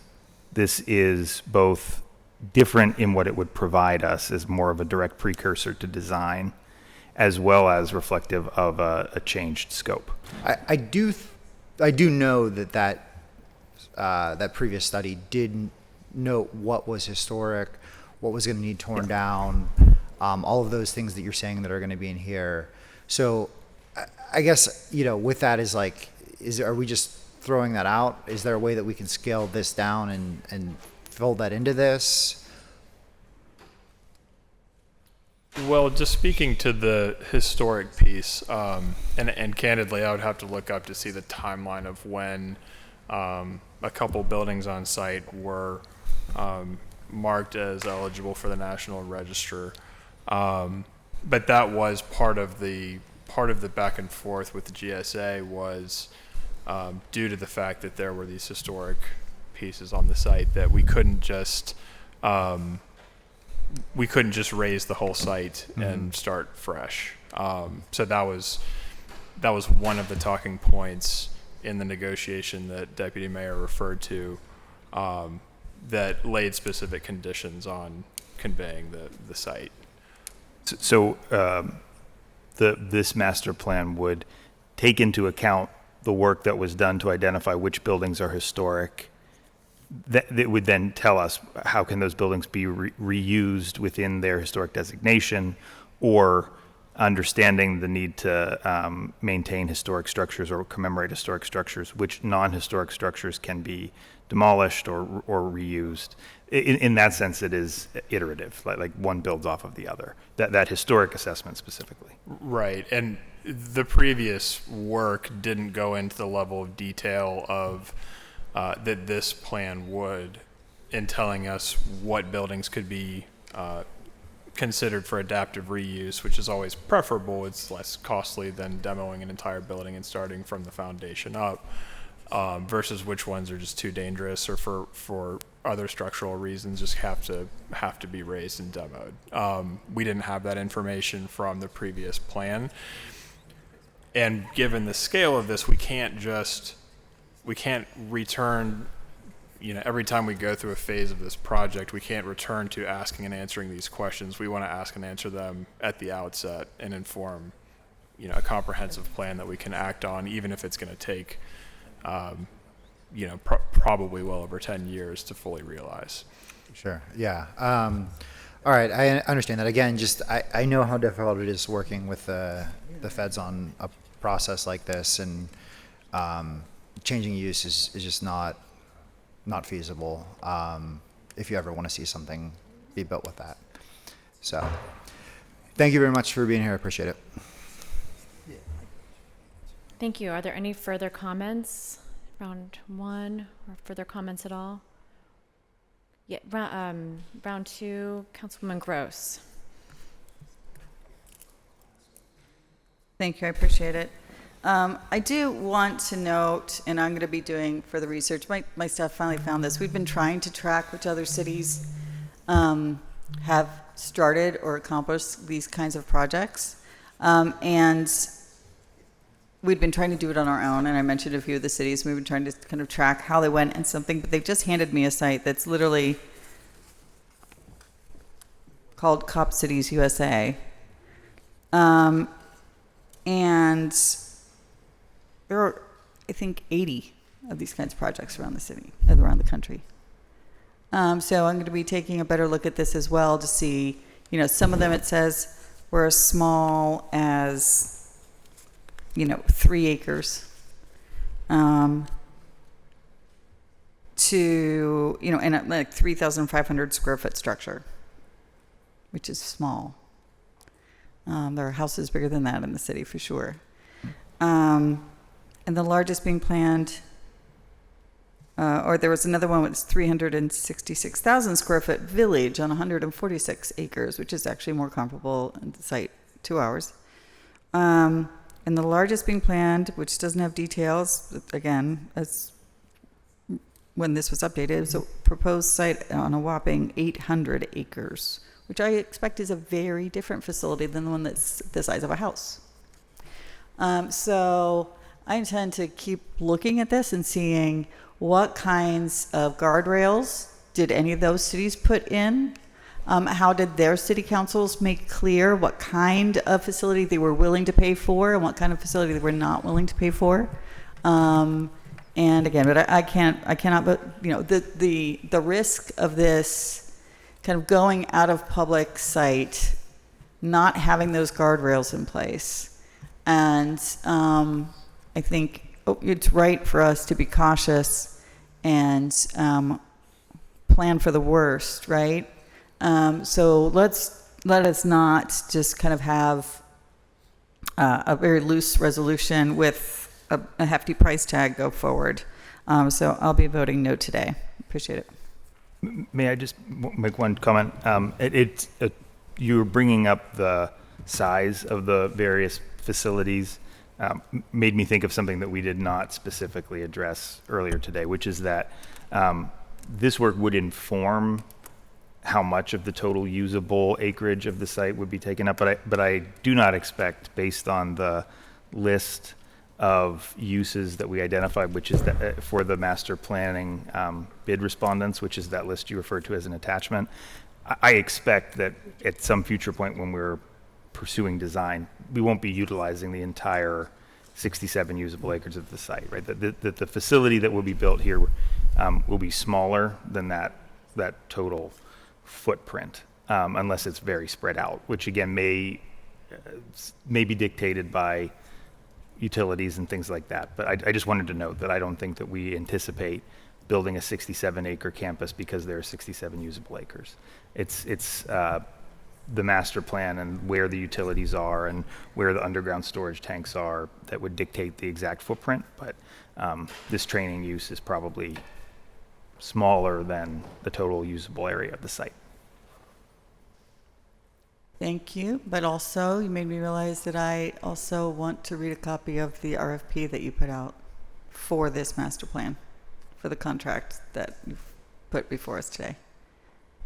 So I can have that by the end of the day too. I'm sure it was out on Beacon or something like that, but we can't be reading every RFP that is issued, so I appreciate that. Fine. Thank you. I know that we have many more items to discuss, but I do want to, and not that much time between now and the end of the year, so we don't want to kick everything down the road, but I do want to introduce the idea of potentially holding for 1 or 2 weeks. No idea. In my mind, I agree with Councilwoman Gross that further clarity could really help, and understanding really, like, I've heard again and again from multiple administrations that public safety is all that we can use, and the training facilities that would be used there are sort of threading the needle. It's not. It's training. It's mostly EMS. It's mostly fire. There's an outdoor firing range that the police use that many neighbors I know would like to be moved out of a residential neighborhood. So that all sounds great, but I also would like to understand a little bit more, like what was in that original agreement. Is there anything we're missing in terms of what we could be using this property for? And can we at least in this resolution for spending $1.8 million further clarify? On the other hand, you know, my mind then jumps to if we were to just vote it down and not submit a master plan and not go through with that, my mind jumps to the worst case scenario, which is what our current federal administration could use this land for, which would be far worse than what we're proposing to use it for at this current moment. But I wonder if council members, after full discussion, might consider a hold to further investigate and bring back together some clarification in the language and further communication with the public, who does not seem to understand fully what we're discussing today. Councilman Coghill. Thank you, Madam Chair. Let me just ask you this. When is this plan due to the federal government? Is there a due date? Is there some sort of month? End of May 26.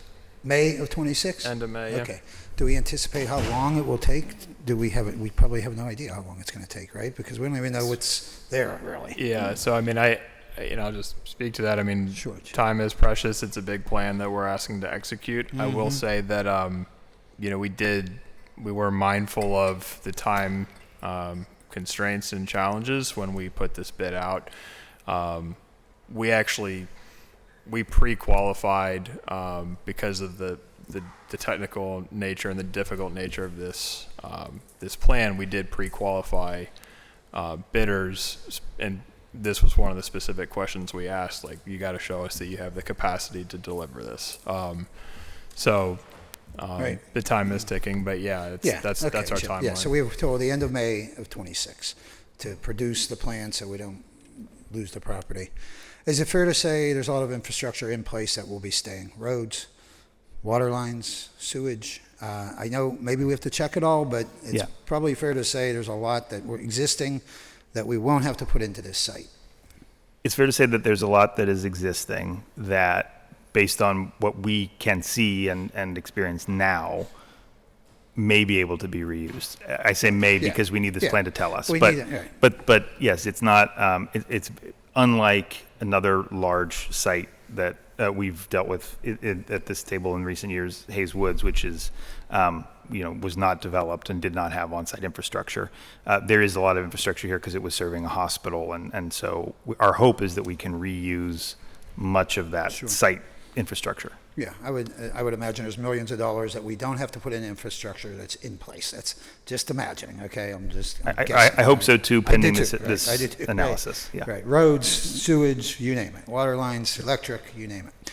I'm all for Councilwoman Gross, what she recommends. If it's going to make the speakers here today and other council members, if we want to put language in there saying this will not be a military site, or who thinks of that language and how it comes about, is fine with me. I don't care, because this is more about fire, EMS. It's about training all together. And I understand the young people that were here today, mostly young people, speaking against it. I think they're 7 years ago or 5 years ago. They're still on that same time frame. They weren't educated. I think we need to educate. I think we need to let people know that this is not going to be that plan. And I didn't feel that plan was a military site either, by the way. But I know it kind of got construed into that. But, that's the way it happens. Perception kind of becomes reality, and we're still dealing with it today. So I think we need to put it out there, my gosh, this is a training facility for EMS, for fire, and for police. This is not Cop City. This is not Atlanta. And by the way, I don't care how Atlanta does things. I know that this administration and the next one, whoever it may be, is not going to build a cop city. We're not training cops to be militants in the city of Pittsburgh. I would never stand for that. I don't think any of us would. And I'm comfortable with any language that, whether it's Councilwoman Gross or whoever comes up with, I'm comfortable with it. To assure people in the public's perception that it's not that. Yeah, our intention in attaching the specific set of uses that we're asking the folks to evaluate was to demonstrate and document that we weren't including those other things. To your point, Councilman, and to Councilwoman Gross's suggestion, I don't think we have any objection to clarification in the resolution text that further specifies that, or I don't know, makes the attachment an exhibit. We can work to address those concerns, because it's not in conflict with what we're attempting to do. Right. Also, to the chairperson's point, I don't think that a week or two is critical for us here. Right. Though, to Chip's point, we do need to move quickly if we're going to meet the deadline, if that's the time that it takes. Well, when do we go on vacation? Is it the end of July? Last week of July? So if we held for 2 weeks, we could take this up before we left. And then this way, we at least know the direction, because that's another 3 or 4 weeks. And then now we're looking at a timeline maybe, because there is a lot of work. It's going to be assessments and work that's going to be involved there. I have no problem with a hold, whether it's 1 week or 2 weeks. I would like to take this up again before we went on recess, though, just because of the timeline crunch. So is that adequate for other members? If that's okay, I'll make a suggestion to hold for 2 weeks. Second. Second. All in favor of a 2-week hold? Aye. Aye. Bill will be held for 2 weeks. Thank you. Thank you all. Thank you all. That moves us to the top of the agenda, to Finance and Law Committee, new papers, Bill 1965. Bill 1965, resolution amending resolution number 932 of 2024, which authorized the fee schedule for 2025 pursuant to Chapter 170 of the City Code, by revising utility permit fees as recommended by the Director of the Department of Mobility and Infrastructure at no cost to the city. Motion to approve. Yeah. Second. Discussion? Is it just for this? Which one are we on Yeah, I would actually love to bring if it's okay with The one for the Councilwoman Cale Smith, the members from DOMI who are here to the table to answer this. And Ian Fitzgerald. Okay, thank you.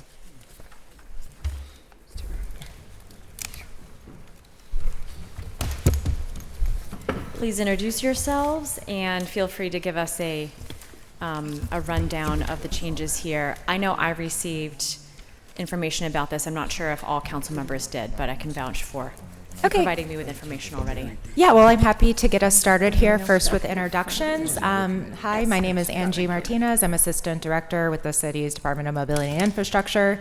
I oversee our Planning, Permitting, and Policy Department. And with me today,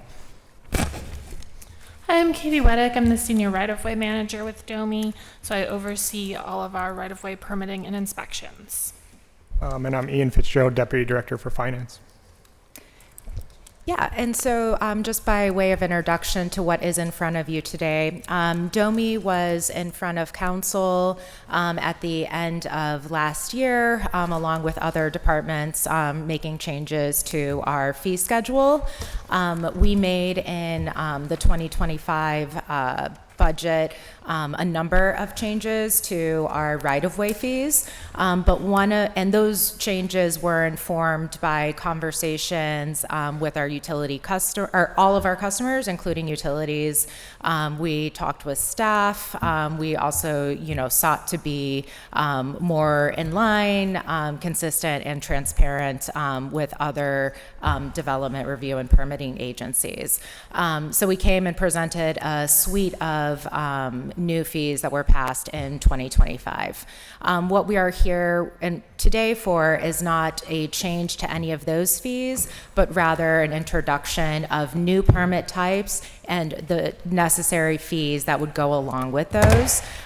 These fees are building on top of all of that work that we did in our prior fee revision, and they are specifically focused on what we call utility capital projects. And by that, I mean the plan work that utilities undertake, typically along multiple blocks, sometimes extending over multiple years. So while we were going through this process last year of reviewing our fees and talking to specifically our utility customers and staff about wanting to make a more efficient process, we knew that this is one of the things we would want to come back and revisit. So we're here in front of you today because we want to report out on, those new fees, the fee schedule 2.0, if you will, and we can talk a little bit. I would pass it to Katie Weddick to dig into a little bit more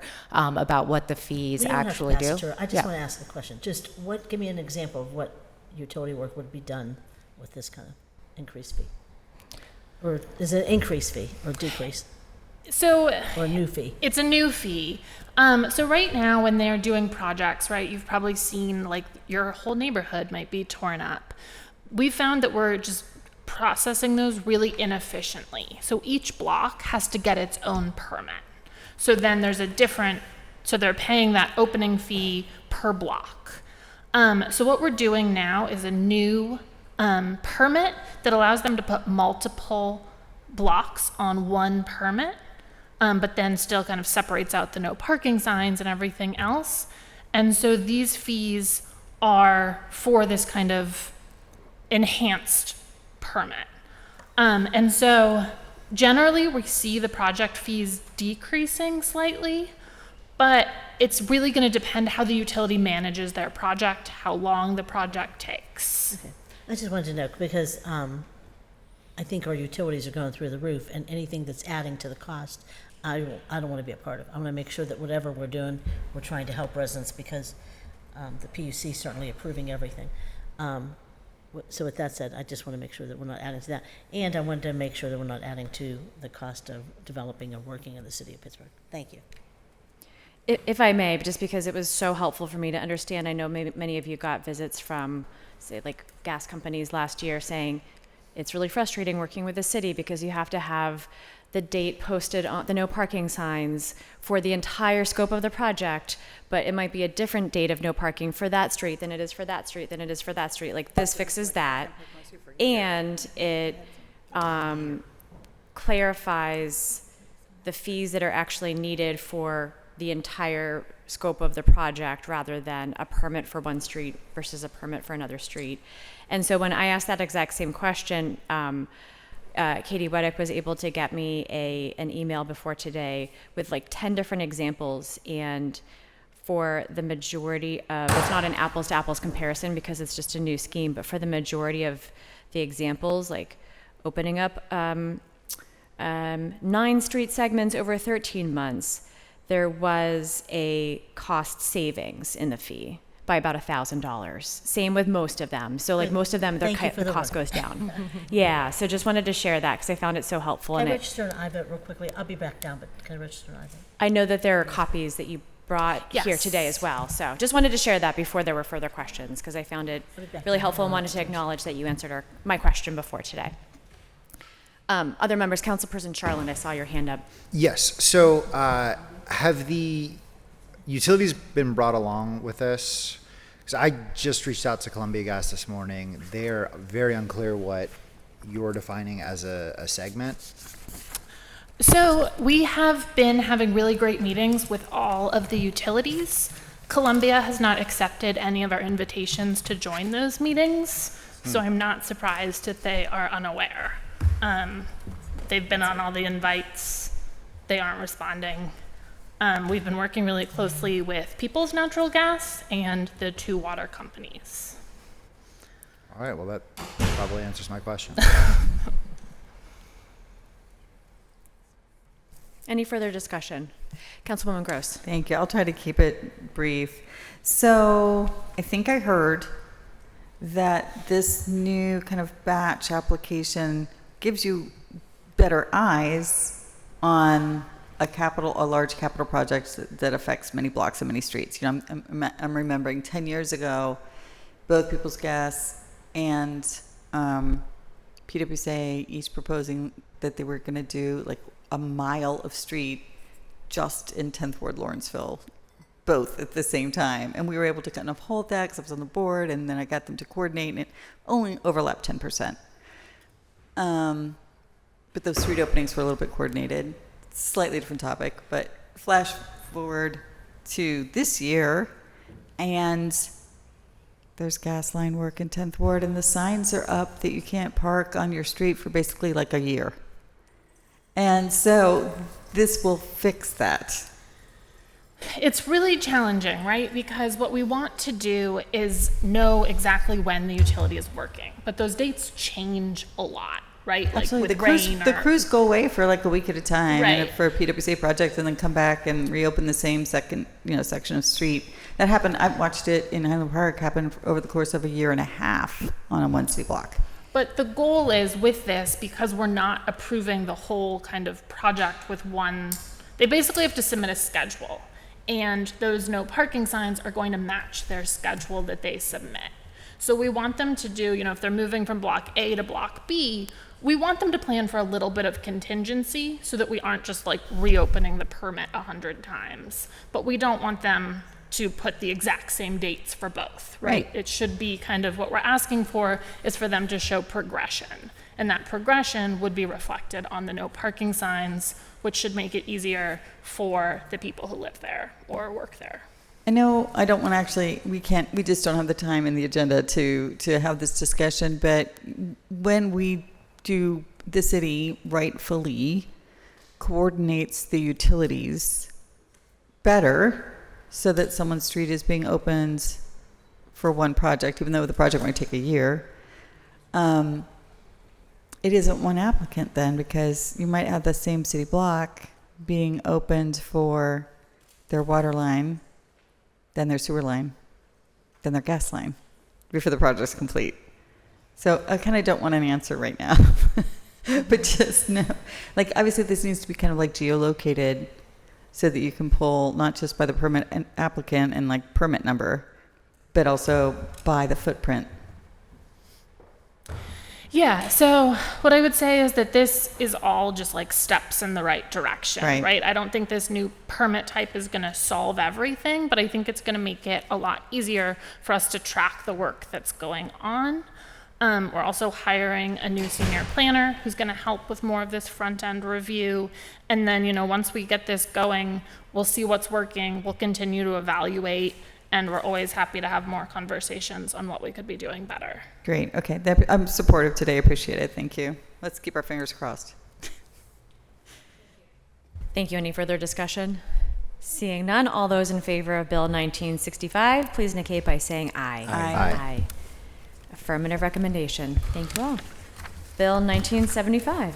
Bill 1975, ordinance amending Title VI, Conduct, Article 5, Discrimination, Chapter 659, Unlawful Practices to restrict discrimination in medical care on the basis of gender identity. Motion to approve. Second. Discussion? No. With discussion, Councilwoman Warwick. Yeah, sure. So if we could have Chris, you want to come to the table? So, well, Chris is coming up. Just to kind of briefly Is your summarize. microphone on? I just want to make sure. Sorry.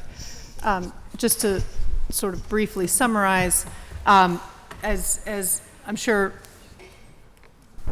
most at the table know, we have seen, so back in 2023, we passed some legislation protecting or deprioritizing the criminalization of gender-affirming care for LGBTQIAs, in particular for trans folks, with the idea of protecting providers. However, when we did that legislation, it did not occur to me that the providers themselves would sort of proactively pull that care away from Pittsburgh residents, Pennsylvanians, folks across the county. So that is what we are seeing today.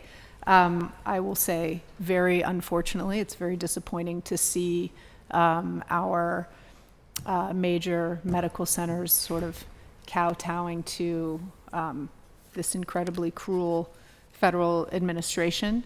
and making these decisions. While we can't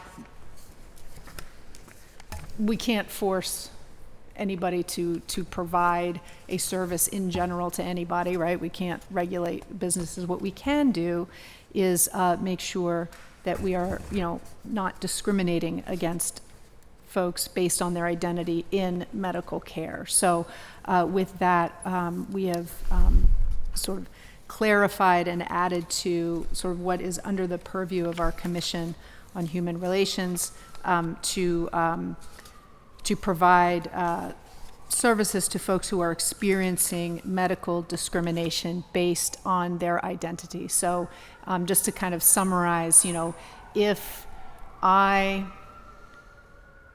as a cisgender woman could get a given procedure, whatever that may be, right? Whether it's, some kind of hormone therapy or some kind of breast, enhancement or reduction or whatever, and then that same procedure or care was denied someone else simply because of their identity, that would be discrimination, and that would be something that a Pittsburgh resident could come and bring to the Commission on Human Relations. So that is the gist of what this is, and we have Chris here if you want to. I don't know if you want to say a few words. Yeah, to no, begin that with? was a great description. Introduce yourself. Sorry. Oh, Yeah, go sorry. ahead. My name No, is you're Christopher Sold. I'm the Deputy Director for the City of Pittsburgh Commission on Human Relations. So just to add a little bit more to that, we have put this bill together in the form of a but-for clause, as we call it, in civil rights. So an activity that you would perform normally for someone, you cannot deny to someone else but for assumed status or apparent status. So in this case, of course, we're talking about gender identity. But what I would liken this to is, say, a shop owner put up a sign that says, "We sell hats." And somebody walks in and says, "I would like one hat, please." And they say, "Sorry, we're not going to sell hats to you because of discriminatory reason." This works on a very similar basis to that. So the idea behind this is that if you're already providing this form of care for other people, it can't be denied just because of assumed gender status. And as the councilperson said, hair removal, breast reduction, breast augmentation, et cetera, et cetera. The reason we build it this way is because there's a tremendous amount of pressure right now coming from the federal DOJ and some other federal agencies to eliminate any sort of gender identity care or protections or anything else like that. So our thinking in having done it this way, the way that we have done it and why we have written it the way that we have written it is that this is probably the most likely version of this. It's not the best version, it's not the ideal version, this is not the perfect world version, but this is the most likely version of this protection to hold up to a court challenge, because we're not really forcing anyone to do anything that they're not doing anyway. We're just protecting people who have a certain identity or classification. So those are my comments. Yeah. Does anyone have any questions? Councilman Coghill. Thank you, Madam Chair. Yep. Does this include or exclude minors?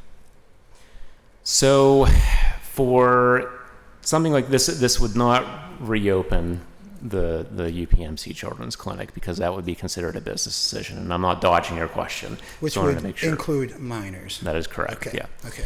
So this does not reflect that. So to get the answer that you're looking for, if I were to put together a scenario, and to be clear, this is going to have to be investigated on a case-by-case basis. This is not going to be a class action situation.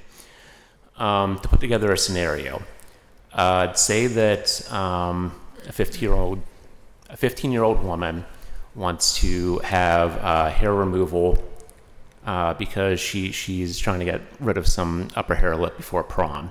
Okay, with her parents' permission, she would have no trouble getting that. Now say that someone who is transitioning is looking for the same thing with their parents' permission. So as long as that is a service that is being offered by one medical professional, they would have to offer that to somebody regardless of what they're presuming that other individual's gender identity is. So when we get to the topic of more advanced, say more advanced surgeries, more advanced medical procedures, that's when, again, it has to be taken on a case-by-case basis. But if you're offering that to one person, you got to offer that to another person. Does that answer your question? With parent permission. Yes. You say, right? Parent permission, whether it's to remove it for a prom, parent permission, whether it's to remove it because you're going through a change. Yeah, minors cannot file cases with our department. I mean, their parents would have to file. Yeah, the case yes, on I'm their sorry, behalf. yes, the parents would have to file. They would need a parent or guardian. And that's the way it was. That's, no, I'm sorry, that is the way it currently is. Okay, but where it With was that the same guideline as to, you said the clinic closed down, you said, or Yeah. something, right? Okay, so when that clinic was open, did you need parental permission for both then too? I can't speak to that because I'm not completely aware of every situation that may have been the situation of every patient who may have been seeking treatment there. So let me ask you, do you understand why UPMC bailed out of this? Or is there an explanation? Is it illegal for them? Or what is the... My understanding is that their Pressure federal funding was threatened. Federal funding. Okay, so that's not illegal. It's federal funding. It's just looking after their pocketbook then. Right. Got it. Okay. Thank you. Councilwoman Gross. Thank you. I'll be brief also. I just wanted to thank Councilwoman Warwick for working on this, thank her staff, and happy to be a co-sponsor, and also to the Commission on Human Relations for working on this. And I appreciate that you said it's not maybe perfect, but it seems defensible. And so I'm really impressed, and I'm really glad that, as we heard testimony today, this is the kind of things we definitely have heard from our citizens in order to feel safe. So I'm happy to be co-sponsor today. Thank you, Councilwoman. Thank you. And I know that the Councilwoman intends to amend with the amendments before us, but before that, I just also wanted to thank Councilwoman Warwick. I'm happy to be a co-sponsor. I'm proud to be a co-sponsor. Thank you to everyone at CHR as well for their work on this. And to say that it is truly life-saving. Even if it feels small right now, it sends the message and can be legally defensible, hopefully.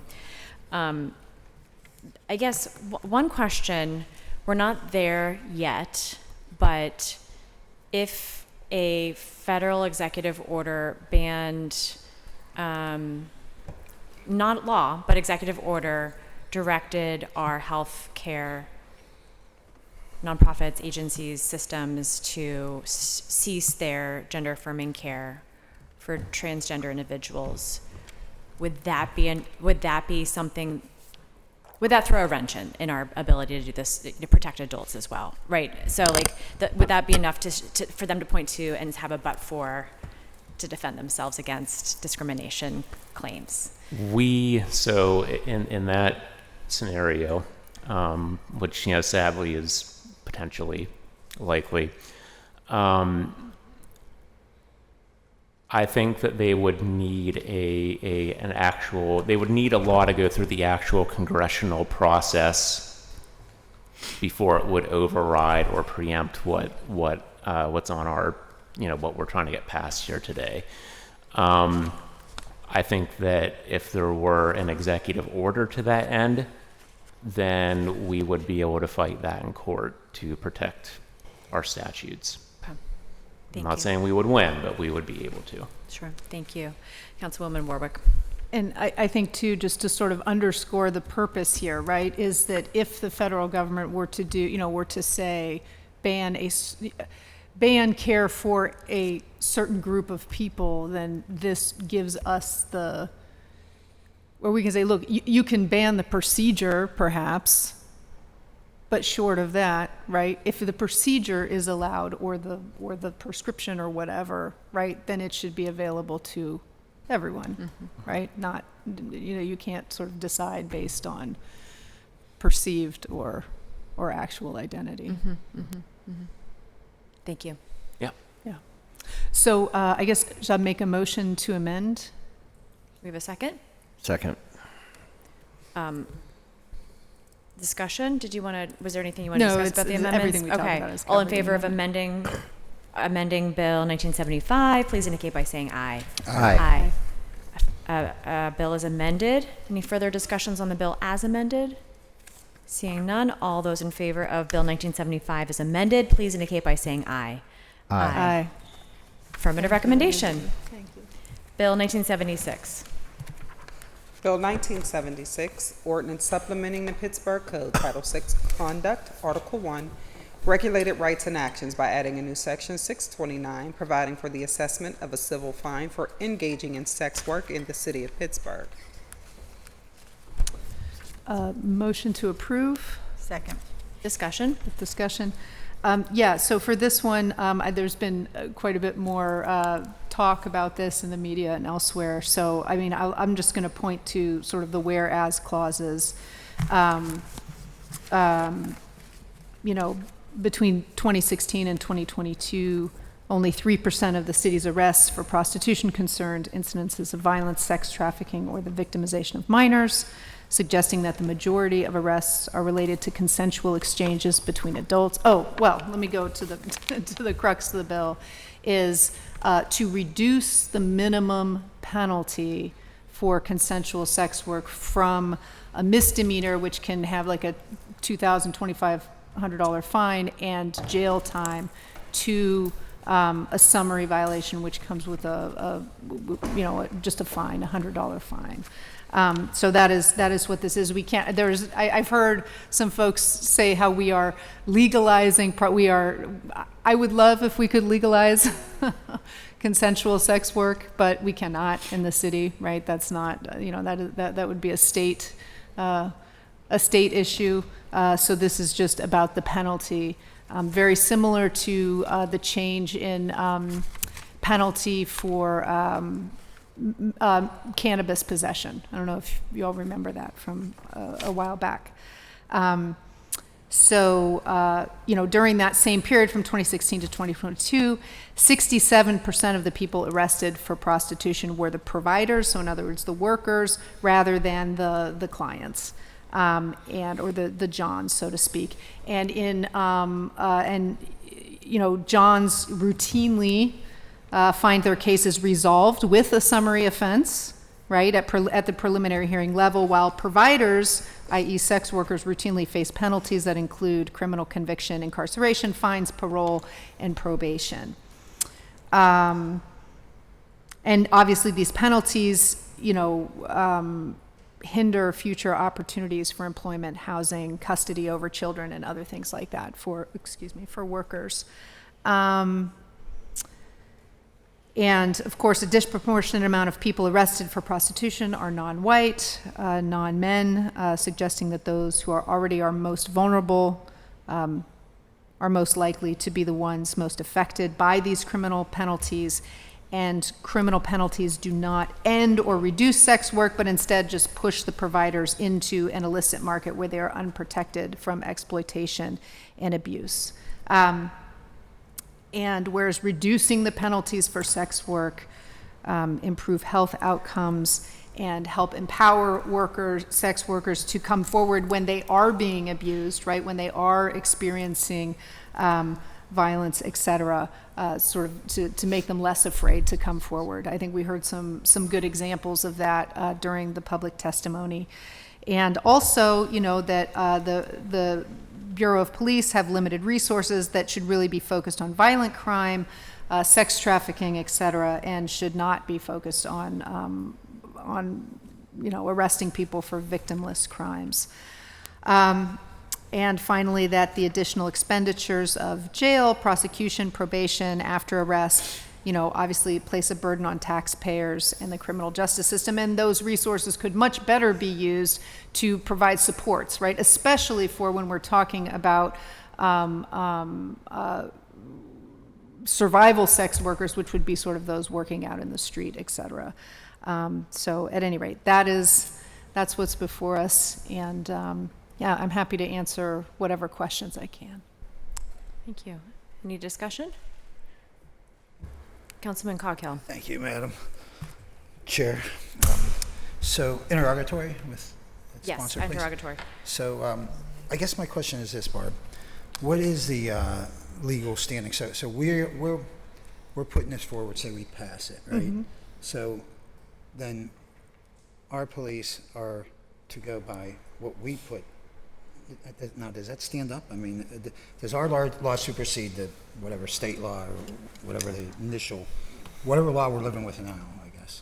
Yeah, so this is just about the minimum penalty, right? Right. So right now, our police sort of have no choice but to pursue the minimum penalty of whether the $2,500 fine or the and jail, which of course is very dangerous, especially women and our trans folks, especially sort of going to the county jail is not, is a dangerous situation for them. That's not to say that penalty isn't still there, right? I mean, I don't know, just hypothetically, if you had a repeat offender or something like that, right, and they wanted to pursue that high, they could, but the minimum penalty is reduced, right? So that provides that option of just the $100 fine. Okay, so it enables our police to provide a smaller penalty. Right, rather exactly. than the initial, otherwise that was the only penalty that they had. That was the only Okay, penalty that understood. they had. Okay, Yeah. all right, thanks. Thank you. Any further discussion? Seeing none, all those in favor of Bill 1976, please indicate by saying aye. Aye. Affirmative recommendation. That moves us on to invoices. Do I have a motion on invoices? So moved. Second. Discussion?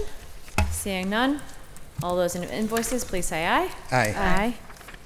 Invoices are approved. P cards. Do I have a motion on, first we have interdepartmental transfers. Second. Discussion? Seeing none, all those in favor of P cards, please say aye. Aye. Aye. Interdepartmental transfers. That is the motion. Please say aye. Aye. Approved. That moves us on to P cards. Is there a motion on P cards? Second. Discussion? Seeing none, all those in favor of P cards, please say aye. Aye. Aye. P cards are approved. That moves us to Public Safety and Wellness Committee, chaired by Councilman Coghill. Bill 1956, deferred papers, ordinance repealing and reenacting the Pittsburgh Code Title II Fiscal Article 5 Special Funds, Chapter 237, Stop the Violence Fund, to restructure the chapter, further set forth the steering committee, and to define community-based organizations, extreme need or high need community, and to establish guidelines for disbursement of funds. Motion to approve. Brief discussion, I hope. We'll see. Second. Yeah, right. Discussion? Okay, Councilman yeah, Coghill. I'll start. So, first, I just want to say, I grew up in this city. I really appreciate the passion and the people that came down here today to speak on this issue. I'm well aware as to where a lot of that money goes. I'm not aware as to a lot of the other organizations. I will say I work closely with David Jones. Went to my alma mater high school, confronted at youth risks kids, and I was impressed. And I thought it was fantastic. Can I call David Jones to the table, please? David, come on up here. Good afternoon.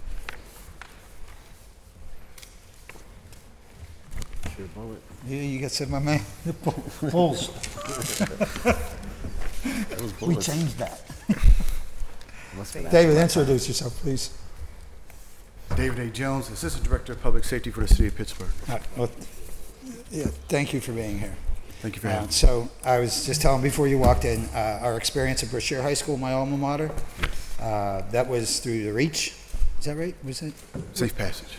Safe Passage. Okay. Correct. Okay. Really impressive. Thank you. I loved what you did there. You know, I've talked to you about that many a times. Certainly. You were stern with these kids, which I felt they needed, and you were direct with them, which I felt that they needed, okay? And I feel like you got to them. You know, at the time it was just one encounter, you know, but really, really impressed with what you did there. Cornell, would you please come up to the table too? I will say Cornell Jones. Also, there was a murder in my neighborhood, and I think we called on this fund. I think that's where you brought that engaged team out. Is that right, Cornell? I called you at 2 o'clock in the morning, remember? You know, excuse me. Hello, sir. Yes, so the REACH team came out and we brought REACH team, that was the REACH team. And Neighborhood Resilience came out that. Loved it. I loved it. I together. went around knocking on doors with them. Yes. We were confronting kids who were, you know, people. I mean, somebody was gunned down, shot 16 times, right? Yeah. So it's not accustomed in this part of my neighborhoods, I will tell you. So really impressive. I really loved seeing you, or the team you got out there, I should say, in action. It was Father Paul Abernathy. Yeah. Really impressive. The people, how they handled the situation, stopping people on the street. You know, there's a lot of good going on. I see that, believe me. The Promise Center, I met with the fellow, I can't remember his name, who's the director there, but I really like this here. What's his name? Nate. Nate's a great guy. I saw him on my way in this morning. I think he got called away, and his mother spoke for him, Correct. I believe. So, yes. And a bunch of kids were there, which is always impressive. I really, really love that. So, and I really like to see faith groups. I love seeing faith groups, you know. None of these groups, I don't think, were faith groups that were, I mean, Father Anthony came in, but I don't know. It was Pastor Stubbs that was here today. But there was a lot of faith-based groups. That was here, yeah. yes, And I love that. I want to see more of that. I believe that's the best direct way to get to younger kids, as he said, prevent, right? Sure. Not to stop, prevent. Once they're holding those guns in their hands, it's hard to turn them back, I will tell you. But yeah, it's more about prevention to me. So I made some comments over the past month or so. I don't know how I would like to see some of that funding go toward keeping the mounted unit, for instance, right? Which I feel is a valuable thing and actually fits in the scope of this fund, right? And it'd be a fraction, I think, of this as far as the cost. I'm not pursuing that, not yet anyway. There are other questions I need answered and things I want to see happen before I were to pursue something like that. So I will tell you, when I came in here today, and I want to thank Councilman Lavelle and Mosley for proposing the amendments that you proposed today, and I was really looking forward to talking about them today. I really was. But I will tell you, and it was clear and evident to me in the first 20 minutes of speakers, I'm like, who has poisoned the waters here? Who has said to anybody that we are defunding, withdrawing, taking money away from the Stop the Violence Fund? I can tell you this, not one person in this room today could say that about me, because I've been nothing but impressed with what I've seen. There's a lot that I haven't seen, and I want to make sure there's accountability. I want to know what each and every group does. I want to know what groups are doing in my neighborhood too, by the way, you know?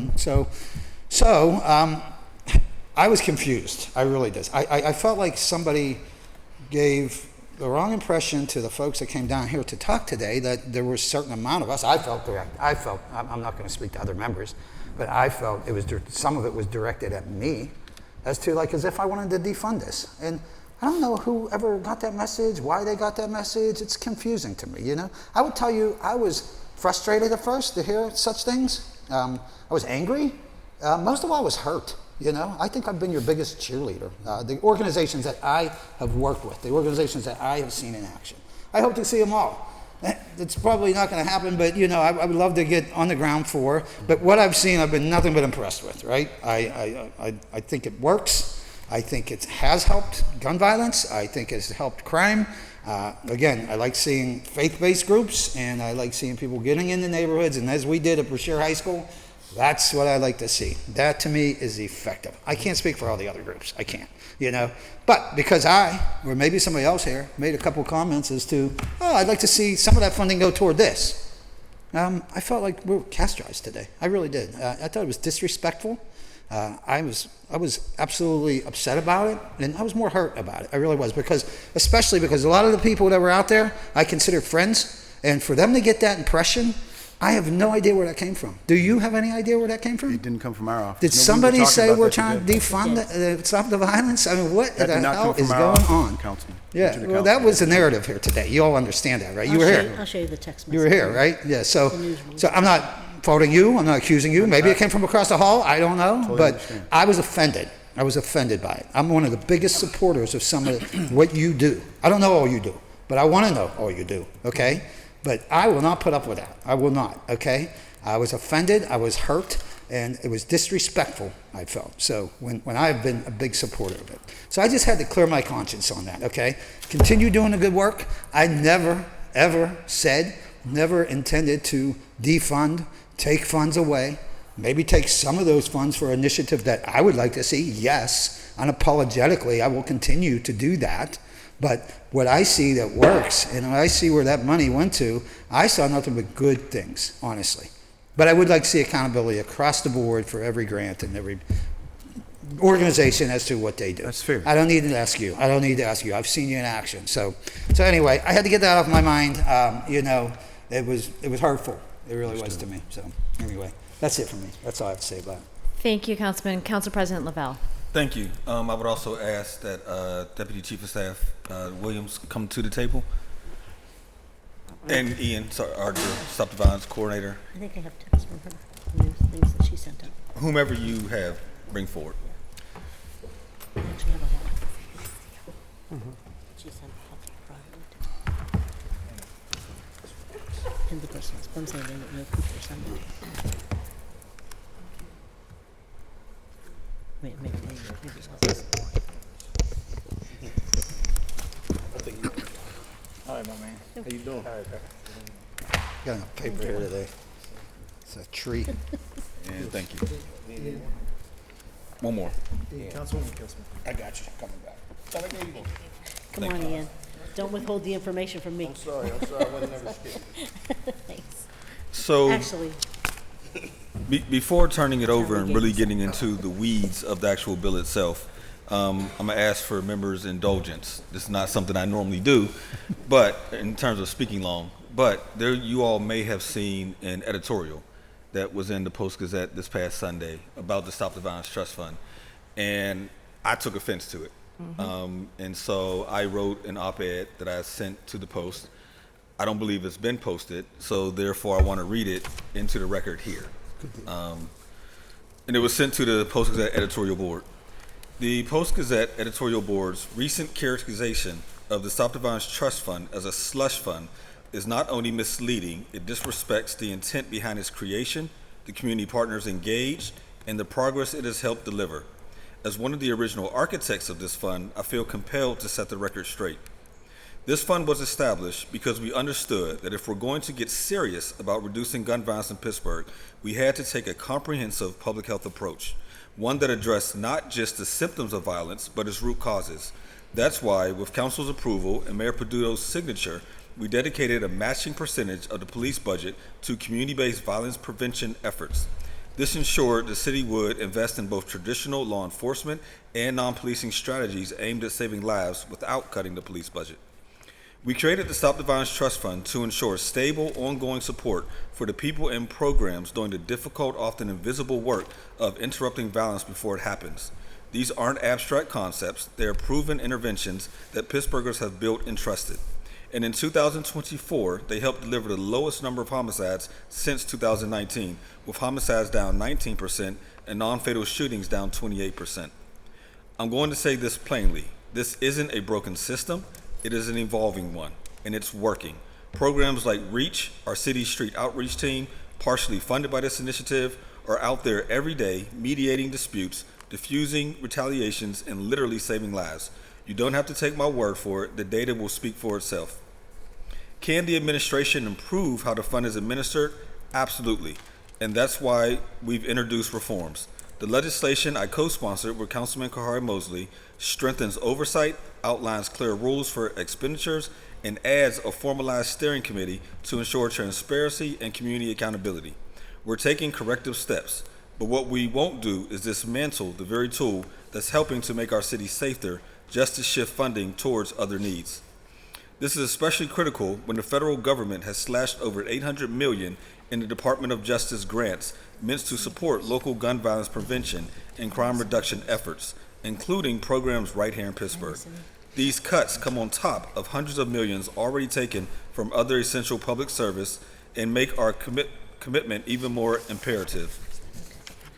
Let's be honest, you can't talk about public safety without talking about poverty. Reducing violence requires addressing the conditions that give rise to it: joblessness, disinvestment, trauma, and generational neglect. And that's why so much of my work, from housing policy to the community benefits agreement in the Lower Hill District, has focused on economic empowerment and long-term community development. These aren't separate issues. Public safety and gun violence reduction are directly linked to these investments. Public safety is a primary responsibility of municipal government, and these resources are direct investments in both economic and population growth. Some of our city's leadership wants to see this fund repurposed to patch short-term operational gaps.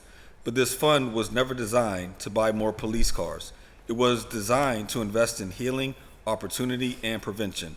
That includes everything from trauma support to youth programming, family relocation for safety, and workforce development. These are not side issues, they are core strategies in building a safer, stronger Pittsburgh.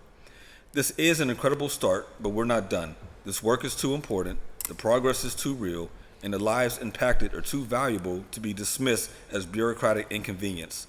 Loss of local resources on top of federal cuts will weaken our social safety nets, destabilize public safety, and disproportionately harm our most vulnerable communities. This is not about politics, it's about people. And I will continue fighting to ensure the city invests in a public safety model that lifts people up and doesn't simply lock them up.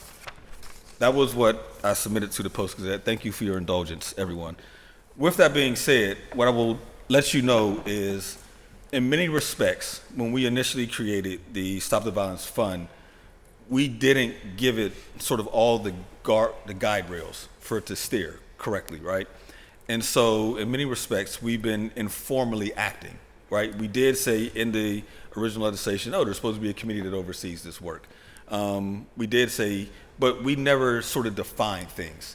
And admittedly, and they can speak for themselves, but admittedly, the Gainey administration has had to try to slowly figure this thing out, right? We created it in 2020, funds got put in 21, the Gainey administration comes in and they began trying to figure out how to get these dollars out the door, and they did so with the first sort of pilot of $1 million that went to Poise. Poise then redistributed those funds. Since then, our solicitor said that's actually not the most appropriate way. The city should be doing direct services with these. We shouldn't even be calling them grants because it's actually contracting services for work, similar to the way our IMP department contracts out support for our network, right? They're contracting out support for public safety work being done in the city. So we need to move away from the grants model, move into an actual contracted services model. And so we've been slowly doing that work as well. It was also, when Chief Wheatley was in office, he also spoke about not simply wanting to give $20,000 to an organization, right? It could be helpful, but it could also become a paper burden, a burden with the paperwork and everything that comes along with it. But how do we really begin to lift up and increase the capacity of organizations that are really doing this work? And so he sort of challenged us to say, how do we think bigger? How can we really go into our police zones, and in here we'll see where we talk about anchor institutions, but give serious resources to build up our infrastructure in doing this work. And we began sort of working on amendments to the bill to give it the structure that we've now discovered. Okay, here's how this thing really functions. Here's how we can really determine how to get these dollars out the door, who needs them, et cetera. And unfortunately, Chief Wheatley left the administration. And as we all know, election cycle comes, a lot of work doesn't get done, to be quite honest. And so after then, Deputy Chief of Staff Felicity Williams was assigned to be able to work with me on putting together, and Councilman Mosley, as he was around the committee, beginning to put together sort of the structure so that we are being more accountable to the public, we are being more deliberate in how we make decisions, and we are reporting out the actual work that is being done on a more consistent and frequent basis. So that's really what this is. This bill today is really good governance. in my opinion. There will be a time, to your point, Councilman Coghill, where we have to have a conversation about how to spend it, but that's not the conversation that we're having here at this table today. With that, I want to turn it over to Deputy Williams. Thank you guys, and thank you for having us here and for being here with us in this long day. Obviously, you see from public comment just how passionate people are about this resource, and it's so good to hear you say the wonderful remarks that you did at the beginning about how great this work is working. So love to hear that. My name is Felicity Williams. I'm Deputy Chief of Staff to Mayor Gainey. Just want to make sure we acknowledge the other members are here at the table with us, and I believe, although he is not here with us, we have Commander Vinansky there as well. So you have representatives from our Department of Public Safety, funded with Stop the Violence Trust Fund dollars, as well as one of our contracted services, Reverend Cornell Jones, here with us as well. So thank you guys for being here to help answer some of these questions. You guys have in your packet a copy of this presentation, as well as a copy of the latest Stop the Violence report, hot off the presses, 2024 and 2025, in here for information. I won't go through some of the purpose stuff because you all are well acquainted with that, and I think the public did a great job talking about that earlier today. I do want to just touch on this statistic here that I think is really important. We oftentimes talk about the money that we are making investments to prevent acts of gun violence from occurring, but we don't ever talk about what the cost of gun violence is to us as a society. And so so every town has done some analysis around this. They obviously haven't done it at the hyper-local level, but they have done it at the state level, where Pennsylvania, acts of gun violence, cost Pennsylvania taxpayers $470 million each year. So not only is it in our best interest in terms of saving lives, but to invest in preventing acts of gun violence, but it's also in our best interest financially as fiscal stewards to do so as well. And so you can see a little bit there of what are all of the costs that go into some of that, but also think about the costs if folks are incarcerated, they are not able to pay income tax because they're not working, right? Folks are not homeowners, or they're not paying property taxes, things of that sort. So as I said, skipping past about the Stop the Violence Trust Fund, because you all know that, and how it's funded, I do just want to touch on a couple things that I think have been transformational for us both internally and externally. Since 2022, these dollars have helped us fund expanding the Office of Community Health and Safety, establishing the Office of Community Services and Violence Prevention, expanding our REACH team, building an ecosystem of community-based organizations in impacted communities, and expanding city sports for youth football, late night basketball, and increased opportunities for women and girls in sports. I know Councilwoman Kale Smith, you just had a meeting earlier today with Director Vargas, and the work that you all are talking about is funded with the Stop the Violence programming. So and REACH was there too. Absolutely, and so it's really exciting to see this work touch so many of you all's districts, as you heard in comments today. I know there are sometimes some questions about how the money is spent, so you will see next here a chart that just looks at high level internal and external expenditures that we have. Again, I don't want to do a deep dive into that. We can if folks have questions, and again, we have representatives here to help us do that. I think one of the other things that we have heard both from members, whether that be directly at community meetings, in conversations with staff, in comments to the media, is around tracking and reporting and the outcomes of this work. How do we know that these investments we are making are working? And so I did think it was important that we spent a little bit of time talking about some of the data, what we call outcome goals. So the act of gun violence, either the homicide or the shooting, is the end result. That's what we're trying to prevent from happening. And so when we look at 2024, we know that from 2023 to 2024, homicides dropped by 19%, non-fatal shootings dropped by 28%. This is the lowest single year total since 2019. I know that there's also a national trend of gun violence decreasing. However, Pittsburgh is a bright spot in that last year, gun violence actually increased in the areas surrounding the city of Pittsburgh in Allegheny County. So we are seeing differences happening there. And so, we believe that that is a result of the work both internally we've been investing in and externally, that ecosystem and partnership there. If we look at this data in comparison, not just 2023 to 2024, but 2022 to 2024, the numbers are even higher. Homicides have dropped by 41%, and non-fatal shootings have dropped by 38%. Last year, remarkably, we had 0 teenage homicide victims aged 13 to 17. That is a 100% decrease from 2022 and 2023. And again, due to the remarkable work of both our internal and external teams, building the collaboration and relationship. Cornell Jones talks about this very eloquently as well. And you all, please feel free to jump in at any point in this conversation. We also are able to look at the metrics of the fact that we've had 21% decrease in shots fired calls. So we're also able to track the work that we're doing in improving public safety there as well. If you turn to the next slide, this just shows you, because some people aren't words, some people are visual, and so we want to do some charts and graphs for you all to show you visually what has happened since 2018 through 2024 on homicides and non-fatal shootings, as well as looking at this by each police zone and showing, you'll see this height in 2022. That is when we began the Stop the Violence grantee funding process. And you'll see drops in both homicides on the one slide, and then the next page also in non-fatal shootings that have happened since then. And importantly, we've started to look at, you'll see in your data here provided the 2024-2025 report, that this is the trend decreasing is holding strong in 2025. As of June 27, 2025, there has been a 40% decline in homicides in comparison to since June 2024. We do want to note that there has been a 17% uptick in non-fatal shootings since June 2024. However, that's from looking at 1 year. However, that still constitutes a 38% reduction since 2022. So we're still down, even though we saw a little bit of a bump in the road, and that's something that we need to have further conversations about in conjunction with our internal teams and our external teams to try to, address and get ahead of for the rest of the year.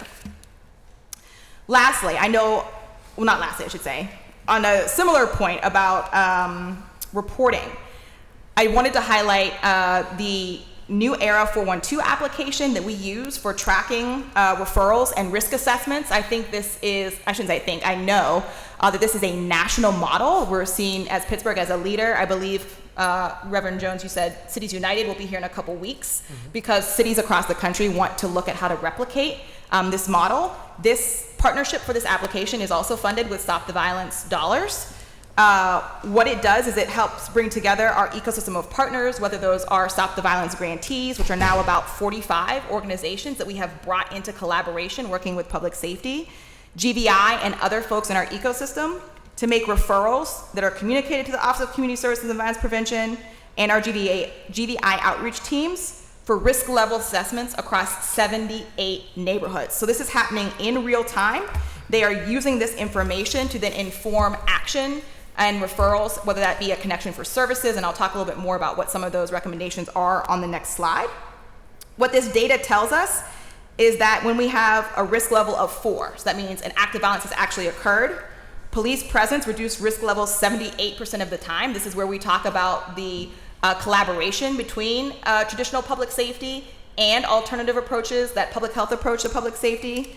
We know that referrals for services lead to low risk levels as well. So we can see, again, this is telling us that the work we're doing is working, and that proactive community-based strategies significantly contribute to crime reduction. This is an analysis of this data that has been done by Duquesne University, and so Operation Better Block with Tali Thompson and Jay Gilmer have been leading that work and are who we contract with for this application.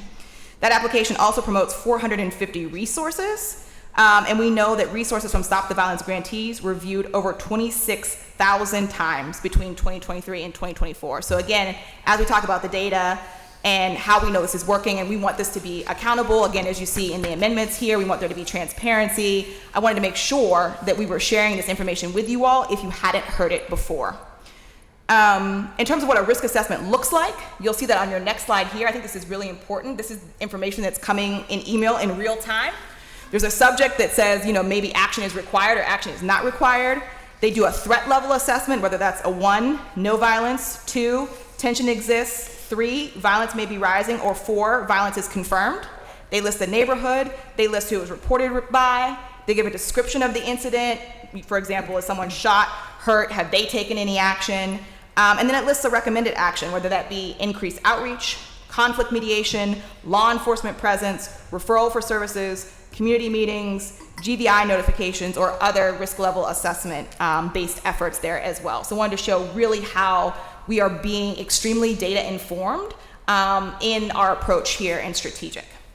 Before I jump into the actual amendments that we have proposed here today, I want to give our colleagues here a second to add anything else that they would like to about the current operations that are happening in public safety, especially with the Office of Community Services and Violence Prevention, as well as our community stakeholders. So if I can start, Councilman Cargill, I just want to agree with you when you said that you would like more transparency and more reporting. We are working tirelessly to do that. Every time we've been before this council, our data has gotten better, our reporting has gotten better. We are bringing everything in-house. Mr. Reynolds, who's in charge of our Stop the Violence grants, is doing a yeoman's job in making sure that you guys are getting the best reporting. Tori, which is probably my best hire ever. She is amazing with the data and being able to crunch the numbers and make it make sense. I think that's very, very important for us to say. And lastly, one of the things you mentioned is we are also part of our faith-based initiative. Felicity mentioned when the risk assessments go out. When a shooting happens in our community, our faith-based community knows that as well. And we have a faith chain that people go into prayer in their own respective houses of prayer, right? And so we have developed over these last couple of years an amazing ecosystem, and that's testament to that was today. The REACH team works with our Safe Patches team, which works with our grantees, which worked with our Safety Together coordinators. Like, everyone is talking. We have broken down silos that were up for a very, very long time. We are working tirelessly to make sure that everybody is communicating. And can we be better? Of course we can. We push for that with my team every day. Like, we want to be the very, very best, and we're trying our very best to be that. So I wanted to echo that, those things that you said. We agree, and we're doing our best to be better. Thank you. Just in addition, I'm not usually the quiet one, but it was exciting to hear, Felicity, when you were sharing, because I'm like, that's us. You know what I mean? That's us, and it took a while to get to this point. And let me first thank you all for your support. Absolutely. Through this process, because, when I came on in 2017, it was one outreach team, and then there was the police, and there was a big division.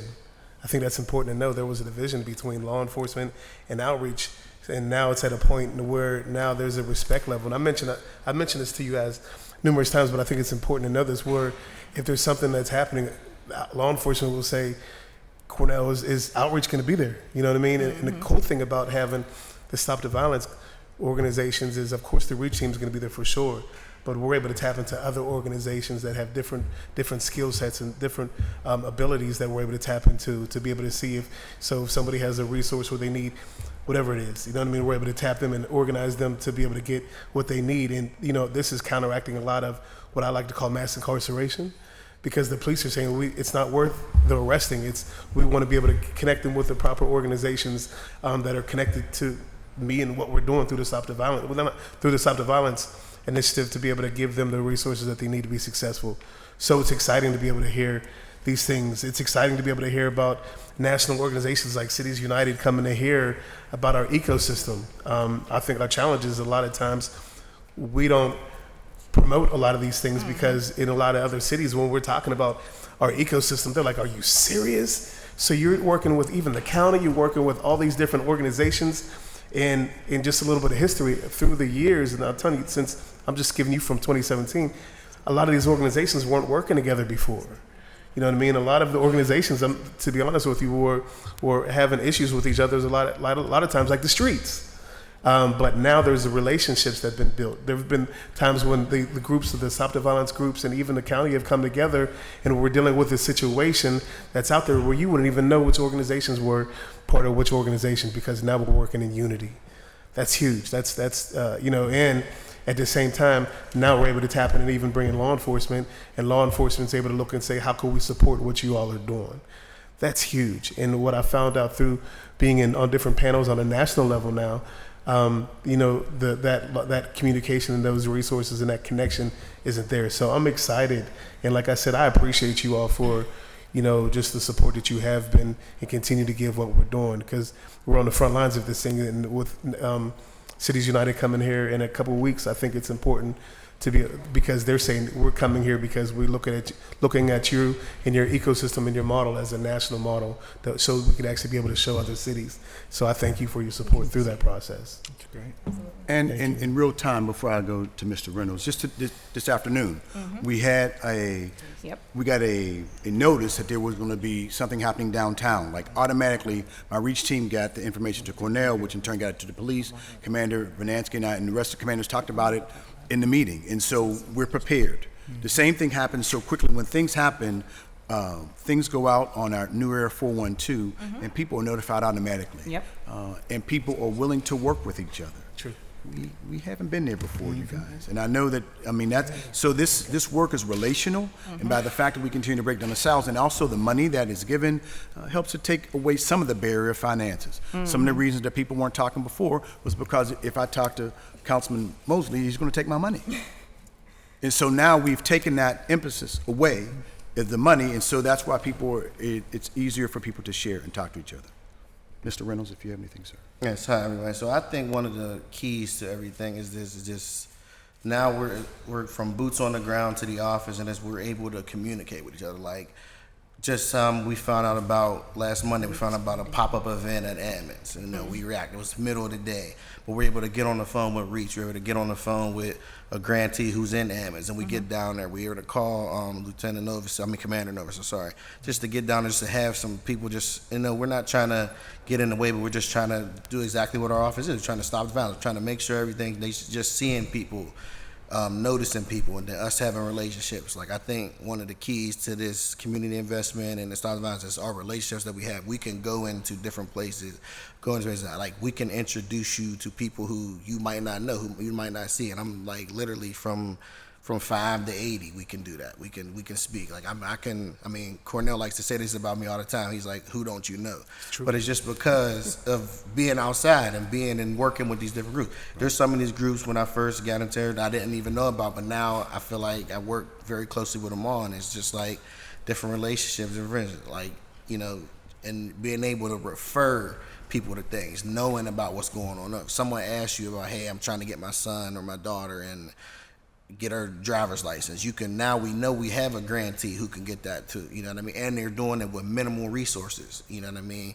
2 cars, and I believe A's Vision has got at least 60 people their driver's license in the last 2 years. And they've been a grantee who hasn't even seen more than 20 grand, you know what I mean? So I just think just being able to work with those people and then being able to champion what they do is really the key thing to the investment in all throughout the community and all the 6 zones. Thank you. So now that we've talked a little bit about where we've been and where we are right now, I want to talk into the bill before you all here today. As Councilman Lavelle said, we recognized that there needed to be additional structure and accountability and guardrails and reporting mechanisms, all of those things which you see drafted here in this legislation. And so just wanted to run through a little bit high level of some of the background around that. I also want to say, as some of the background about how this legislation came together, not only was it ongoing conversations that had happened with Councilman Lavelle and Chief Wheatley, but we took input and feedback from community-based organizations. We also looked at what are models for some similar or analogous funds throughout our city government structure and best practices of how those are modeled.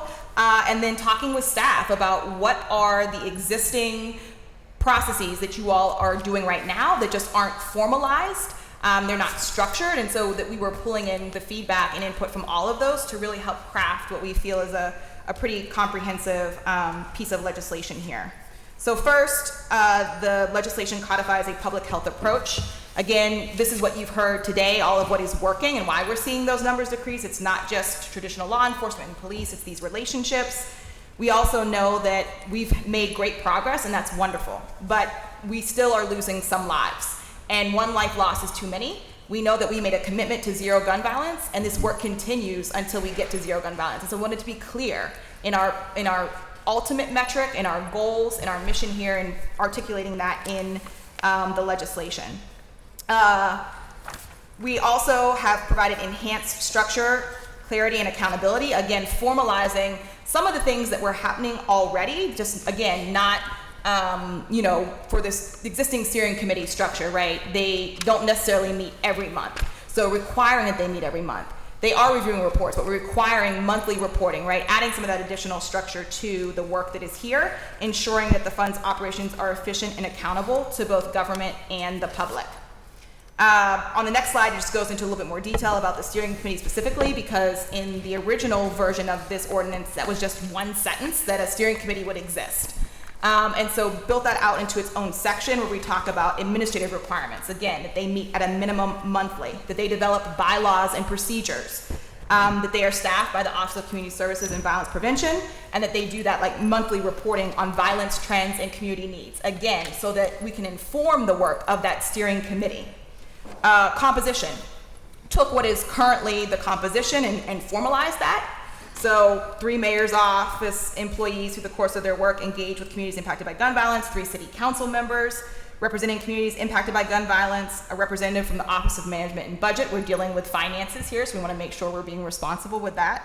The Stop the Violence coordinator, who is most directly, connected to our grantees and partnerships there, as well as the assistant director of community affairs of public safety. And then make sure we clarified roles and responsibilities of that steering committee. They need to develop an annual allocation plan, right, that would come before our regular budgeting process for review and approval. They need to be charged with reviewing reports, developing scope of work recommendations so that we are being both proactive and responsive in our violence prevention strategy and deploying resources for both efforts. So we think about incidents that we had recently in Garland Park in Councilman Mosley's district.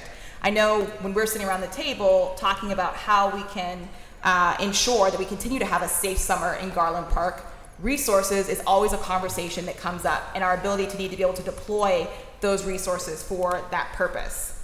And then as you would with any, when we get into this, well, I'm going to just a little more, but Councilman Lavelle talked about how we want to shift away from a grant structure, because these really are not grants. These are people we're contracting with to provide a service for public safety, the same way we contract with experts to help us build a bridge, pave roads, provide IT services, right? This will be the committee who, as any standard procurement process, reviews and makes selections that ultimately come before council in whatever is the standard procurement practice there, which you'll see we formalize that in the legislation as well. We added definitions, so defining what is a community-based organization. Again, this is receiving feedback and input from community-based members, ensuring that funds are directly benefiting the target communities, as well as having community leadership and understanding of those hyper-local neighborhood level needs. We added a definition for extreme need or high needs communities as a metric to target interventions and investment. This is a metric that we have used across the administration to help us identify communities of need. This actually comes out of Allegheny County and something that they regularly update and assess, and has been a fantastic tool to help us really, target investments. Just including some maps for you guys of what that means. The next slide shows you 2024 homicides and non-fatal shootings by neighborhood where those occurred. Wherever it gets darker, that is where more have occurred. You'll see that when you look at the extreme needs and high needs map, which is the next slide, it largely overlaps. In fact, one of the metrics that help determine for the county whether a neighborhood is extreme need or high need is related to violence. And so we know that a lot of this is connected to poverty and is connected to violence.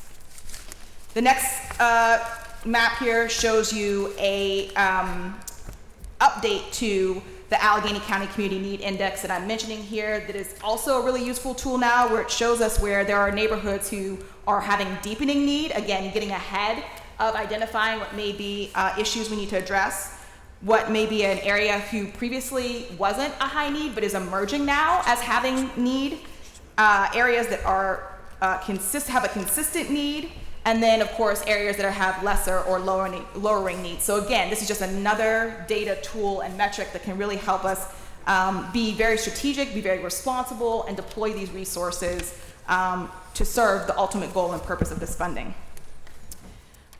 We added to the legislation ensuring a data-informed approach. I've talked to you all a lot about that already, but one of the pieces I mentioned is that we're requiring an open and competitive process following standard procurement. So shifting away from that grants, you will see that the word grant no longer exists in the legislation.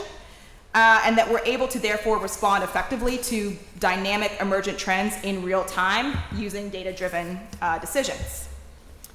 As part of that comprehensive public health approach, we established target areas of fund distribution. So using the public health model and the Path to Peace from 2022, we identified in that trauma-informed community services. So these would be what we could distribute, an area we could distribute funds in, and there's some examples of what trauma-informed community services are. These are all things that help us get upstream and be proactive to prevent gun violence from happening.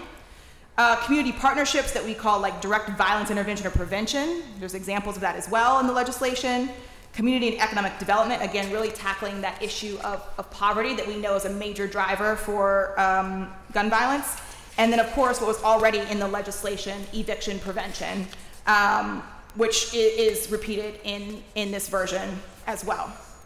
And lastly, because I know I've been talking a lot, and I want to give our councilmen opportunities to add any other comments they would like to as well before we open up into questions, we commit to measuring outcomes and building capacity. Again, there's a lot of this reporting already happening. We're talking to you about what's happening in the new ERA 412 app. We're talking to you about the reporting that Ian's team, along with Victoria, have done. Those reports are publicly available on the city's violence prevention website. We know that they are also shared with you all and the controller. But we wanted to make sure that was written in here as a requirement, not that we just take it for granted or that it happens loosely or haphazardly. We wanted to ensure that we built this in here. And related to that, understanding that a lot of those organizations that you guys heard from today who do amazing work on a shoestring budget and have, as you heard Reverend Jones mention, those relationships that are necessary to being successful in this work, they may not have the best back office. They may not have the capacity, especially if you're only getting $10,000, $15,000, or $20,000 a year, to do some of those metrics and to do some of that work. And so writing into here that also as an eligible expense, we are ensuring we're helping to build the capacity of those organizations so that they can be even better partners to the city of Pittsburgh in our public safety efforts. And with that, I'll hand it over to our councilmen if they want to add any additional comments before we open it up to questions from you guys. Thank you so much. So I believe Council President still has the floor. Thank you. Before my colleagues is an amendment that I have. Yes. It's pretty straightforward. One is we did hear, as we sort of defined community-based organization, that we wanted to make sure people hitting up those organizations are residing within the communities that they serve, and there actually are instances throughout the city where there are organizations doing tremendous work, but the director may not actually live within that neighborhood, and so we didn't want to then not be able to support those organizations. So there's an amendment that says either the organization is based in that neighborhood and or the president, CEO, executive director, whomever that is. The second amendment is, and we also heard that in parts due to gentrification, that when we look at extreme need or high need communities across our city, there are pockets within our city where you still have extreme needs, but because of gentrification, it doesn't necessarily align up correctly. So you could look at Garfield as an example, right? And so that was an unintended consequence of what we're doing. So in order to correct that, we're saying, yes, you're designated an extreme need or high need community now or within the last 5 years, so that we're still able to capture the children or the families within those neighborhoods that need that supportive service. So with that, I'll make a motion to amend. Is there a second? Second. Discussion on those two amendments, or that one amendment? Seeing none, all those in favor of amending Bill 1956 as described, please indicate by saying aye. Aye. Amendment passes. We now have Bill 1956 as amended. Is there further discussion on the bill? What I had was Councilman Wilson and Councilwoman Cale Smith and Councilwoman Warwick all wished to speak on the bill. So we'll go in that order on the amended bill.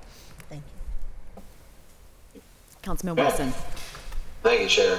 And thank you to Council President Lavelle and Councilman Mosley for introducing this bill, which is essentially the amended version of the fund.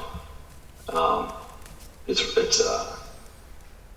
the rules to the trust fund, and I appreciate all the conversation around this, especially all the description of the data that's been mentioned and celebrated, because I remember that this council, passed the legislation that added in and required for that technology to use that app that the outreach workers use. I remember working with Ty Lee on that so that could get done, and that's essential to that type of data. That type of data is essential to making sure that violence is reduced, and we're tracking it. And there's just so much more as we talk about driver's license and other important measures that take place during those interactions, and that's all recorded. All the efforts that go in to whenever there is a response, whether it's if anyone on council isn't aware of this great opportunity that took place quite some time ago that Deputy Director Williams just went over in terms of all the metrics that are recorded. I just think it's essential that we continue to do that, because we're just leaving communities behind if we're not really thinking deeply and recording what's happening so that we can reduce violence across the city. So I appreciate Reverend Jones and everything you do to make sure that continues to happen. I think I have some questions to get my bearings here. Is Director Schmidt at the table? He's in the room, Councilman, but not at the table presently. Okay, could you have him come to the table, please? We're gonna have to add some chairs. If you could go to the stand. Podium, yeah.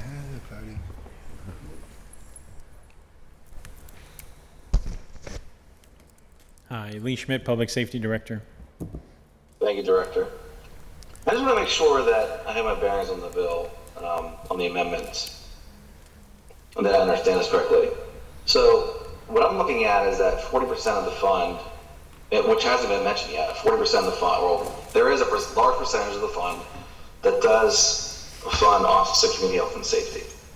And right now I'm seeing 40%, but my understanding is that there's more funding that possibly should be in these amendments, so that it also supports the Office of CSVP. So those together combined, I just want to make sure that we're not leaving anyone behind here, because I know this bill is trying to incorporate everything that we currently spend money on, and that we continue to move forward with that. Yeah, the current trust fund legislation states 50%, up to 50% can be used for internal. That funds the Office of Community Health and Safety, as well as the Office of Community Services and Violence Prevention. I haven't been able to crunch all the numbers to figure out the percentages in the new bill to see if that amount is different. I don't know if Deputy Chief of Staff Williams maybe has a little better insight on that. I know OMB also flagged that one for me, that we had to look at some numbers just to make sure, because we have some positions we're trying to hire that I think would put us closer to that 50%, but I'll let somebody else kind of. I can speak to that, Councilman Wilson, if you'd like me to. Sure.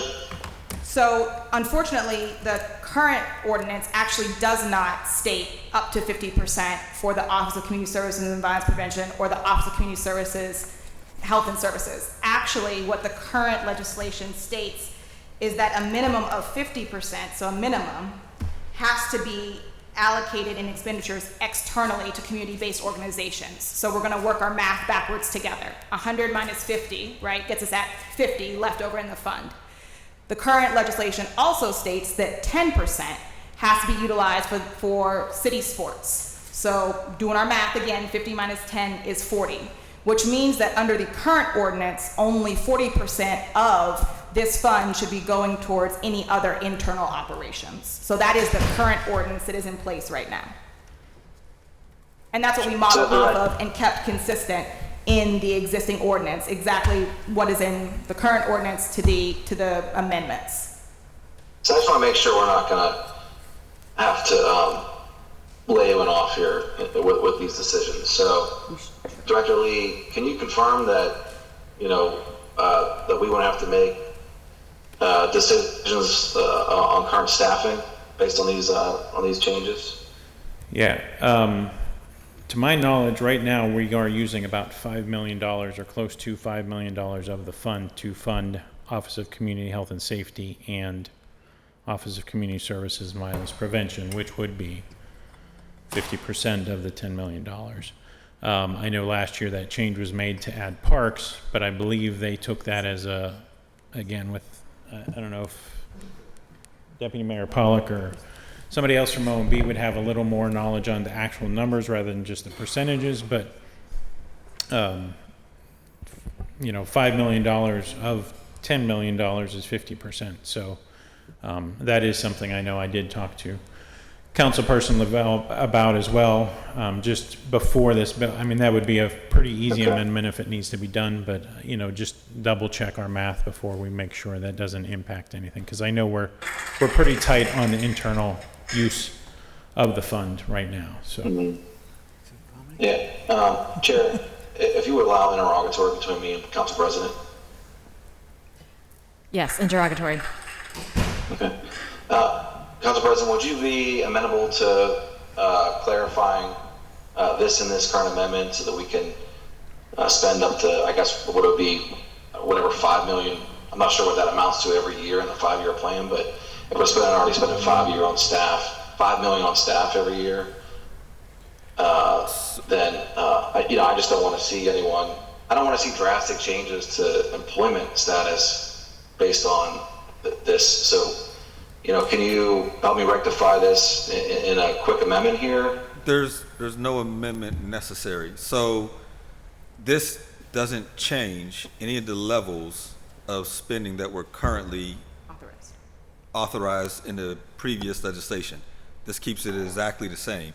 The reason why OCHS can potentially be going up to 50% is because the current legislation reads a maximum of 10% may be used to support the Departments of Parks and Recreation. If not all of that 10% is being used, then OCH is using a percentage of that to support themselves. But this doesn't change any of that.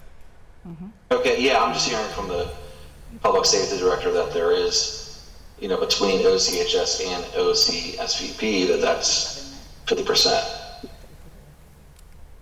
That doesn't change the legislation. Okay, so we still can spend, okay, just as long as we can still spend, up to the amount that's currently staffed. They can, that doesn't change. Okay. Can you confirm that, Director Lee?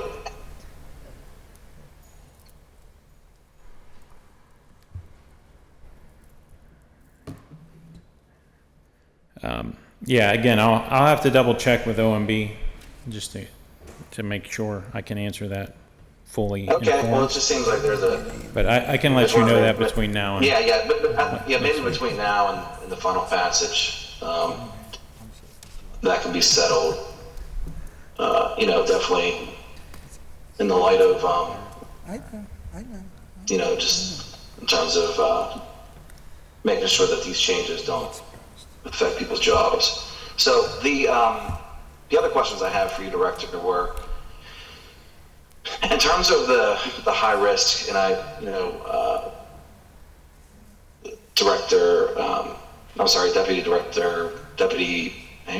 Deputy Director Williams, please jump in here if you have the answer. These high need areas, does that mean that the downtown will be excluded? No. So it does not mean that downtown as a neighborhood would be excluded. Instead, talking about high and extreme needs neighborhoods are what we're using in terms of defining a community-based organization. So community-based organizations can do work in any neighborhood across the city.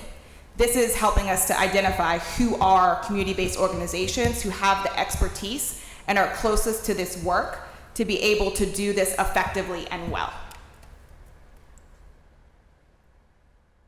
Okay, so, okay, I just want to confirm that this would, because the way I look at the high need, the way it is identified, that I'm just, not sure that this would actually, the downtown will qualify, but, I just wanted to bring that up. Good to hear that it would. And then, so furthermore, I just wanted to make sure that everyone saw the email that was distributed this morning, and then in front of you have yellow papers. It is an amendment that I'd like to introduce, and to explain that, before I make the motion, I just wanted to say that this amendment only, I believe it only strengthens the trust fund. A lot of the amendments that I see that I'm looking at in front of me in terms of what Council President Lavelle and Councilman Mosley are proposing, that this only further strengthens those amendments. I mean, it's a whole bill, but they're basically replacing in kind the past language of the trust fund, which is we would continue to give council approval for larger amounts. Right now we approve everything out of the trust fund, and I haven't seen any issues yet. Council has not approved something through the trust fund. And so this would mean anything exceeding $200,000 will continue to require a separate vote by council. This reinforces oversight of the large funding decisions. The anchor organization, if we just can clarify that role in the amendment that I'm proposing, it just further clarifies that this organization, the organizations that are chosen, they will be continuing to coordinate with violence prevention efforts, but if they intend to distribute funds to other groups, then this role must be authorized in the annual allocation plan, which in this bill is approved by council. And so that will be documented in a formal agreement with the city. I mean, the point there is that it's a very serious rule that we're identifying 6 different organizations that clearly match the zone. We want those organizations to be fully capable of doing that themselves and not act as a pass-through. And to further clarify the role, another amendment is to further clarify the role of the steering committee. Basically, I want to make sure that we're making sure that the steering committee remains an advisory board, and that just like all boards of other trust funds, that there is this final decision that council will make in terms of a larger vote, but then also just clarifying that we are going to vote on items that are above 200K. Also, the outcome metrics tailored for each program. As I mentioned before, this council already has improved the outcomes by making sure that all outreach teams must use the application that outreach workers use to further identify different needs in these high-stake situations, and to further that, to establish a program-specific outcome and expectations for individuals. I'm sorry, for organizations that will receive funds. I think it's critical. I was reviewing the annual reports. I was reviewing the quarterly reports, and I do see that there is some need to continue the great work that is in those reports. And furthermore, I did have a great conversation with some organizations that are using rate metrics, and I think they also feel that they really feel that it's a necessary tool to continue to monitor their own programs. So, but that is all up. That we're not making that decision here at council. We're just charging if we would make this amendment, we would just be charging OCS, SVP, and the steering committee to make those decisions. basically come up with a plan for metrics. And also the reallocation of the unused funds. Once again, this is nothing new. This is unspent money. How the trust fund plans to do that, it just charges them to come up with a plan. Also, the public transparency process. I know that the public is eager to just clarify what's being understood through all parts of government. So, you know, as much we can have on the public-facing website, the violence prevention website, which I can see right now on my computer. And I do see mid-year reports, quarter three surveys, quarterly reports, and that's all in a zip form, which is great. But just so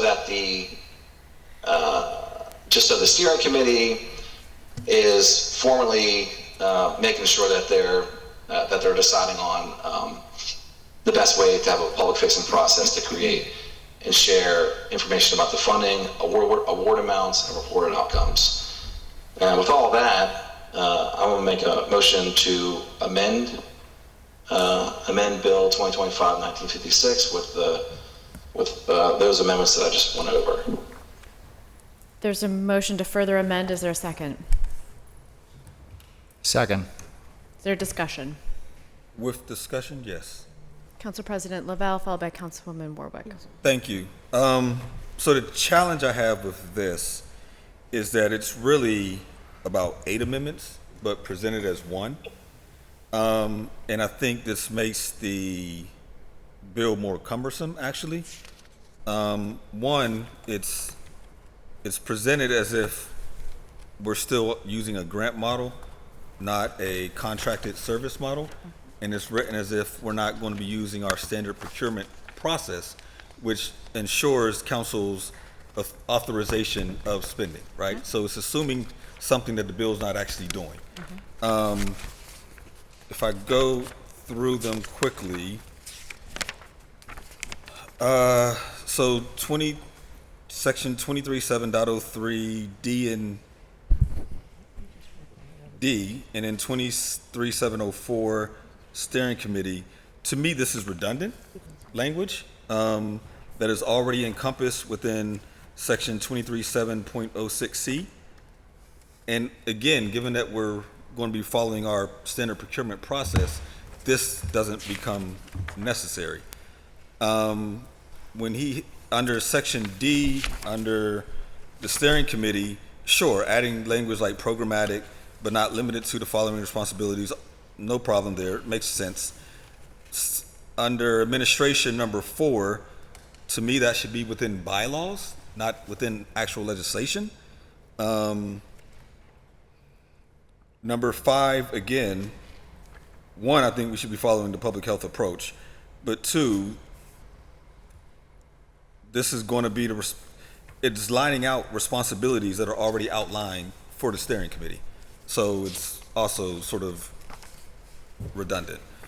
And then 6 is also redundant because we actually have an entire section that is on measuring outcomes, tracking, and reporting. And so if anything, it should be there, not in this standalone area. And then the last one, which is anchor organizations shall not act as pass-through entities. I have no problem with that. That was always the intent. No problem there. But again, the challenge is the formatting. It's really a series of amendments that some are duplicative to what's already in here. Some don't line up. I'd be more than willing to work with the councilman to see what makes sense to put in the final version. But as it stands, I can't support this amendment. Thank you. Councilwoman Warwick. Yeah, interrogatory, please. Interrogatory. Yeah, so Councilman Wilson, if you don't mind, could you let us know who all sort of within public safety, within the, the folks here at this table that you worked with on these amendments? Public safety was never worked with on this amendment that you see right now that the council members are proposing initially. Yes, but they were. Just by my reading in terms of this, I just wanted to further clarify what some may seem that there is, that it's already in the bill, but I'm not seeing that. I see some words describe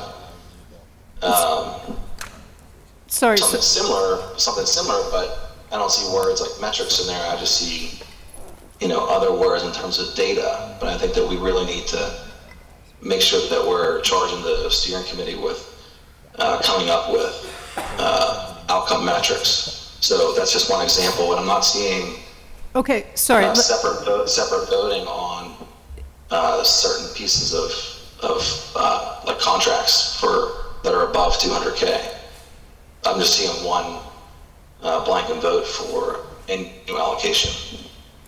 So just to clarify, my question was for these amendments here, because I think I just saw them this morning, right? They just came to me this morning. So my question was did you discuss with Council President these amendments, or Councilman Mosley, or anyone? Yes, I have discussed it with Council President, and that you're witnessing the back and forth, as we discuss it here, because we are continuing to go back and forth on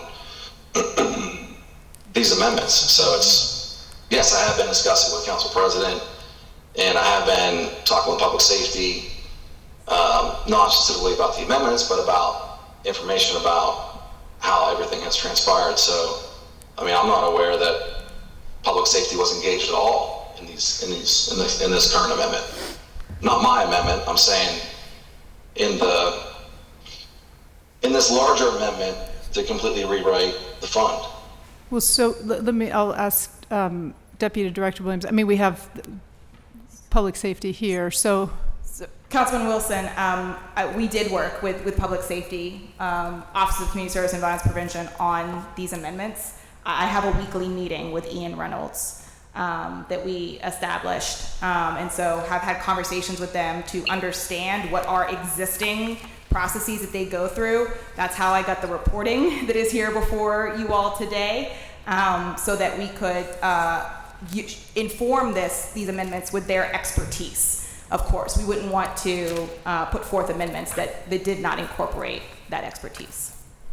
I'm aware of other information, other details of that Public Safety wasn't consulted. Public Safety, I think, is how many thousands of employees? So I'm not sure who, perhaps, but I can tell you I have a weekly meeting on my calendar with Ian Reynolds, and we have met and talked, and so. All right, so at any rate, I would say just on, again, and I always hesitate, right? Like, I know Councilman Lavelle and Councilman Mosley and Deputy Director Williams have been working on the first, it's something I knew about and we discussed. And there's actually some things on the previous amendment that just around city parks, but we're talking about Councilman Wilson's amendment now.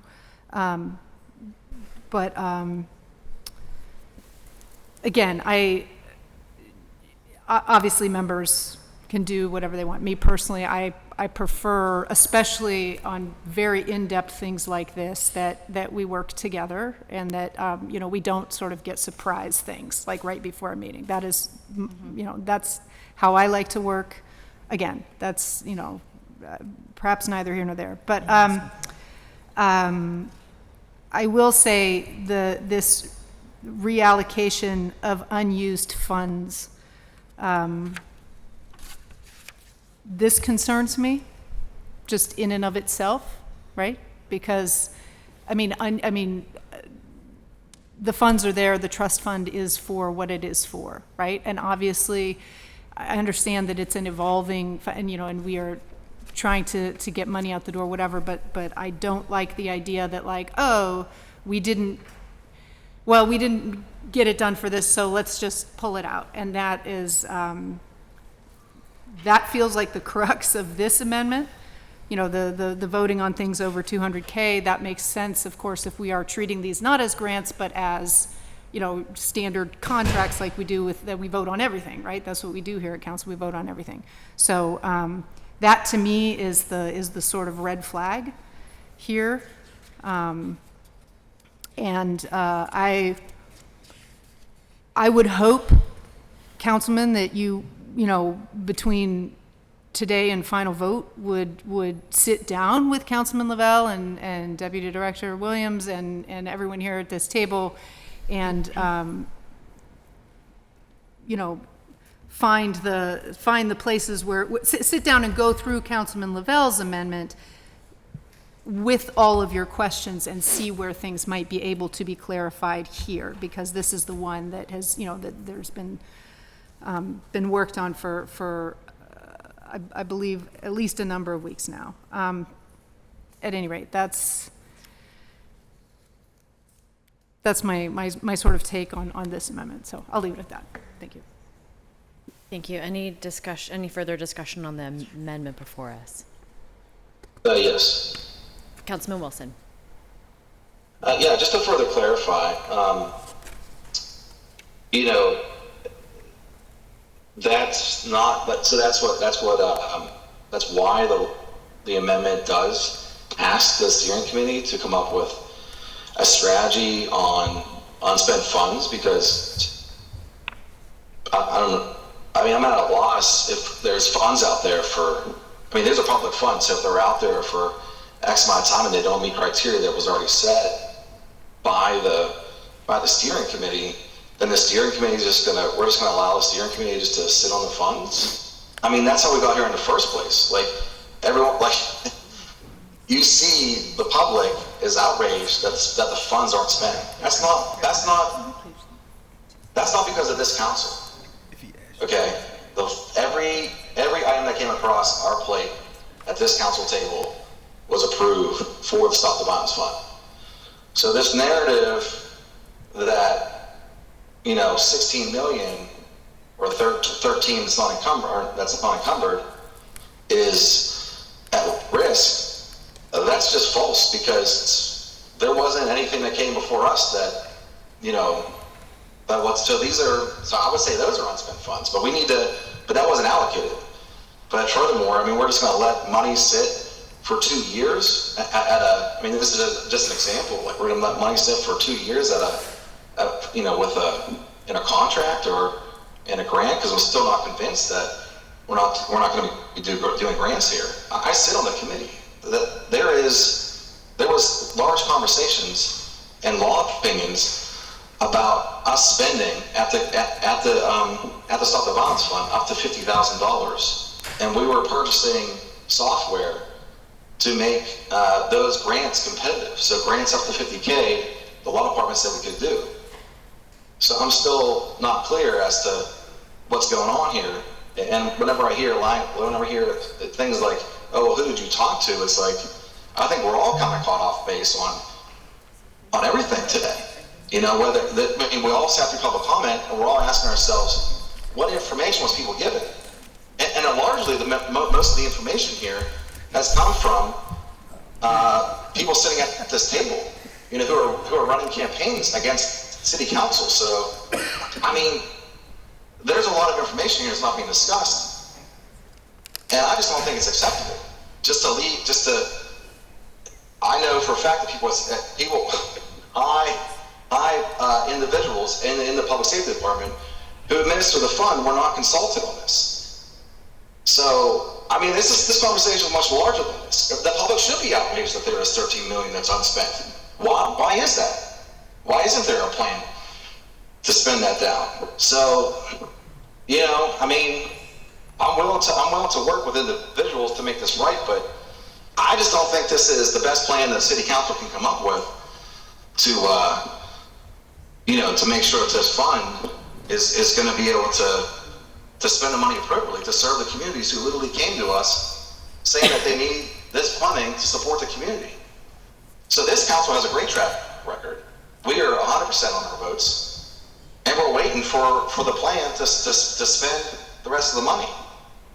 And I'm still unclear as to how that goes on, because like I said, I was a part of many meetings in the committee where we discussed spending up to $50,000 for grants. And now we're saying we're not doing that. It's just confusing to me. I'm part of the committee. I wasn't involved in writing this legislation. I was approached a couple weeks ago about it, but I mean, it would have been nice to be included from the beginning. I mean, I was there in the beginning whenever, you know, the outreach workers were saying, hey, come support us. Like, we need some more accountability, help us out. And then I worked with people to do that. I don't know why, you know, this wouldn't be the same case. So, I don't know. There's something going on why everyone's not being included in this amendment. And I just think it's unacceptable that, you know, that we need to, you know, continue going on this road of the council and administration not being able to communicate with each other appropriately, because, you know, the election's over. We should be focusing on making sure that we're doing everything in a professional manner to make sure that we're doing the best for the city of Pittsburgh. So with that, I would like to withdraw every amendment that is in this, that is in my amendment, except for the ability for council to vote on measures that are above 200K. And I can specify that. That is, let me see here. All right, that is 237.03 D, the section that is added, any agreement or contract awarded, issued pursuant to this chapter in excess of $200,000, 200K, shall require separate authorization by City Council by resolution prior to disbursement. I would like that to stay, and I would also like the motion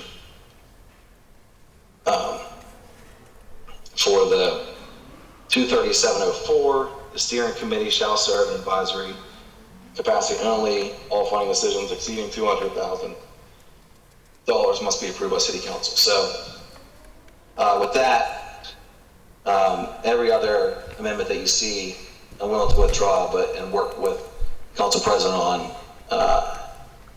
in the coming week. But I would like us to take a vote on everything remaining that I talked about. Okay, procedurally, I'm going to need a little bit of assistance to understand if that is the proper procedure, or if we need to have a motion to withdraw. And I'm looking at what I think is our parliamentarian and our expert here, as well as our city clerk. Whether it's a motion to withdraw, a vote, and then an additional voice amendment that would amend the amended bill. That's the clarification we're looking for here. Proper procedure. You want to sit here? The microphone.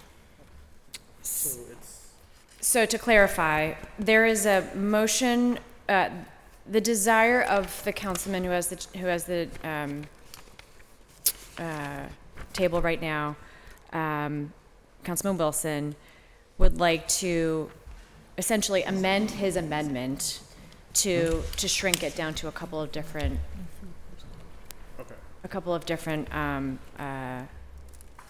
sections. Prior to that, Council President did the amendment for the stuff that he put in, so that's kind of what's out. It's the amended version of the bill. Okay. This is a separate amendment that's being discussed currently. Councilman Wilson's wasn't voted on yet. Correct, it's under discussion. Right. Then he should amend his current amendment to whatever he requested, and then vote on that, since it was still open and not voted on. So he would just amend whatever he had on the table to whatever he wants now, then council would vote on that. Thank you very much. So, Councilman Wilson, I don't know if you heard that, but the recommendation would be a voice amendment to your proposed amendment rather than a motion to withdraw. I'm sorry, please repeat so I can do it correctly. The proposal, the appropriate procedure would be for you to make a voice amendment to your proposed amendment that you already described, and that would be what we vote on. Yes, motion to amend by voice, to strike. Is this the motion? Is this yes, correct? Yes, this is the motion. Mr. Gonzalez is talking. It's a motion to strike. Yeah, motion to, how about I motion to strike and then I'll motion to do the voice amendment for the next one. That's what you're saying? That's fine. I think you just. Yeah, let me motion to strike the motion to amend the yellow paper you see in front of you. And then, okay, sorry, do you need a second for that? Because we have not taken action on your proposed amendment, we need to withdraw the amendment. We simply need to amend the wording of your amendment. If you're able to clarify what you'd like us to note. Okay, so voice amendment for adding language to 23703D. At the end, it will be added, any agreement or contract award issue pursuant to this chapter in excess of $200,000 shall require a separate authorization by City Council by resolution prior to disbursement. In addition to that, 237.04A, at the end of the paragraph, the steering committee shall serve in advisory capacity only.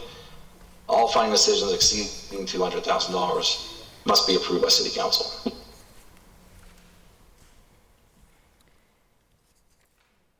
That's the extent of your amendment, to clarify, correct? That's the extent of the amendment, correct? So the motion on the table is to amend with those two sections only with the amendment that you have before you. Any questions? Yes. Councilwoman Gross. Would the clerk read the sections for me? The sections that he wants to add? Yeah. I think I heard the most recent one was 237.04A. He wants to keep 237.03D by adding any agreement or contract awarded or issued pursuant to this chapter in excess of $200,000 shall require separate authorization by City Council by resolution prior to disbursement. And he wants to keep 237.04A by adding the steering committee shall serve in an advisory capacity only. All funding decisions exceeding $200,000 must be approved by City Council. And he wishes to strike everything else. Thank you. This is the amendment on the table. I'd like to take a voice vote on this amendment, Madam Clerk. Roll call. Roll call. Roll call, excuse me. This will be a roll call vote on Councilman Wilson's amendment. Are we voting in the affirmative for Councilman Wilson's? For his amendment. His amendment. Okay. Yes. Thank you. Mr. Sharlin. Aye. Mr. Coghill. Aye. Ms. Gross. Abstain. Mr. Lavelle. Mr. Mosley. No. Mrs. Kell Smith. Aye. You said aye.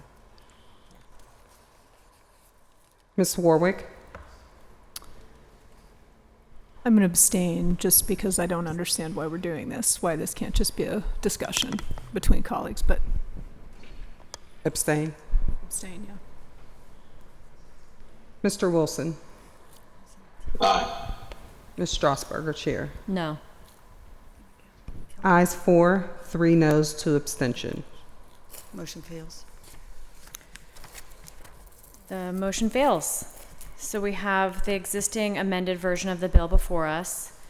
On my list of speakers still who originally wished to speak prior to this additional amendment was Councilwoman Cale Smith, Yeah. followed by Councilwoman Warwick. Although it's 5:30 and all these employees are still here waiting, I'll try to be brief. But I do want to say that I feel like there's so much to say about everything that happened today. I feel like First of all, I hear Councilman Coghill and his concern, his comments about the way council was dragged into this, and not one person talked to us and said, hey, are you in favor of this? Are you not in favor of this? No one brought anything forward asking us to spend any money. There was not one thing that we said no to. If anything, we have been nothing but supportive of this program since Reverend Burgess and Councilman Lavelle started it. And that was under Mayor Peduto. The first dollars, I think, came through under this administration, though, if I'm correct. But throughout that entire time, nobody said no. All we did say was that we want to make sure, and this is our job. So I don't care if people like me questioning things about the dollars or not. That is our job. And people want to see results in the city of Pittsburgh in terms of violence, especially the kids and the families that are affected by it. So I'm going to ask those questions, whether anybody likes it or doesn't like it, every single time it comes to making sure we're delivering results for kids. I said before, I did call it a slush fund. I said I want to make sure we don't have a slush fund. Not that I think it is. I think that there are a lot of great things happening. My favorite thing is the REACH program. I absolutely love it. I think they do a lot of great things. I do call them often. I wish, I told Councilman Lavelle, I wish that it was actually a full-time job for people so that we can call people whenever, at any time. Because when I get a phone call to go down to the community in Sheridan or wherever, it's always at off hours. It's never during a time when you think you're going to be able to get a hold of someone. And the REACH people work jobs because these jobs do not pay enough for them to not work another full-time job. So I would like to see them have that type of funding, or for us to work towards that. But more than anything, I think that the tension is so high, right now in the city of Pittsburgh with everything in a lot of our marginalized communities, and I think a lot of it's happening on the federal, because of things happening on the federal level, things happening here locally, including the election.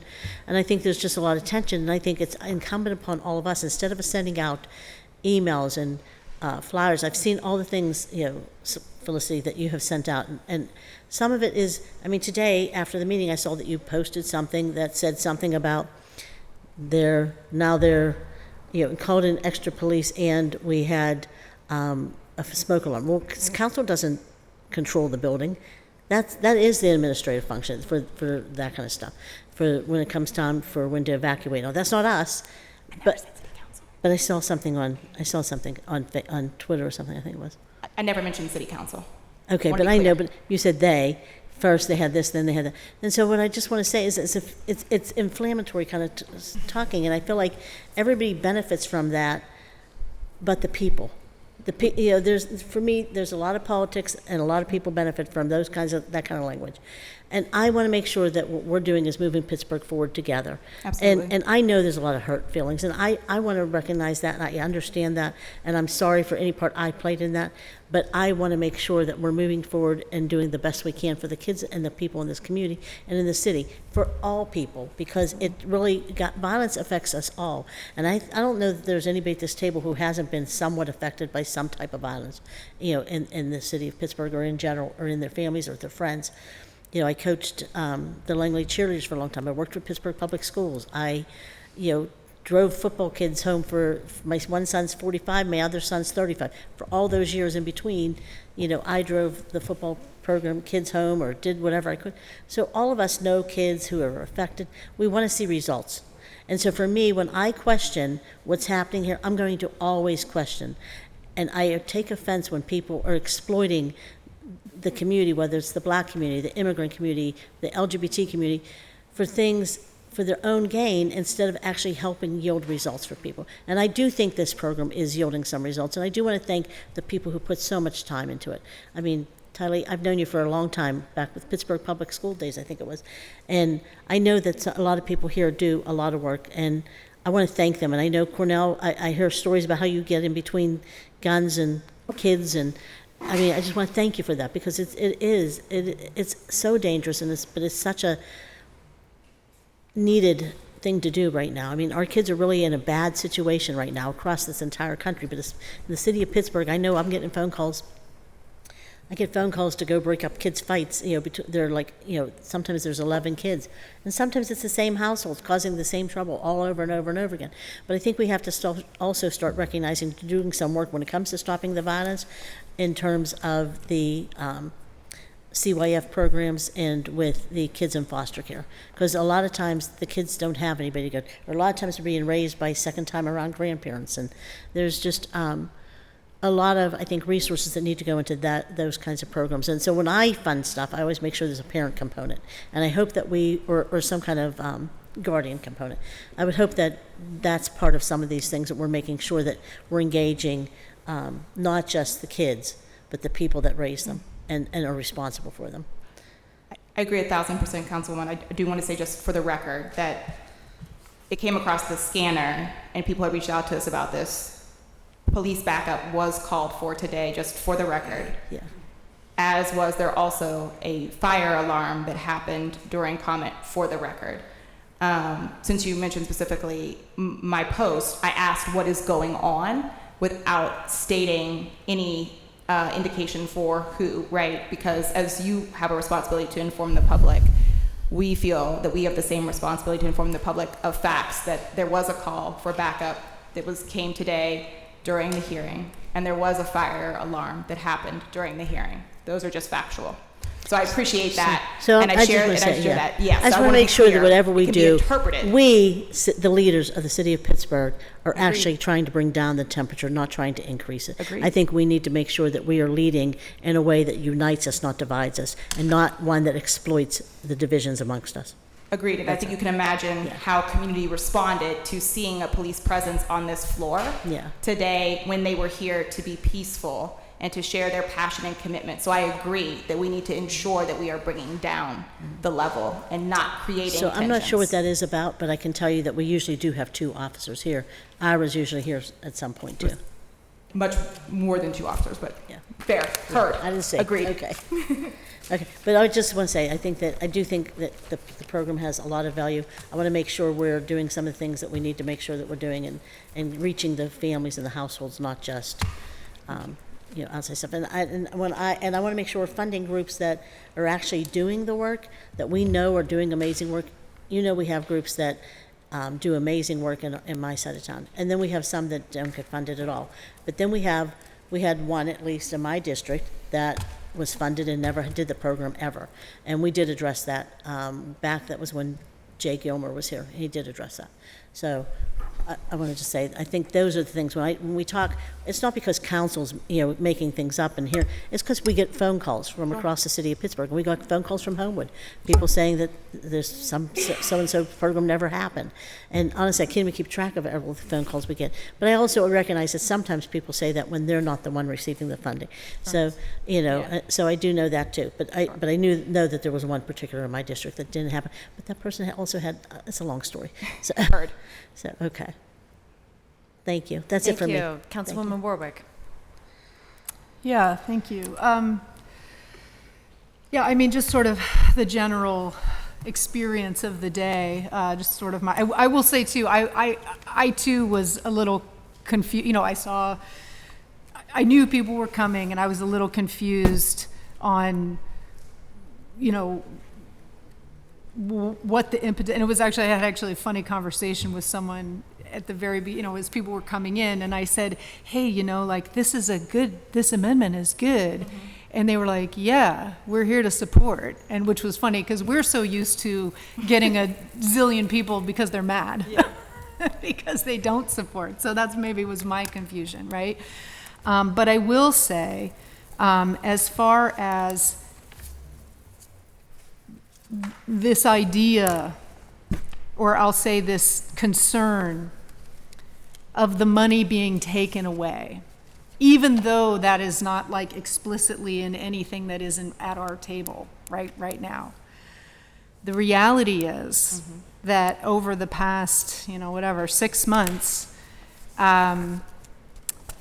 we have a newspaper that has been relentlessly attacking our mayor, And this is our mayor's number one top priority, right? Is reducing gun violence and making our city safer. And he has made exceptional progress, and all of you, right, in this endeavor using this fund.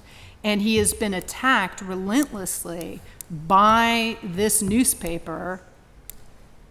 You know, whether, and I mean, we've heard about the election, you know, whether it was in, you know, with the, you know, intent of sort of knocking him out of his seat, you know, mission accomplished, perhaps. I mean, in, you know, in part, whatnot. But so when that newspaper, which has been attacking our mayor and worked so hard to delegitimize our mayor and all this good work that has been done so far, comes out with an editorial calling this a slush fund and talking about how there's, you know, whatever, you know, 13 million sitting there, and why don't we do something else with it?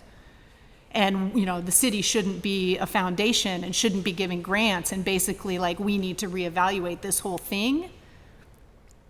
That made people nervous. Like, we can't control the narrative here at council, right? Not everybody, I mean, you know, yeah, we're down in the weeds, but people respond to the message that is out there. And that is the message that this newspaper, which worked so hard to get rid of Pittsburgh's first black mayor, who put this at the very top of his agenda, and then once he has been ousted, or, you know, does this editorial calling into question the entire fund.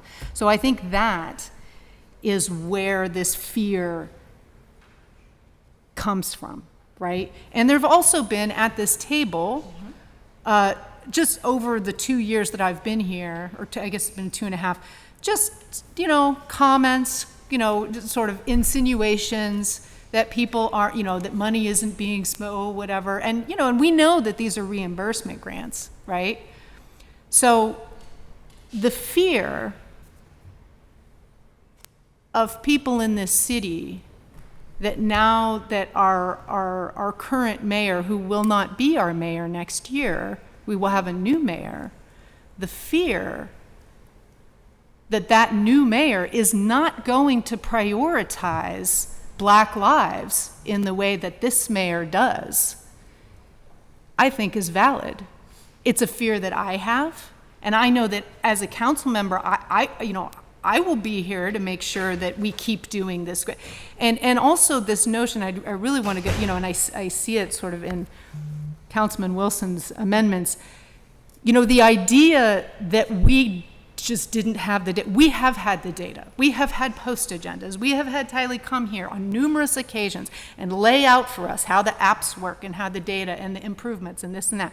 So we know this data is available. It has been made available. I'm not saying that can't be formalized in a more, you know, periodic way or whatever. There's always room for improvement.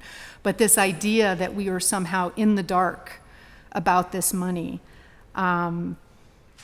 So I think that the crux of this is that now that we are moving, you know, we'll be moving soon to a new administration, to a new chapter in the city with new folks in, you know, in the mayor's office and in, you know, perhaps in various departments we shall see. We want to make sure that this work continues and that reducing gun violence and getting to zero, because nobody's child should die, should be shot in the street.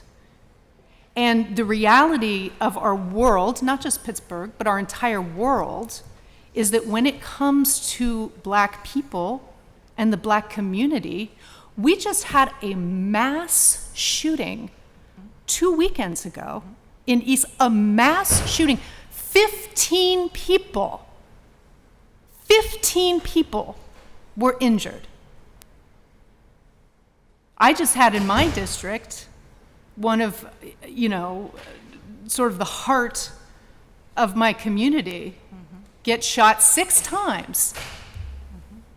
We had a mass shooting 2 weeks ago, and we're not even talking about it. We're not even like, I don't know, what's up? Whatever. Just another day in the black community. So I want to make sure that this money continues to go toward, and that we are shining a flashlight on every single time there's an incident of gun violence, and that this work continues. And that is what I think that's what the fear is, and we've seen, and it's been the whole election building up. And today, I think that was just a manifestation, and I don't think that any council member should feel attacked or offended, or that it's directed. I don't think anybody said anything about any particular member today. And if you do feel attacked, I don't think let me anybody just feels say attacked. this. Well, I mean, Wait, if you do I'll feel respond to attacked, that. let me just I'll say, respond to that. and this is just on that I would use as an opportunity to look inward. Like, why did what we saw today should not make any of us feel attacked? It should just make all of us say, my God, this is so important to the people of this city. We have a mandate, right? We have a mandate to get this right, to keep doing this work and using this fund as it was intended, right? And it all got a little confused, and that's just how things go, right? When you're dealing with public testimony and and social media and all of that. But I think everyone has done a good job today. I think this is a good amendment on the table, and I look forward to just continuing to move forward. So, thanks. Thank you. Councilman Sharland, followed by Councilman Mosley. And then we have second round. All right, thank you. There's a lot to discuss here. Try to narrow at least into different rounds here of what I want to talk about. So I do want to make sure I'm understanding this right. And, maybe someone at the table or maybe interrogatory can answer.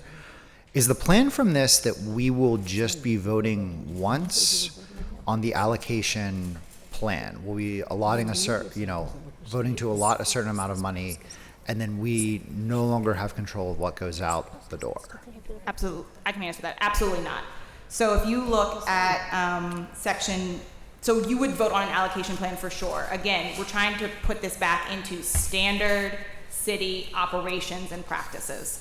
So as you all always vote on budgets, right? You would vote on an annual allocation plan, yes. However, talking about expenditures, if you look at 237.06C, where it says open and competitive selection process, we intentionally wrote into the amendments that all funds dispersed to community-based organizations will be distributed through an open and competitive selection process. It also specifically mentions Chapter 161, which is our city's procurement code. Mm-hmm. So again, the standard process that you all do when we're contracting with an expert to build a bridge, the things that you authorize and approve regularly at council sessions, anything through procurement, we would follow standard procurement practices for the distribution of any of this funding.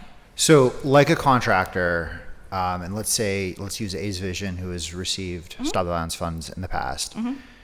A's Vision wins the award, and that then comes to council for our approval after that. Absolutely, it would go through our standard procurement practices.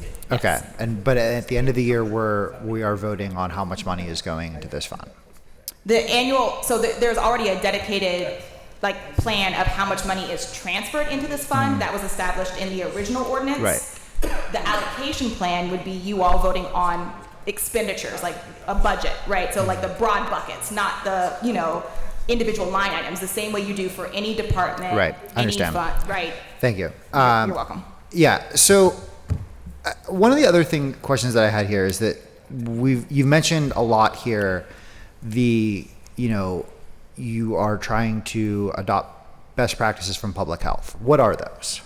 Yes. So if you look back at, give me 1 second here. I'm going to tell you the section to look at. Alrighty. Okay. 2, 3. Actually, I'm sorry. I think I would start with the purpose of the fund, where it outlines public health best practices first. I would say I'd take you back there, where it talks about the collaboration between both traditional law enforcement and preventative public health models. So again, traditional law enforcement typically engages once a violent act has already occurred. It's too late at that point, right? It's an important role, and we welcome our police officers who engage with us on that. That's one component of the public health approach. The other piece is saying, how do we prevent from even ever getting to that act? That's what really makes it the public health approach model, saying not just an act has occurred, we investigate and arrest somebody. How do we prevent that from happening? And so those principles that you see are what we built into the funding allocation. Therefore, if that is our model that we have adopted as a city, then we should be deploying resources to those components that help us achieve that public health model. So trauma-informed community services. That's where we're talking about mental health and substance abuse, behavioral, reentry, all of those things. This has been outlined in the Plan for Peace that was published in 2022. Again, pulling directly from that document. Hold on, I'm sorry. Wanted to move to our... So the public health approach is really just getting upstream. That's, when you say public health approach, that's really all you need. It's the combination between, yes, getting upstream, being preventative, along with the traditional public safety. So not in conflict with, but working in collaboration. Okay. So, I mean, I think that's important to clarify because, you know, I was thinking it was like a much, you know, my background is in biology, so it's like, what actually does this mean? That really, you really just mean getting upstream there. Sure. Root causes. So one of the things that you've looked at was community and economic development. Mm-hmm. And I fully, you know, embrace that. I think that's a great idea. Who is currently being funded that would be doing community and economic development work? What are the kind of grants that you want to see in that? So one example would be in Councilman Mosley's district for the Trade Institute of Pittsburgh. We're talking about workforce development. Workforce development. So the community economic development really boils down to, when we talk about like simplifying it, addressing poverty in those instances, right? So saying that we're ensuring people have job opportunities, that there's neighborhood revitalization, housing. Our eviction prevention work is also community economic development, but it's in a special section of its own, but ensuring that people are housed. Those are the types of things that we're talking about in that bucket. Yeah. So when we're talking about that, though, I mean, you know, it's well documented that urban blight and violence go hand in hand. So would we be looking at funding groups that would be looking to solve blight? So I know that Councilman Lavelle also has some thoughts on this particular piece. There is a study that does talk about that. There's many, actually.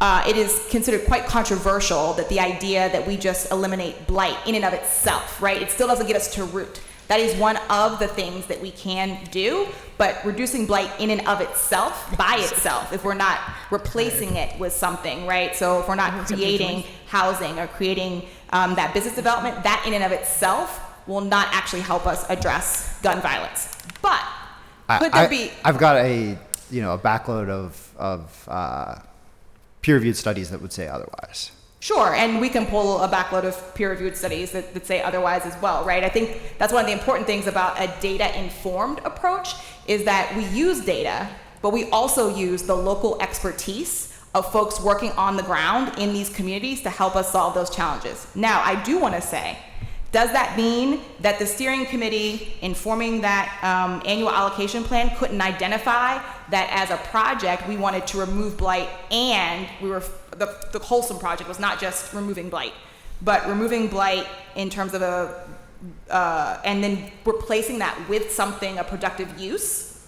That's something that could be for discussion for the steering committee to review and do, right? We're not excluding that from here. But I do think we have to have a more deep conversation about what exactly that looks like in the violence prevention strategies that we see are most proven, that have the most data around that. Would creating that program that, I haven't seen anything on, would that be a data-informed approach? Which program? I'm sorry. Creating, the program that you're describing of that this could be the focus of the program. Would that be a data-informed approach? So again, we don't want to think about this as a program. I think that's how we're getting away from the grants model. We want to think of these as contracted services model. Mm-hmm. So us saying in these categories, we're designing an annual allocation plan the same way we do for any other department and work across the city. And these are the things we're going to invest in this upcoming year, right? For example. And so in that, you would develop what are the ways in which you're going to do that. So we shouldn't think of this as a program. We should But think you'd of this want those more- to be data informed, right? Absolutely, of course, and we wrote that into the amendments, yes. Okay. Monthly reporting to help identify trends and needs.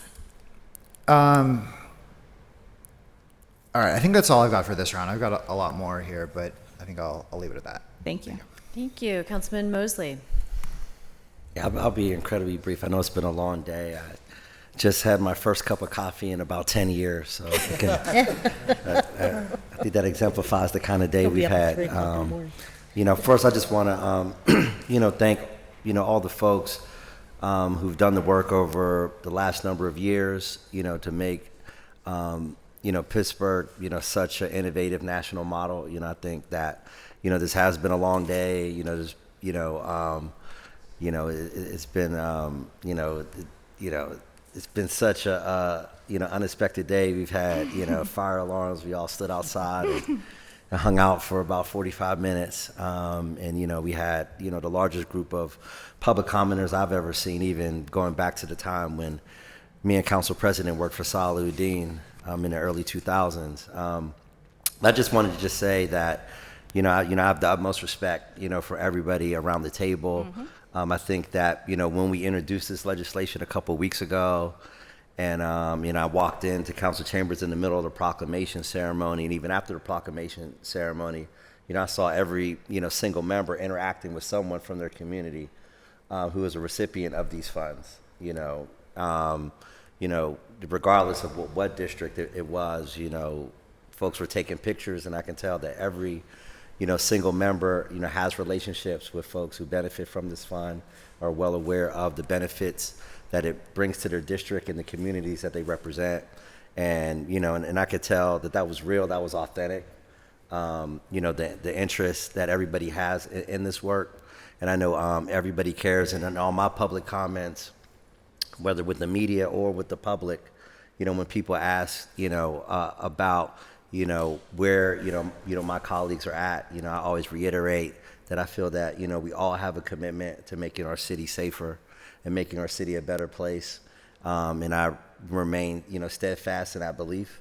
I do think that we are in a unique moment, not only as a city, but as a country where anxiety is high. And we're getting overloaded with all kinds of information, a lot of it bad, and it causes folks, to react in a knee-jerk way, in a very visceral way. And now with the advent of social media, it allows people to take things and run with it. I think that Post-Gazette editorial, really set people off over the weekend, following social media, and it made people to jump to conclusions. And I think that, really framed a lot of the narrative of what people had to say, because they took, I think in many ways, they took what the Post-Gazette had to say and conflated it, and connected it to members that are around this table who didn't say that. That was from the editorial board of the Post-Gazette.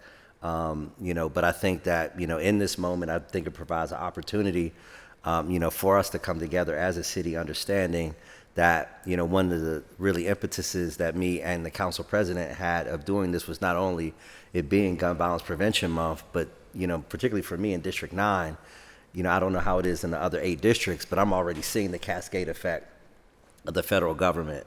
I was up at Job Corps, 3 weeks ago with 180 people looking at losing their jobs, a couple hundred kids losing a program, and about 60 kids who, didn't know where they were going to stay, until the judge blocked that order. I represent, Garland Park. I was out of town with my brother, who many of you know is very sick, and came home and realized that, a gang of kids got shot, and next week me and the mayor are going to be meeting with a bunch of community folks to talk about, how we can address these pop-up events that unfortunately spiral out of control. So, we're seeing, the impact of, a very heartless, federal administration, and the impacts that we're seeing in our communities. And me and the council president wanted to act fast and expeditiously, to address that. And my fear is that, if we don't get out in front of this, we're going to see a cascade effect, not only in our city, but cities, all over the country. So I think, as we, work through our challenges locally, and, in our political differences and our policy differences, we can find those common themes, that we all can, rally around, that campfire that we all can rally around. And I think this is one of them. And this may, after, I don't know, 10 hours or, 9 hours, I don't know how many more, we might be here for a couple more hours looking at the agenda. We get through this could be the impetus of a transformational moment, for this city, as we deal through these challenges. So I just, me, I'm a pretty positive person. Even though the folks that know me, like me and Tali go back over 40 years, and I always like to remind people we won a state championship together in basketball. but yeah, 1991 Prairie Commodores. But I think it really just highlights the importance of us looking at the big picture, and coming together, and maybe through the scars that have come from the fall election and the scars that have come from the spring election, that we can work through those and eventually, find some silver lining to what sometimes seems like a gray cloud, hanging over the city. But I'm hopeful that, that with the folks that are around this table and the folks that are around the city that really care about this city, that, we're, at the precipice, of really bringing some transformational change that we can all be proud of. So, I know it's been a tough day, but I just wanted to bring a little bit of positivity, as we work through some really tough challenges. So thank you, everyone. I appreciate y'all. Thank you. Thank you. We do have a second round. So first up on second round is Councilwoman Cale Smith. I just want, real briefly, I want to respond to, I don't think people feel offended that the people came. We all love when we hear from the public. What we don't like and didn't appreciate is that we felt like they were exploited and given misinformation intentionally. And I've seen the post, I've seen the tweets, I've seen all the comments. And I think, press releases, everything I've seen, trying to bring people here. And so I think that, and no one ever said to council members, are you for or against this? Are you supportive of it? Is there something you want to change? You had conversations with people, but you never had it with all of council.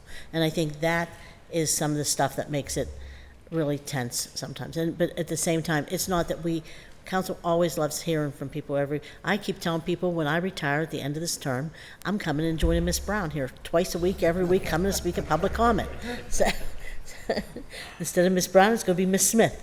So I just want to say, I think we all appreciate when people come here and speak to us. It's just we want to make sure that they're getting facts, not exploited. Thank you. Thank you. Councilman Wilson, second round. Yes, thank you, Chair. I had a couple questions. One is, why haven't the funds been spent? Councilman Wilson, I think that's a great question. I would say you, as a member of the steering committee, advisory committee, charged with expending or discussing the expenditures of those funds, I think could probably give a lot of insight to that. Unfortunately, I have not participated in those steering committee meetings, so I can't speak to that. I will say from conversations that I've had with Councilman Lavelle, and who obviously has a legacy in this work and was one of the co-founders of the legislation, that me mentioned earlier that we came into the door with none of this funding having been spent and initially, and with no systems or process set up for how to distribute this funding, no plan for how to distribute this funding. So we as an administration took an approach where we did several pilot rounds of investment, right? We did 2 rounds of $1 million each. We've done support for our athletic associations. We're now in our 3rd round of funding, which we are now scaling and doubling to $2 million. So we have taken a very measured approach to the expenditure of these resources. But I think Councilman Lavelle, Council President Lavelle mentioned this on the One Hood podcast that we were on, saying that we understand that that is a critique of some folks, though, that they would like to see these resources move faster, and they would like to see them in larger amounts. And I think that was a learning process for us. We've talked about how this is iterative. And so here we are iterating once again on what we have learned over the last 3 years and seeing the need. Councilman Mosley spoke to this. Our federal funding that is cut, not only to directly violence prevention programs, over $800 million nationally, but also we saw just the passage of the Big Beautiful Bill, cuts to other core preventative upstream services here locally as well. And so we want to not lose any of that progress that we have made in making this a safer city and get ahead of that as well. I think I would like to also add, I think that as we went through this process, Councilman. Oh, hold on, I just want to make, sorry, David, I want to hear your comment, but I just want to respond.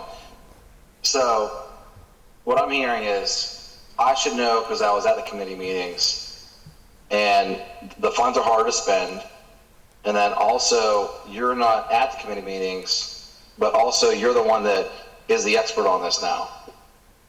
From like you put together all these amendments and did this, and there's still some major clarity that needs under so the public has clarity, and I really want to know from the administration why haven't the funds been spent? We don't actually know at council what that fund is.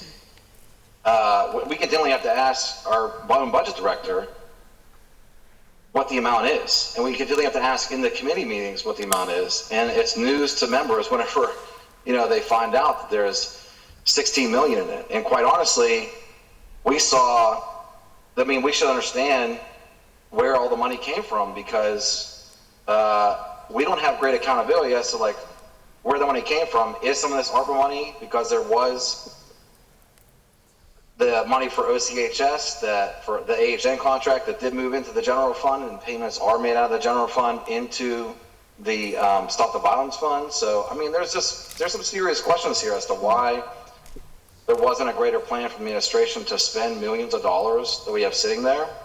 And I don't think it's reliant upon, just people that aren't formally on the committee but are on the committee. As you can see, you're formally putting that into the steering committee.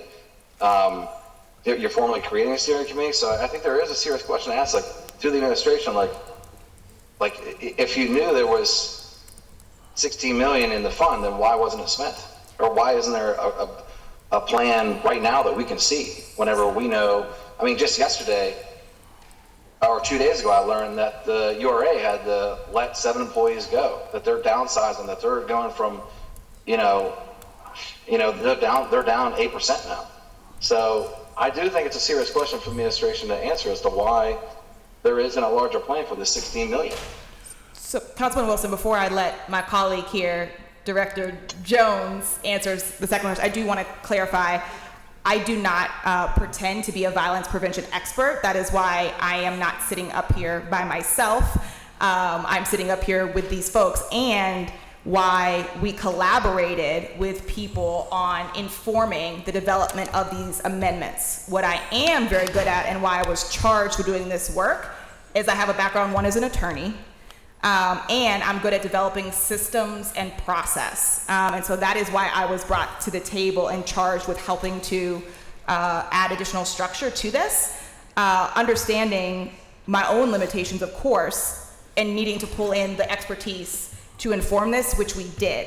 I do also want to note, though, however, that I have been personally impacted by gun violence, not only with family and friends, but I live in one of our high and extreme needs communities in Councilman Charlin's district that happens to has some of the most funded organizations, and it has had spikes in recent years in certain communities. So this is my everyday lived experience. And I think it's important that we talk about not only the academic expertise that people have, but that we talk about and value the lived experience, expertise that people have as well.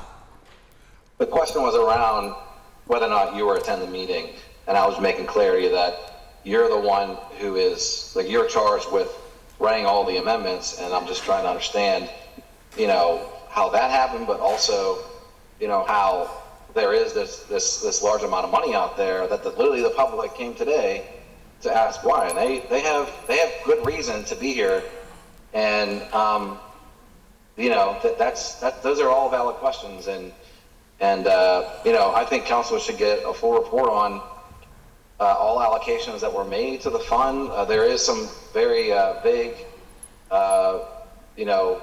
disbursements that were made, or payments that were made from the general, that we need some clarity on. Are those ARPA funds? Can we spend this money? If they are ARPA funds, is it okay to continue to spend the money the way we are? We don't want to put anyone at risk here, especially the city of Pittsburgh. So, Councilman, if I can just add a little bit, I also wanted to say that as part of the Stop the Violence Trust Fund Board, that we were trying to be very intentional about how we spent the money and how we allocated for it and how we also reported. So I also know that we had a change in personnel as well. That also kind of impeded the progress of us getting things out. And again, as I said earlier, we're trying our very best to make this machine the very best that we have in order to be able to make sure that the money is being maximized, but we also have the reporting mechanisms to be able to do that. So when there are questions from the council that we're able, and the public, that we're able to answer them to the best of our abilities. So there was a couple of those factors that kind of impeded the progress and also the amount and the manner in which we gave out the funds. Yes, sir. Okay. And So how Council, are we going to go from? How are we going to go from spending? So if we're spending $1 million on the community-based organizations to going from $1 million to $2 million this year, and there was a gap, right? If I'm tell me if I'm incorrect. There is a gap in terms of disbursement that happened recently, right? With these the $1 million allocation. I do need a point of clarity there. There is a gap of funding that happened, right? There was a delay. There was a delay because we were waiting on the reporting from the first round. So we didn't want to put out the second round of funding. Say that again? How long was the delay? How long was the delay? Might have been 6 months. Okay. So just for clarity, when we talk about data, when we do look at, when we are like, and this is all good. Like, once again, I'm 100% on this, council 100% on this. We all support this. But when we're talking about, data and everything, that's why I want to just make sure we have language in there about metrics, because if we did have a gap and, we are celebrating, reduced violence during that gap, then I'm just curious on like how that plays out. Like, if we weren't funding whenever violence was down, then we should be looking at that data to understand, why it continued to drop as we didn't have funds in the community. No, So it wasn't that there were no funds out there. It was the reporting was the delay. It wasn't the funding. The funding was still out there. We had a change in, like you said, personnel, and then we couldn't I didn't start until after that person's tenure ended. So then after that, before we pushed out the money, there was still money out before that. We still had to go through the process of selecting and putting it out so people could apply. Yeah, I thought there was a big gap of funding, but what you're describing is that there was money that was already out there in the community. So, but either way, the term data in the legislation could be strengthened, because I'll go back to Councilperson Warwick's comment about we have been at the table, we have seen data, and I'll say it again. That is, Tylee's at the table saying data. That is because of what this council did, the amendment that I put in to make sure that technology was used. That only happened because, within these good organizations,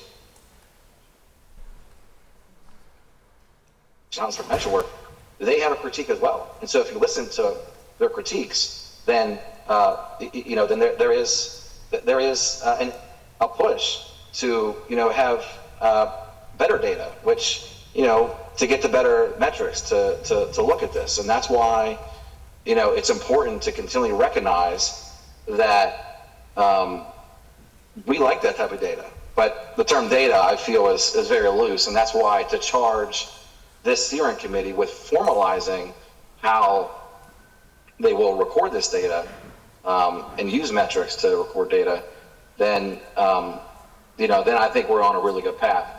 I think we are on a good path. I just think we need to formally, incorporate that into, like, the council president said, like, into the bylaws. But I think that there should be direction from the this ordinance to direct that to happen, just like everything else that we do. We don't have to be the experts on it, but we want to rely on the people who are involved in this work to formalize this. And, so I'm looking forward to the work over the next week, but I do think that there is a lot hanging out here that we should, hold this for a week or two so that we get all this right.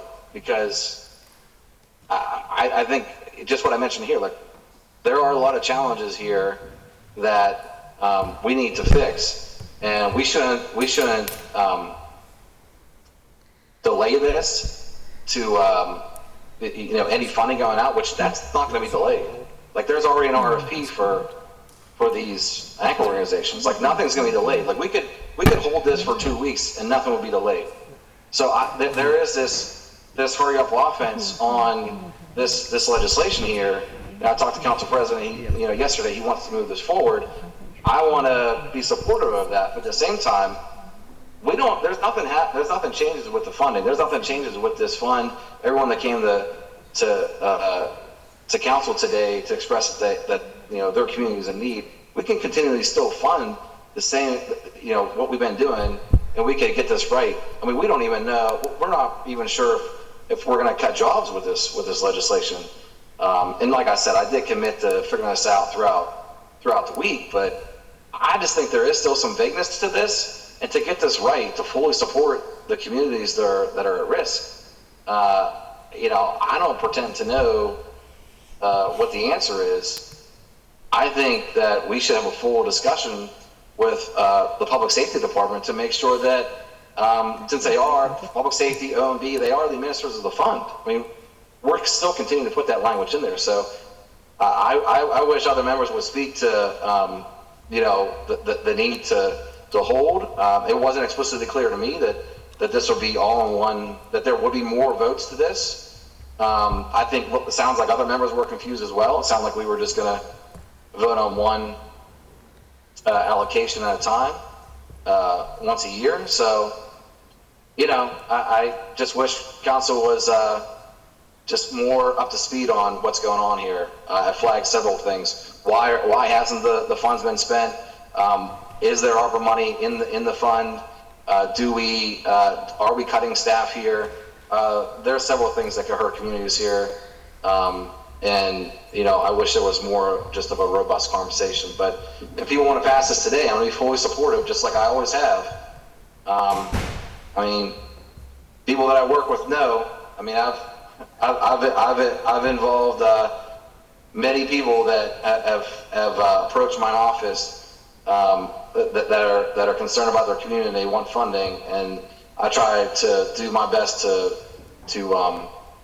support their cause, and they've been supported through this effort that we're looking at here, and I want to continue to do that the appropriate way. So don't want to feel like I'm on an island here, and but at the same time, I don't feel like I'm on an island, because I feel like we all want the same thing, for the communities to thrive.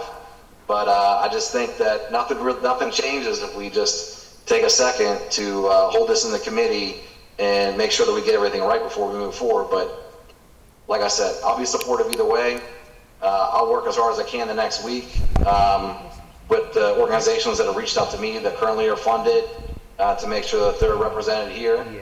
And I'll work with the council president and Councilman Mosley to make sure that I'm up to speed, and that I'll relay that to other members, because I'm definitely hearing it, throughout the questioning, that people have a lot of questions about this. It's about to get dark out, so that's definitely a sign of how much we're involved in this effort. So I appreciate your time, and I don't have any further questions. Thank you. Thank you. Council President Lavelle. Yes, I'd like to call the question. Second. Second. All right. All those in favor of Bill 1956, please indicate by saying aye. Aye. Affirmative recommendation. There's a vote on the call the question. No, there's not. It's a priority motion. It means no more discussion. Sorry, the point of the call and the question is to essentially get back to what the issue was at hand. So there isn't a vote on that calling of the question. Perhaps the second wasn't needed? Correct. Yeah, it's a priority motion. The second was superfluous, but it does not need a vote, is what we heard. Okay. I don't think that's how it's listed in rules of council. It is.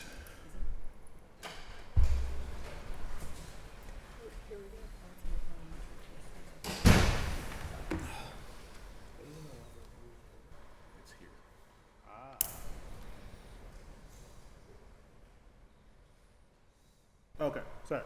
So there's rules of council. I was going off of Robert's rules of order. So council member make a motion to call the question. So end the debate on the immediate pending motion, and then it requires a second and a 2/3 vote in favor. So How are we debating? Very What much. discussion? So what is the procedure now? So made the second. We voted I think one was no. So we end up getting the 6. We voted on the bill, not the call to question. Ah.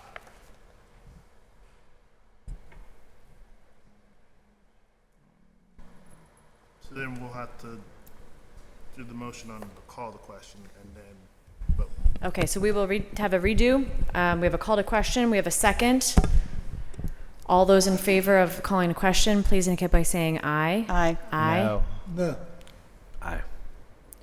Aye. Roll call.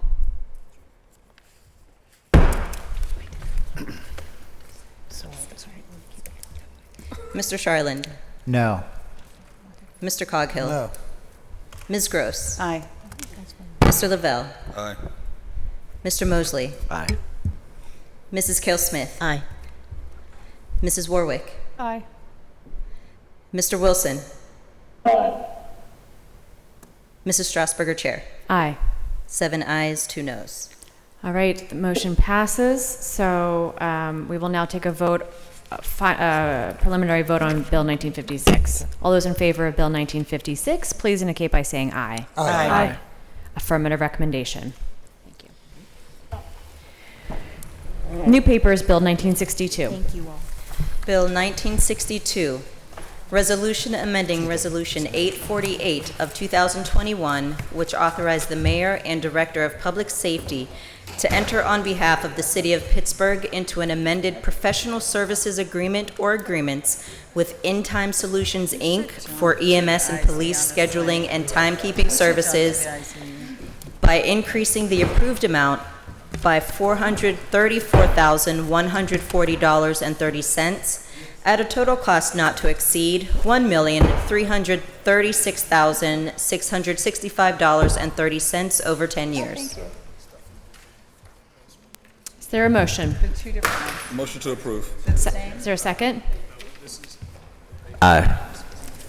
Is it second? Second. Second. With discussion. With discussion, Bill 1962. What's happening? Sorry, what's happening?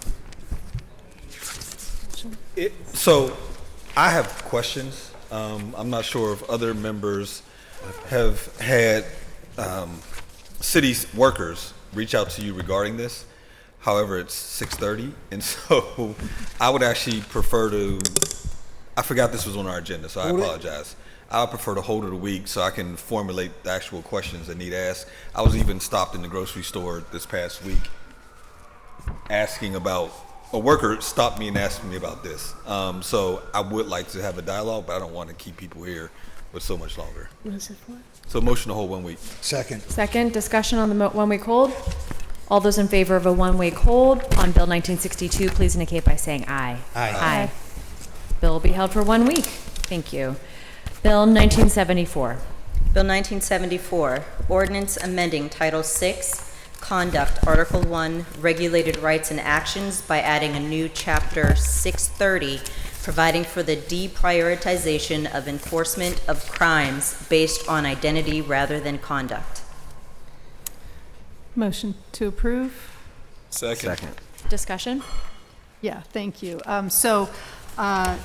This is the third of the bills that we brought for Pride Month to help protect our our LGBTQIA community, and in particular our trans community. A constituent came, and I think they actually spoke during public comment, with the fear that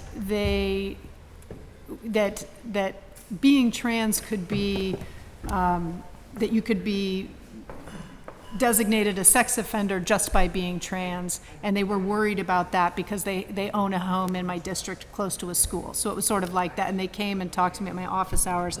And I do want to give credit to Councilman Wilson, because his original, and I don't even remember what year it is now, maybe 2022, deprioritization bill around reproductive care, which then, was the model for the deprioritization bill around gender affirming care that we passed in 2023, and now again is the model for this bill, which deprioritizes the enforcement of any crimes based on a person's identity. So, similar to the medical discrimination, if a higher body of government should designate something being a crime only because of the person doing the action. So for example, if I, as a cisgender woman, can sit down and do a story hour with kids, then, should the federal government make it illegal for a trans person to do that same thing, those are crimes that would be deprioritized in the city of Pittsburgh. And so it's that exact same model coming from Councilman Wilson's original bill for reproductive care. So that's what this is. I think it's pretty straightforward. I'm happy to answer any questions that anyone may have. Thank you. Any discussion on Bill 1974? Yes, I have a comment. Councilman Wilson. Yeah, I'm just gonna celebrate the shout out because have you seen me work out in real live time trying to make sense of a bill that I think should be strengthened. I mean, I appreciate you recognizing work in the past that is helping out things in the future, because I do feel like there's a lot of good work that comes out of this council, and I appreciate you not trying to appreciate you recognizing the work in the past. That's all I gotta say. Yeah, no, I mean, and that work is really, it was just a great idea, and it is an idea that is paying off in spades as this federal government just gets scarier and scarier and more oppressive every day. So, thank you. Thank you. Any further discussion? I want to thank you again for sponsoring this suite of legislation, and I'm fully supportive. Yeah, and thanks to all the sponsors as well. Much appreciated. All those in favor of Bill 1974, please indicate by saying aye. Aye. Aye. Affirmative recommendation. We have exhausted the next committee, the Public Works and Infrastructure Committee, so that moves us on to Land Use and Economic Development Committee, chaired by Councilman Wilson. Deferred papers, Bill 1284. Ordinance amending the Pittsburgh Code of Ordinances, Title 9 Zoning, Article 3 Overlay Zoning Districts, Chapter 907, Development Overlay Districts, to amend Section 907.04, Inclusionary Housing Overlay District, Article 4, Planning Districts, Chapter 910, Downtown Districts, to amend Section 910.01, Golden Triangle District, Article 5, Use Regulations, Chapter 911, Primary Uses, to amend Section 911.04, Use Standards, and Article 6, Development Standards, Chapter 915, Environmental Performance Standards, to amend Section 915.07, Performance Points System. To approve. Second. Discussion? Councilwoman Gross. Yes, Madam Chair. I would like the clerk to just confirm that this is the negative recommendation from the Planning Commission. Yes. And so we've had these before, and it's one of those ones where you kind of vote backwards. So if you vote yes, you are voting to sustain the negative recommendation so that we would not adopt this amendment to the inclusionary zoning overlay. If you vote no, then you are voting to reject the Planning Commission's referral and supporting the changes to the inclusionary zoning overlay. Yes. So just confirming, thank you, I appreciate that. So I will be voting aye to support the rejection from the Planning Commission. Thank you. Thank you. Thank you for the clarification, Councilwoman. Any further discussion? Seeing none, roll call vote for 1284, please. 2024-1284. Mr. Charland. No. Mr. Coghill. Ms. Gross. Aye. Mr. Lavelle. Aye. Mr. Mosley. Aye. Mrs. Kale Smith. Aye. Mrs. Warwick. Aye. Mr. Wilson. Mrs. Strasburger, Chair. Aye. 6 ayes, 1 no. The motion carries. That moves us on to Bill 1770. Bill 1770, ordinance supplementing the Pittsburgh City Code, Title 6, Conduct, Article 1, Regulated Rights and Actions, Chapter 609, Weeds and Grass, by creating a new section 609.08, Managed Natural Landscapes, to allow for the planting and maintenance of managed natural landscapes by residents. Is it under who? Motion to approve. Second. Discussion? Discussion. Now, I do have an amendment. Should I motion to amend? Please do. Yes. Okay, so motion to amend. Second. Discussion on the amendment? Yeah, so this, sorry, I feel like I have lots of bills today, so I appreciate everyone's patience. So this ended up being a lot more complicated than we thought it was going to be. However, just to clarify for the public, the intention of this bill is for, first of all, it is already legal to have a managed natural landscape garden in Pittsburgh, right? However, there were cases where neighbors were complaining and saying that it was weeds. And then PLI would come out, but PLI does not have the expertise just looking at your garden to determine whether it is weeds or an actual managed natural landscape garden, right? So the idea here was to provide residents with the option, they do not have to, right? With the option, should they want to register their garden, right?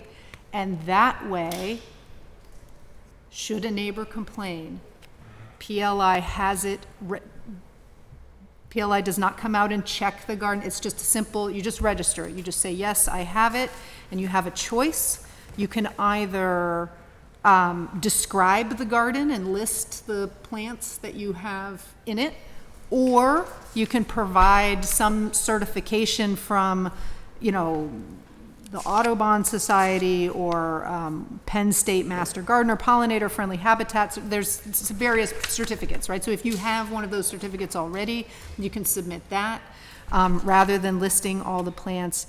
And that serves for PLI as the sort of documentation that it is indeed so that way, if your neighbor complains, right, PLI can look at it and say, oh, this is a registered pollinator garden. And then should your neighbor complain even further and want to take it to the magistrate or something like that, PLI can come, and even though they don't personally have the expertise to say, they can say, look, this is a registered garden. So it just sort of gives you that, you know, that extra layer of proof, so to speak, that you have a managed natural landscape and not just weeds. As far as the implementation, we talked with PLI, this will just be, and it's going to take a little time. It could be, you know, 6 months to a year to add it to One Stop. PGH just as an option. We'll do it in-house, so there won't be costs associated with that. And then there will also be a small fee to register. And again, just for the public, the understanding that here at the city, our fees cannot exceed the cost of administering a program, right? So the administration would be minimal, and so the fee would also be minimal. So this is not a way for the city to make more money or something like that, because I know there was some concern about that. So that's my kind of synopsis, and if anyone has questions, I'm happy to answer them. Thank you. Is there discussion? Councilwoman Cale Smith. Just briefly, I just want to say that I'm going to abstain today because I did have a constituent that was concerned. I want to make sure she's comfortable. And Okay, then sure. Next week. Thank you. Further, Councilwoman Gross. Thank you. I'm very excited about this. I appreciate you all working through it. We have a lot of constituents who are super enthusiastic about native species and natural yards and pollinators, and so thank you. I know, like as you said, you're just kind of like refining it so that we have fewer problems. So appreciate it. Thanks for the work. Thank you. And I do want to specify too, for folks that are concerned, there are still, like, your garden can't be going over the sidewalk, it can't be getting in the right of way. There are still, restrictions. It has to be managed, right? The word managed is key. Remember the email she sent? So she has a garden like that. Yeah. I think there was concern that folks would be required to register. They are not Okay. required. Okay. It's just if they want to. Okay, if that was her concern, then I'll vote. Okay. I think if I remember. Great. So we're on, I believe, the amendment to the bill. So any further discussion on the amendment? Seeing none, all those in favor of amending Bill 1770, please indicate by saying aye. Aye. Aye. Bill is amended. Any further discussion? Seeing none, all those in favor of Bill 1770, please say aye. Aye. Affirmative recommendation. Bill 1771. I'm going to abstain today. One abstention. So noted. Bill 1771. Bill 1771, ordinance amending the Pittsburgh City Code, Title 10, Building, Chapter 1004, International Property Maintenance Code Adoption, Section 1004.02, changes specified to allow for the planting and maintenance of managed natural landscapes by residents. Motion to approve. Second. Discussion? This is just one in this. These two bills are together. Further discussion? Seeing none, all those in favor of Bill 1771, please say aye. Aye. Aye. Abstain. One abstention. Affirmative recommendation. Bill 1924. Bill 1924, resolution providing for the designation as an historic structure under Title 11 of the Code of Ordinances, that certain structure known as Vincentian Marion Manor, located at 2695 Winchester Drive in the 20th Ward, City of Pittsburgh. Send it. Is it for me? Motion to send to Historic Review Commission for review. Second. Second, all those in favor of sending Bill 1924 to historic review, please say aye. Aye. Aye. Bill be sent to Historic Review Commission for report and recommendation. New papers, Bill 1968. Bill 1968, resolution providing for the designation as an historic structure under Title 11 of the Code of Ordinances, that certain structure known as the Anathan House, located at 1620 Murray Avenue in the Squirrel Hill North neighborhood in the 14th Ward, City of Pittsburgh. The owner of the property supports the nomination, and there is no cost to the city.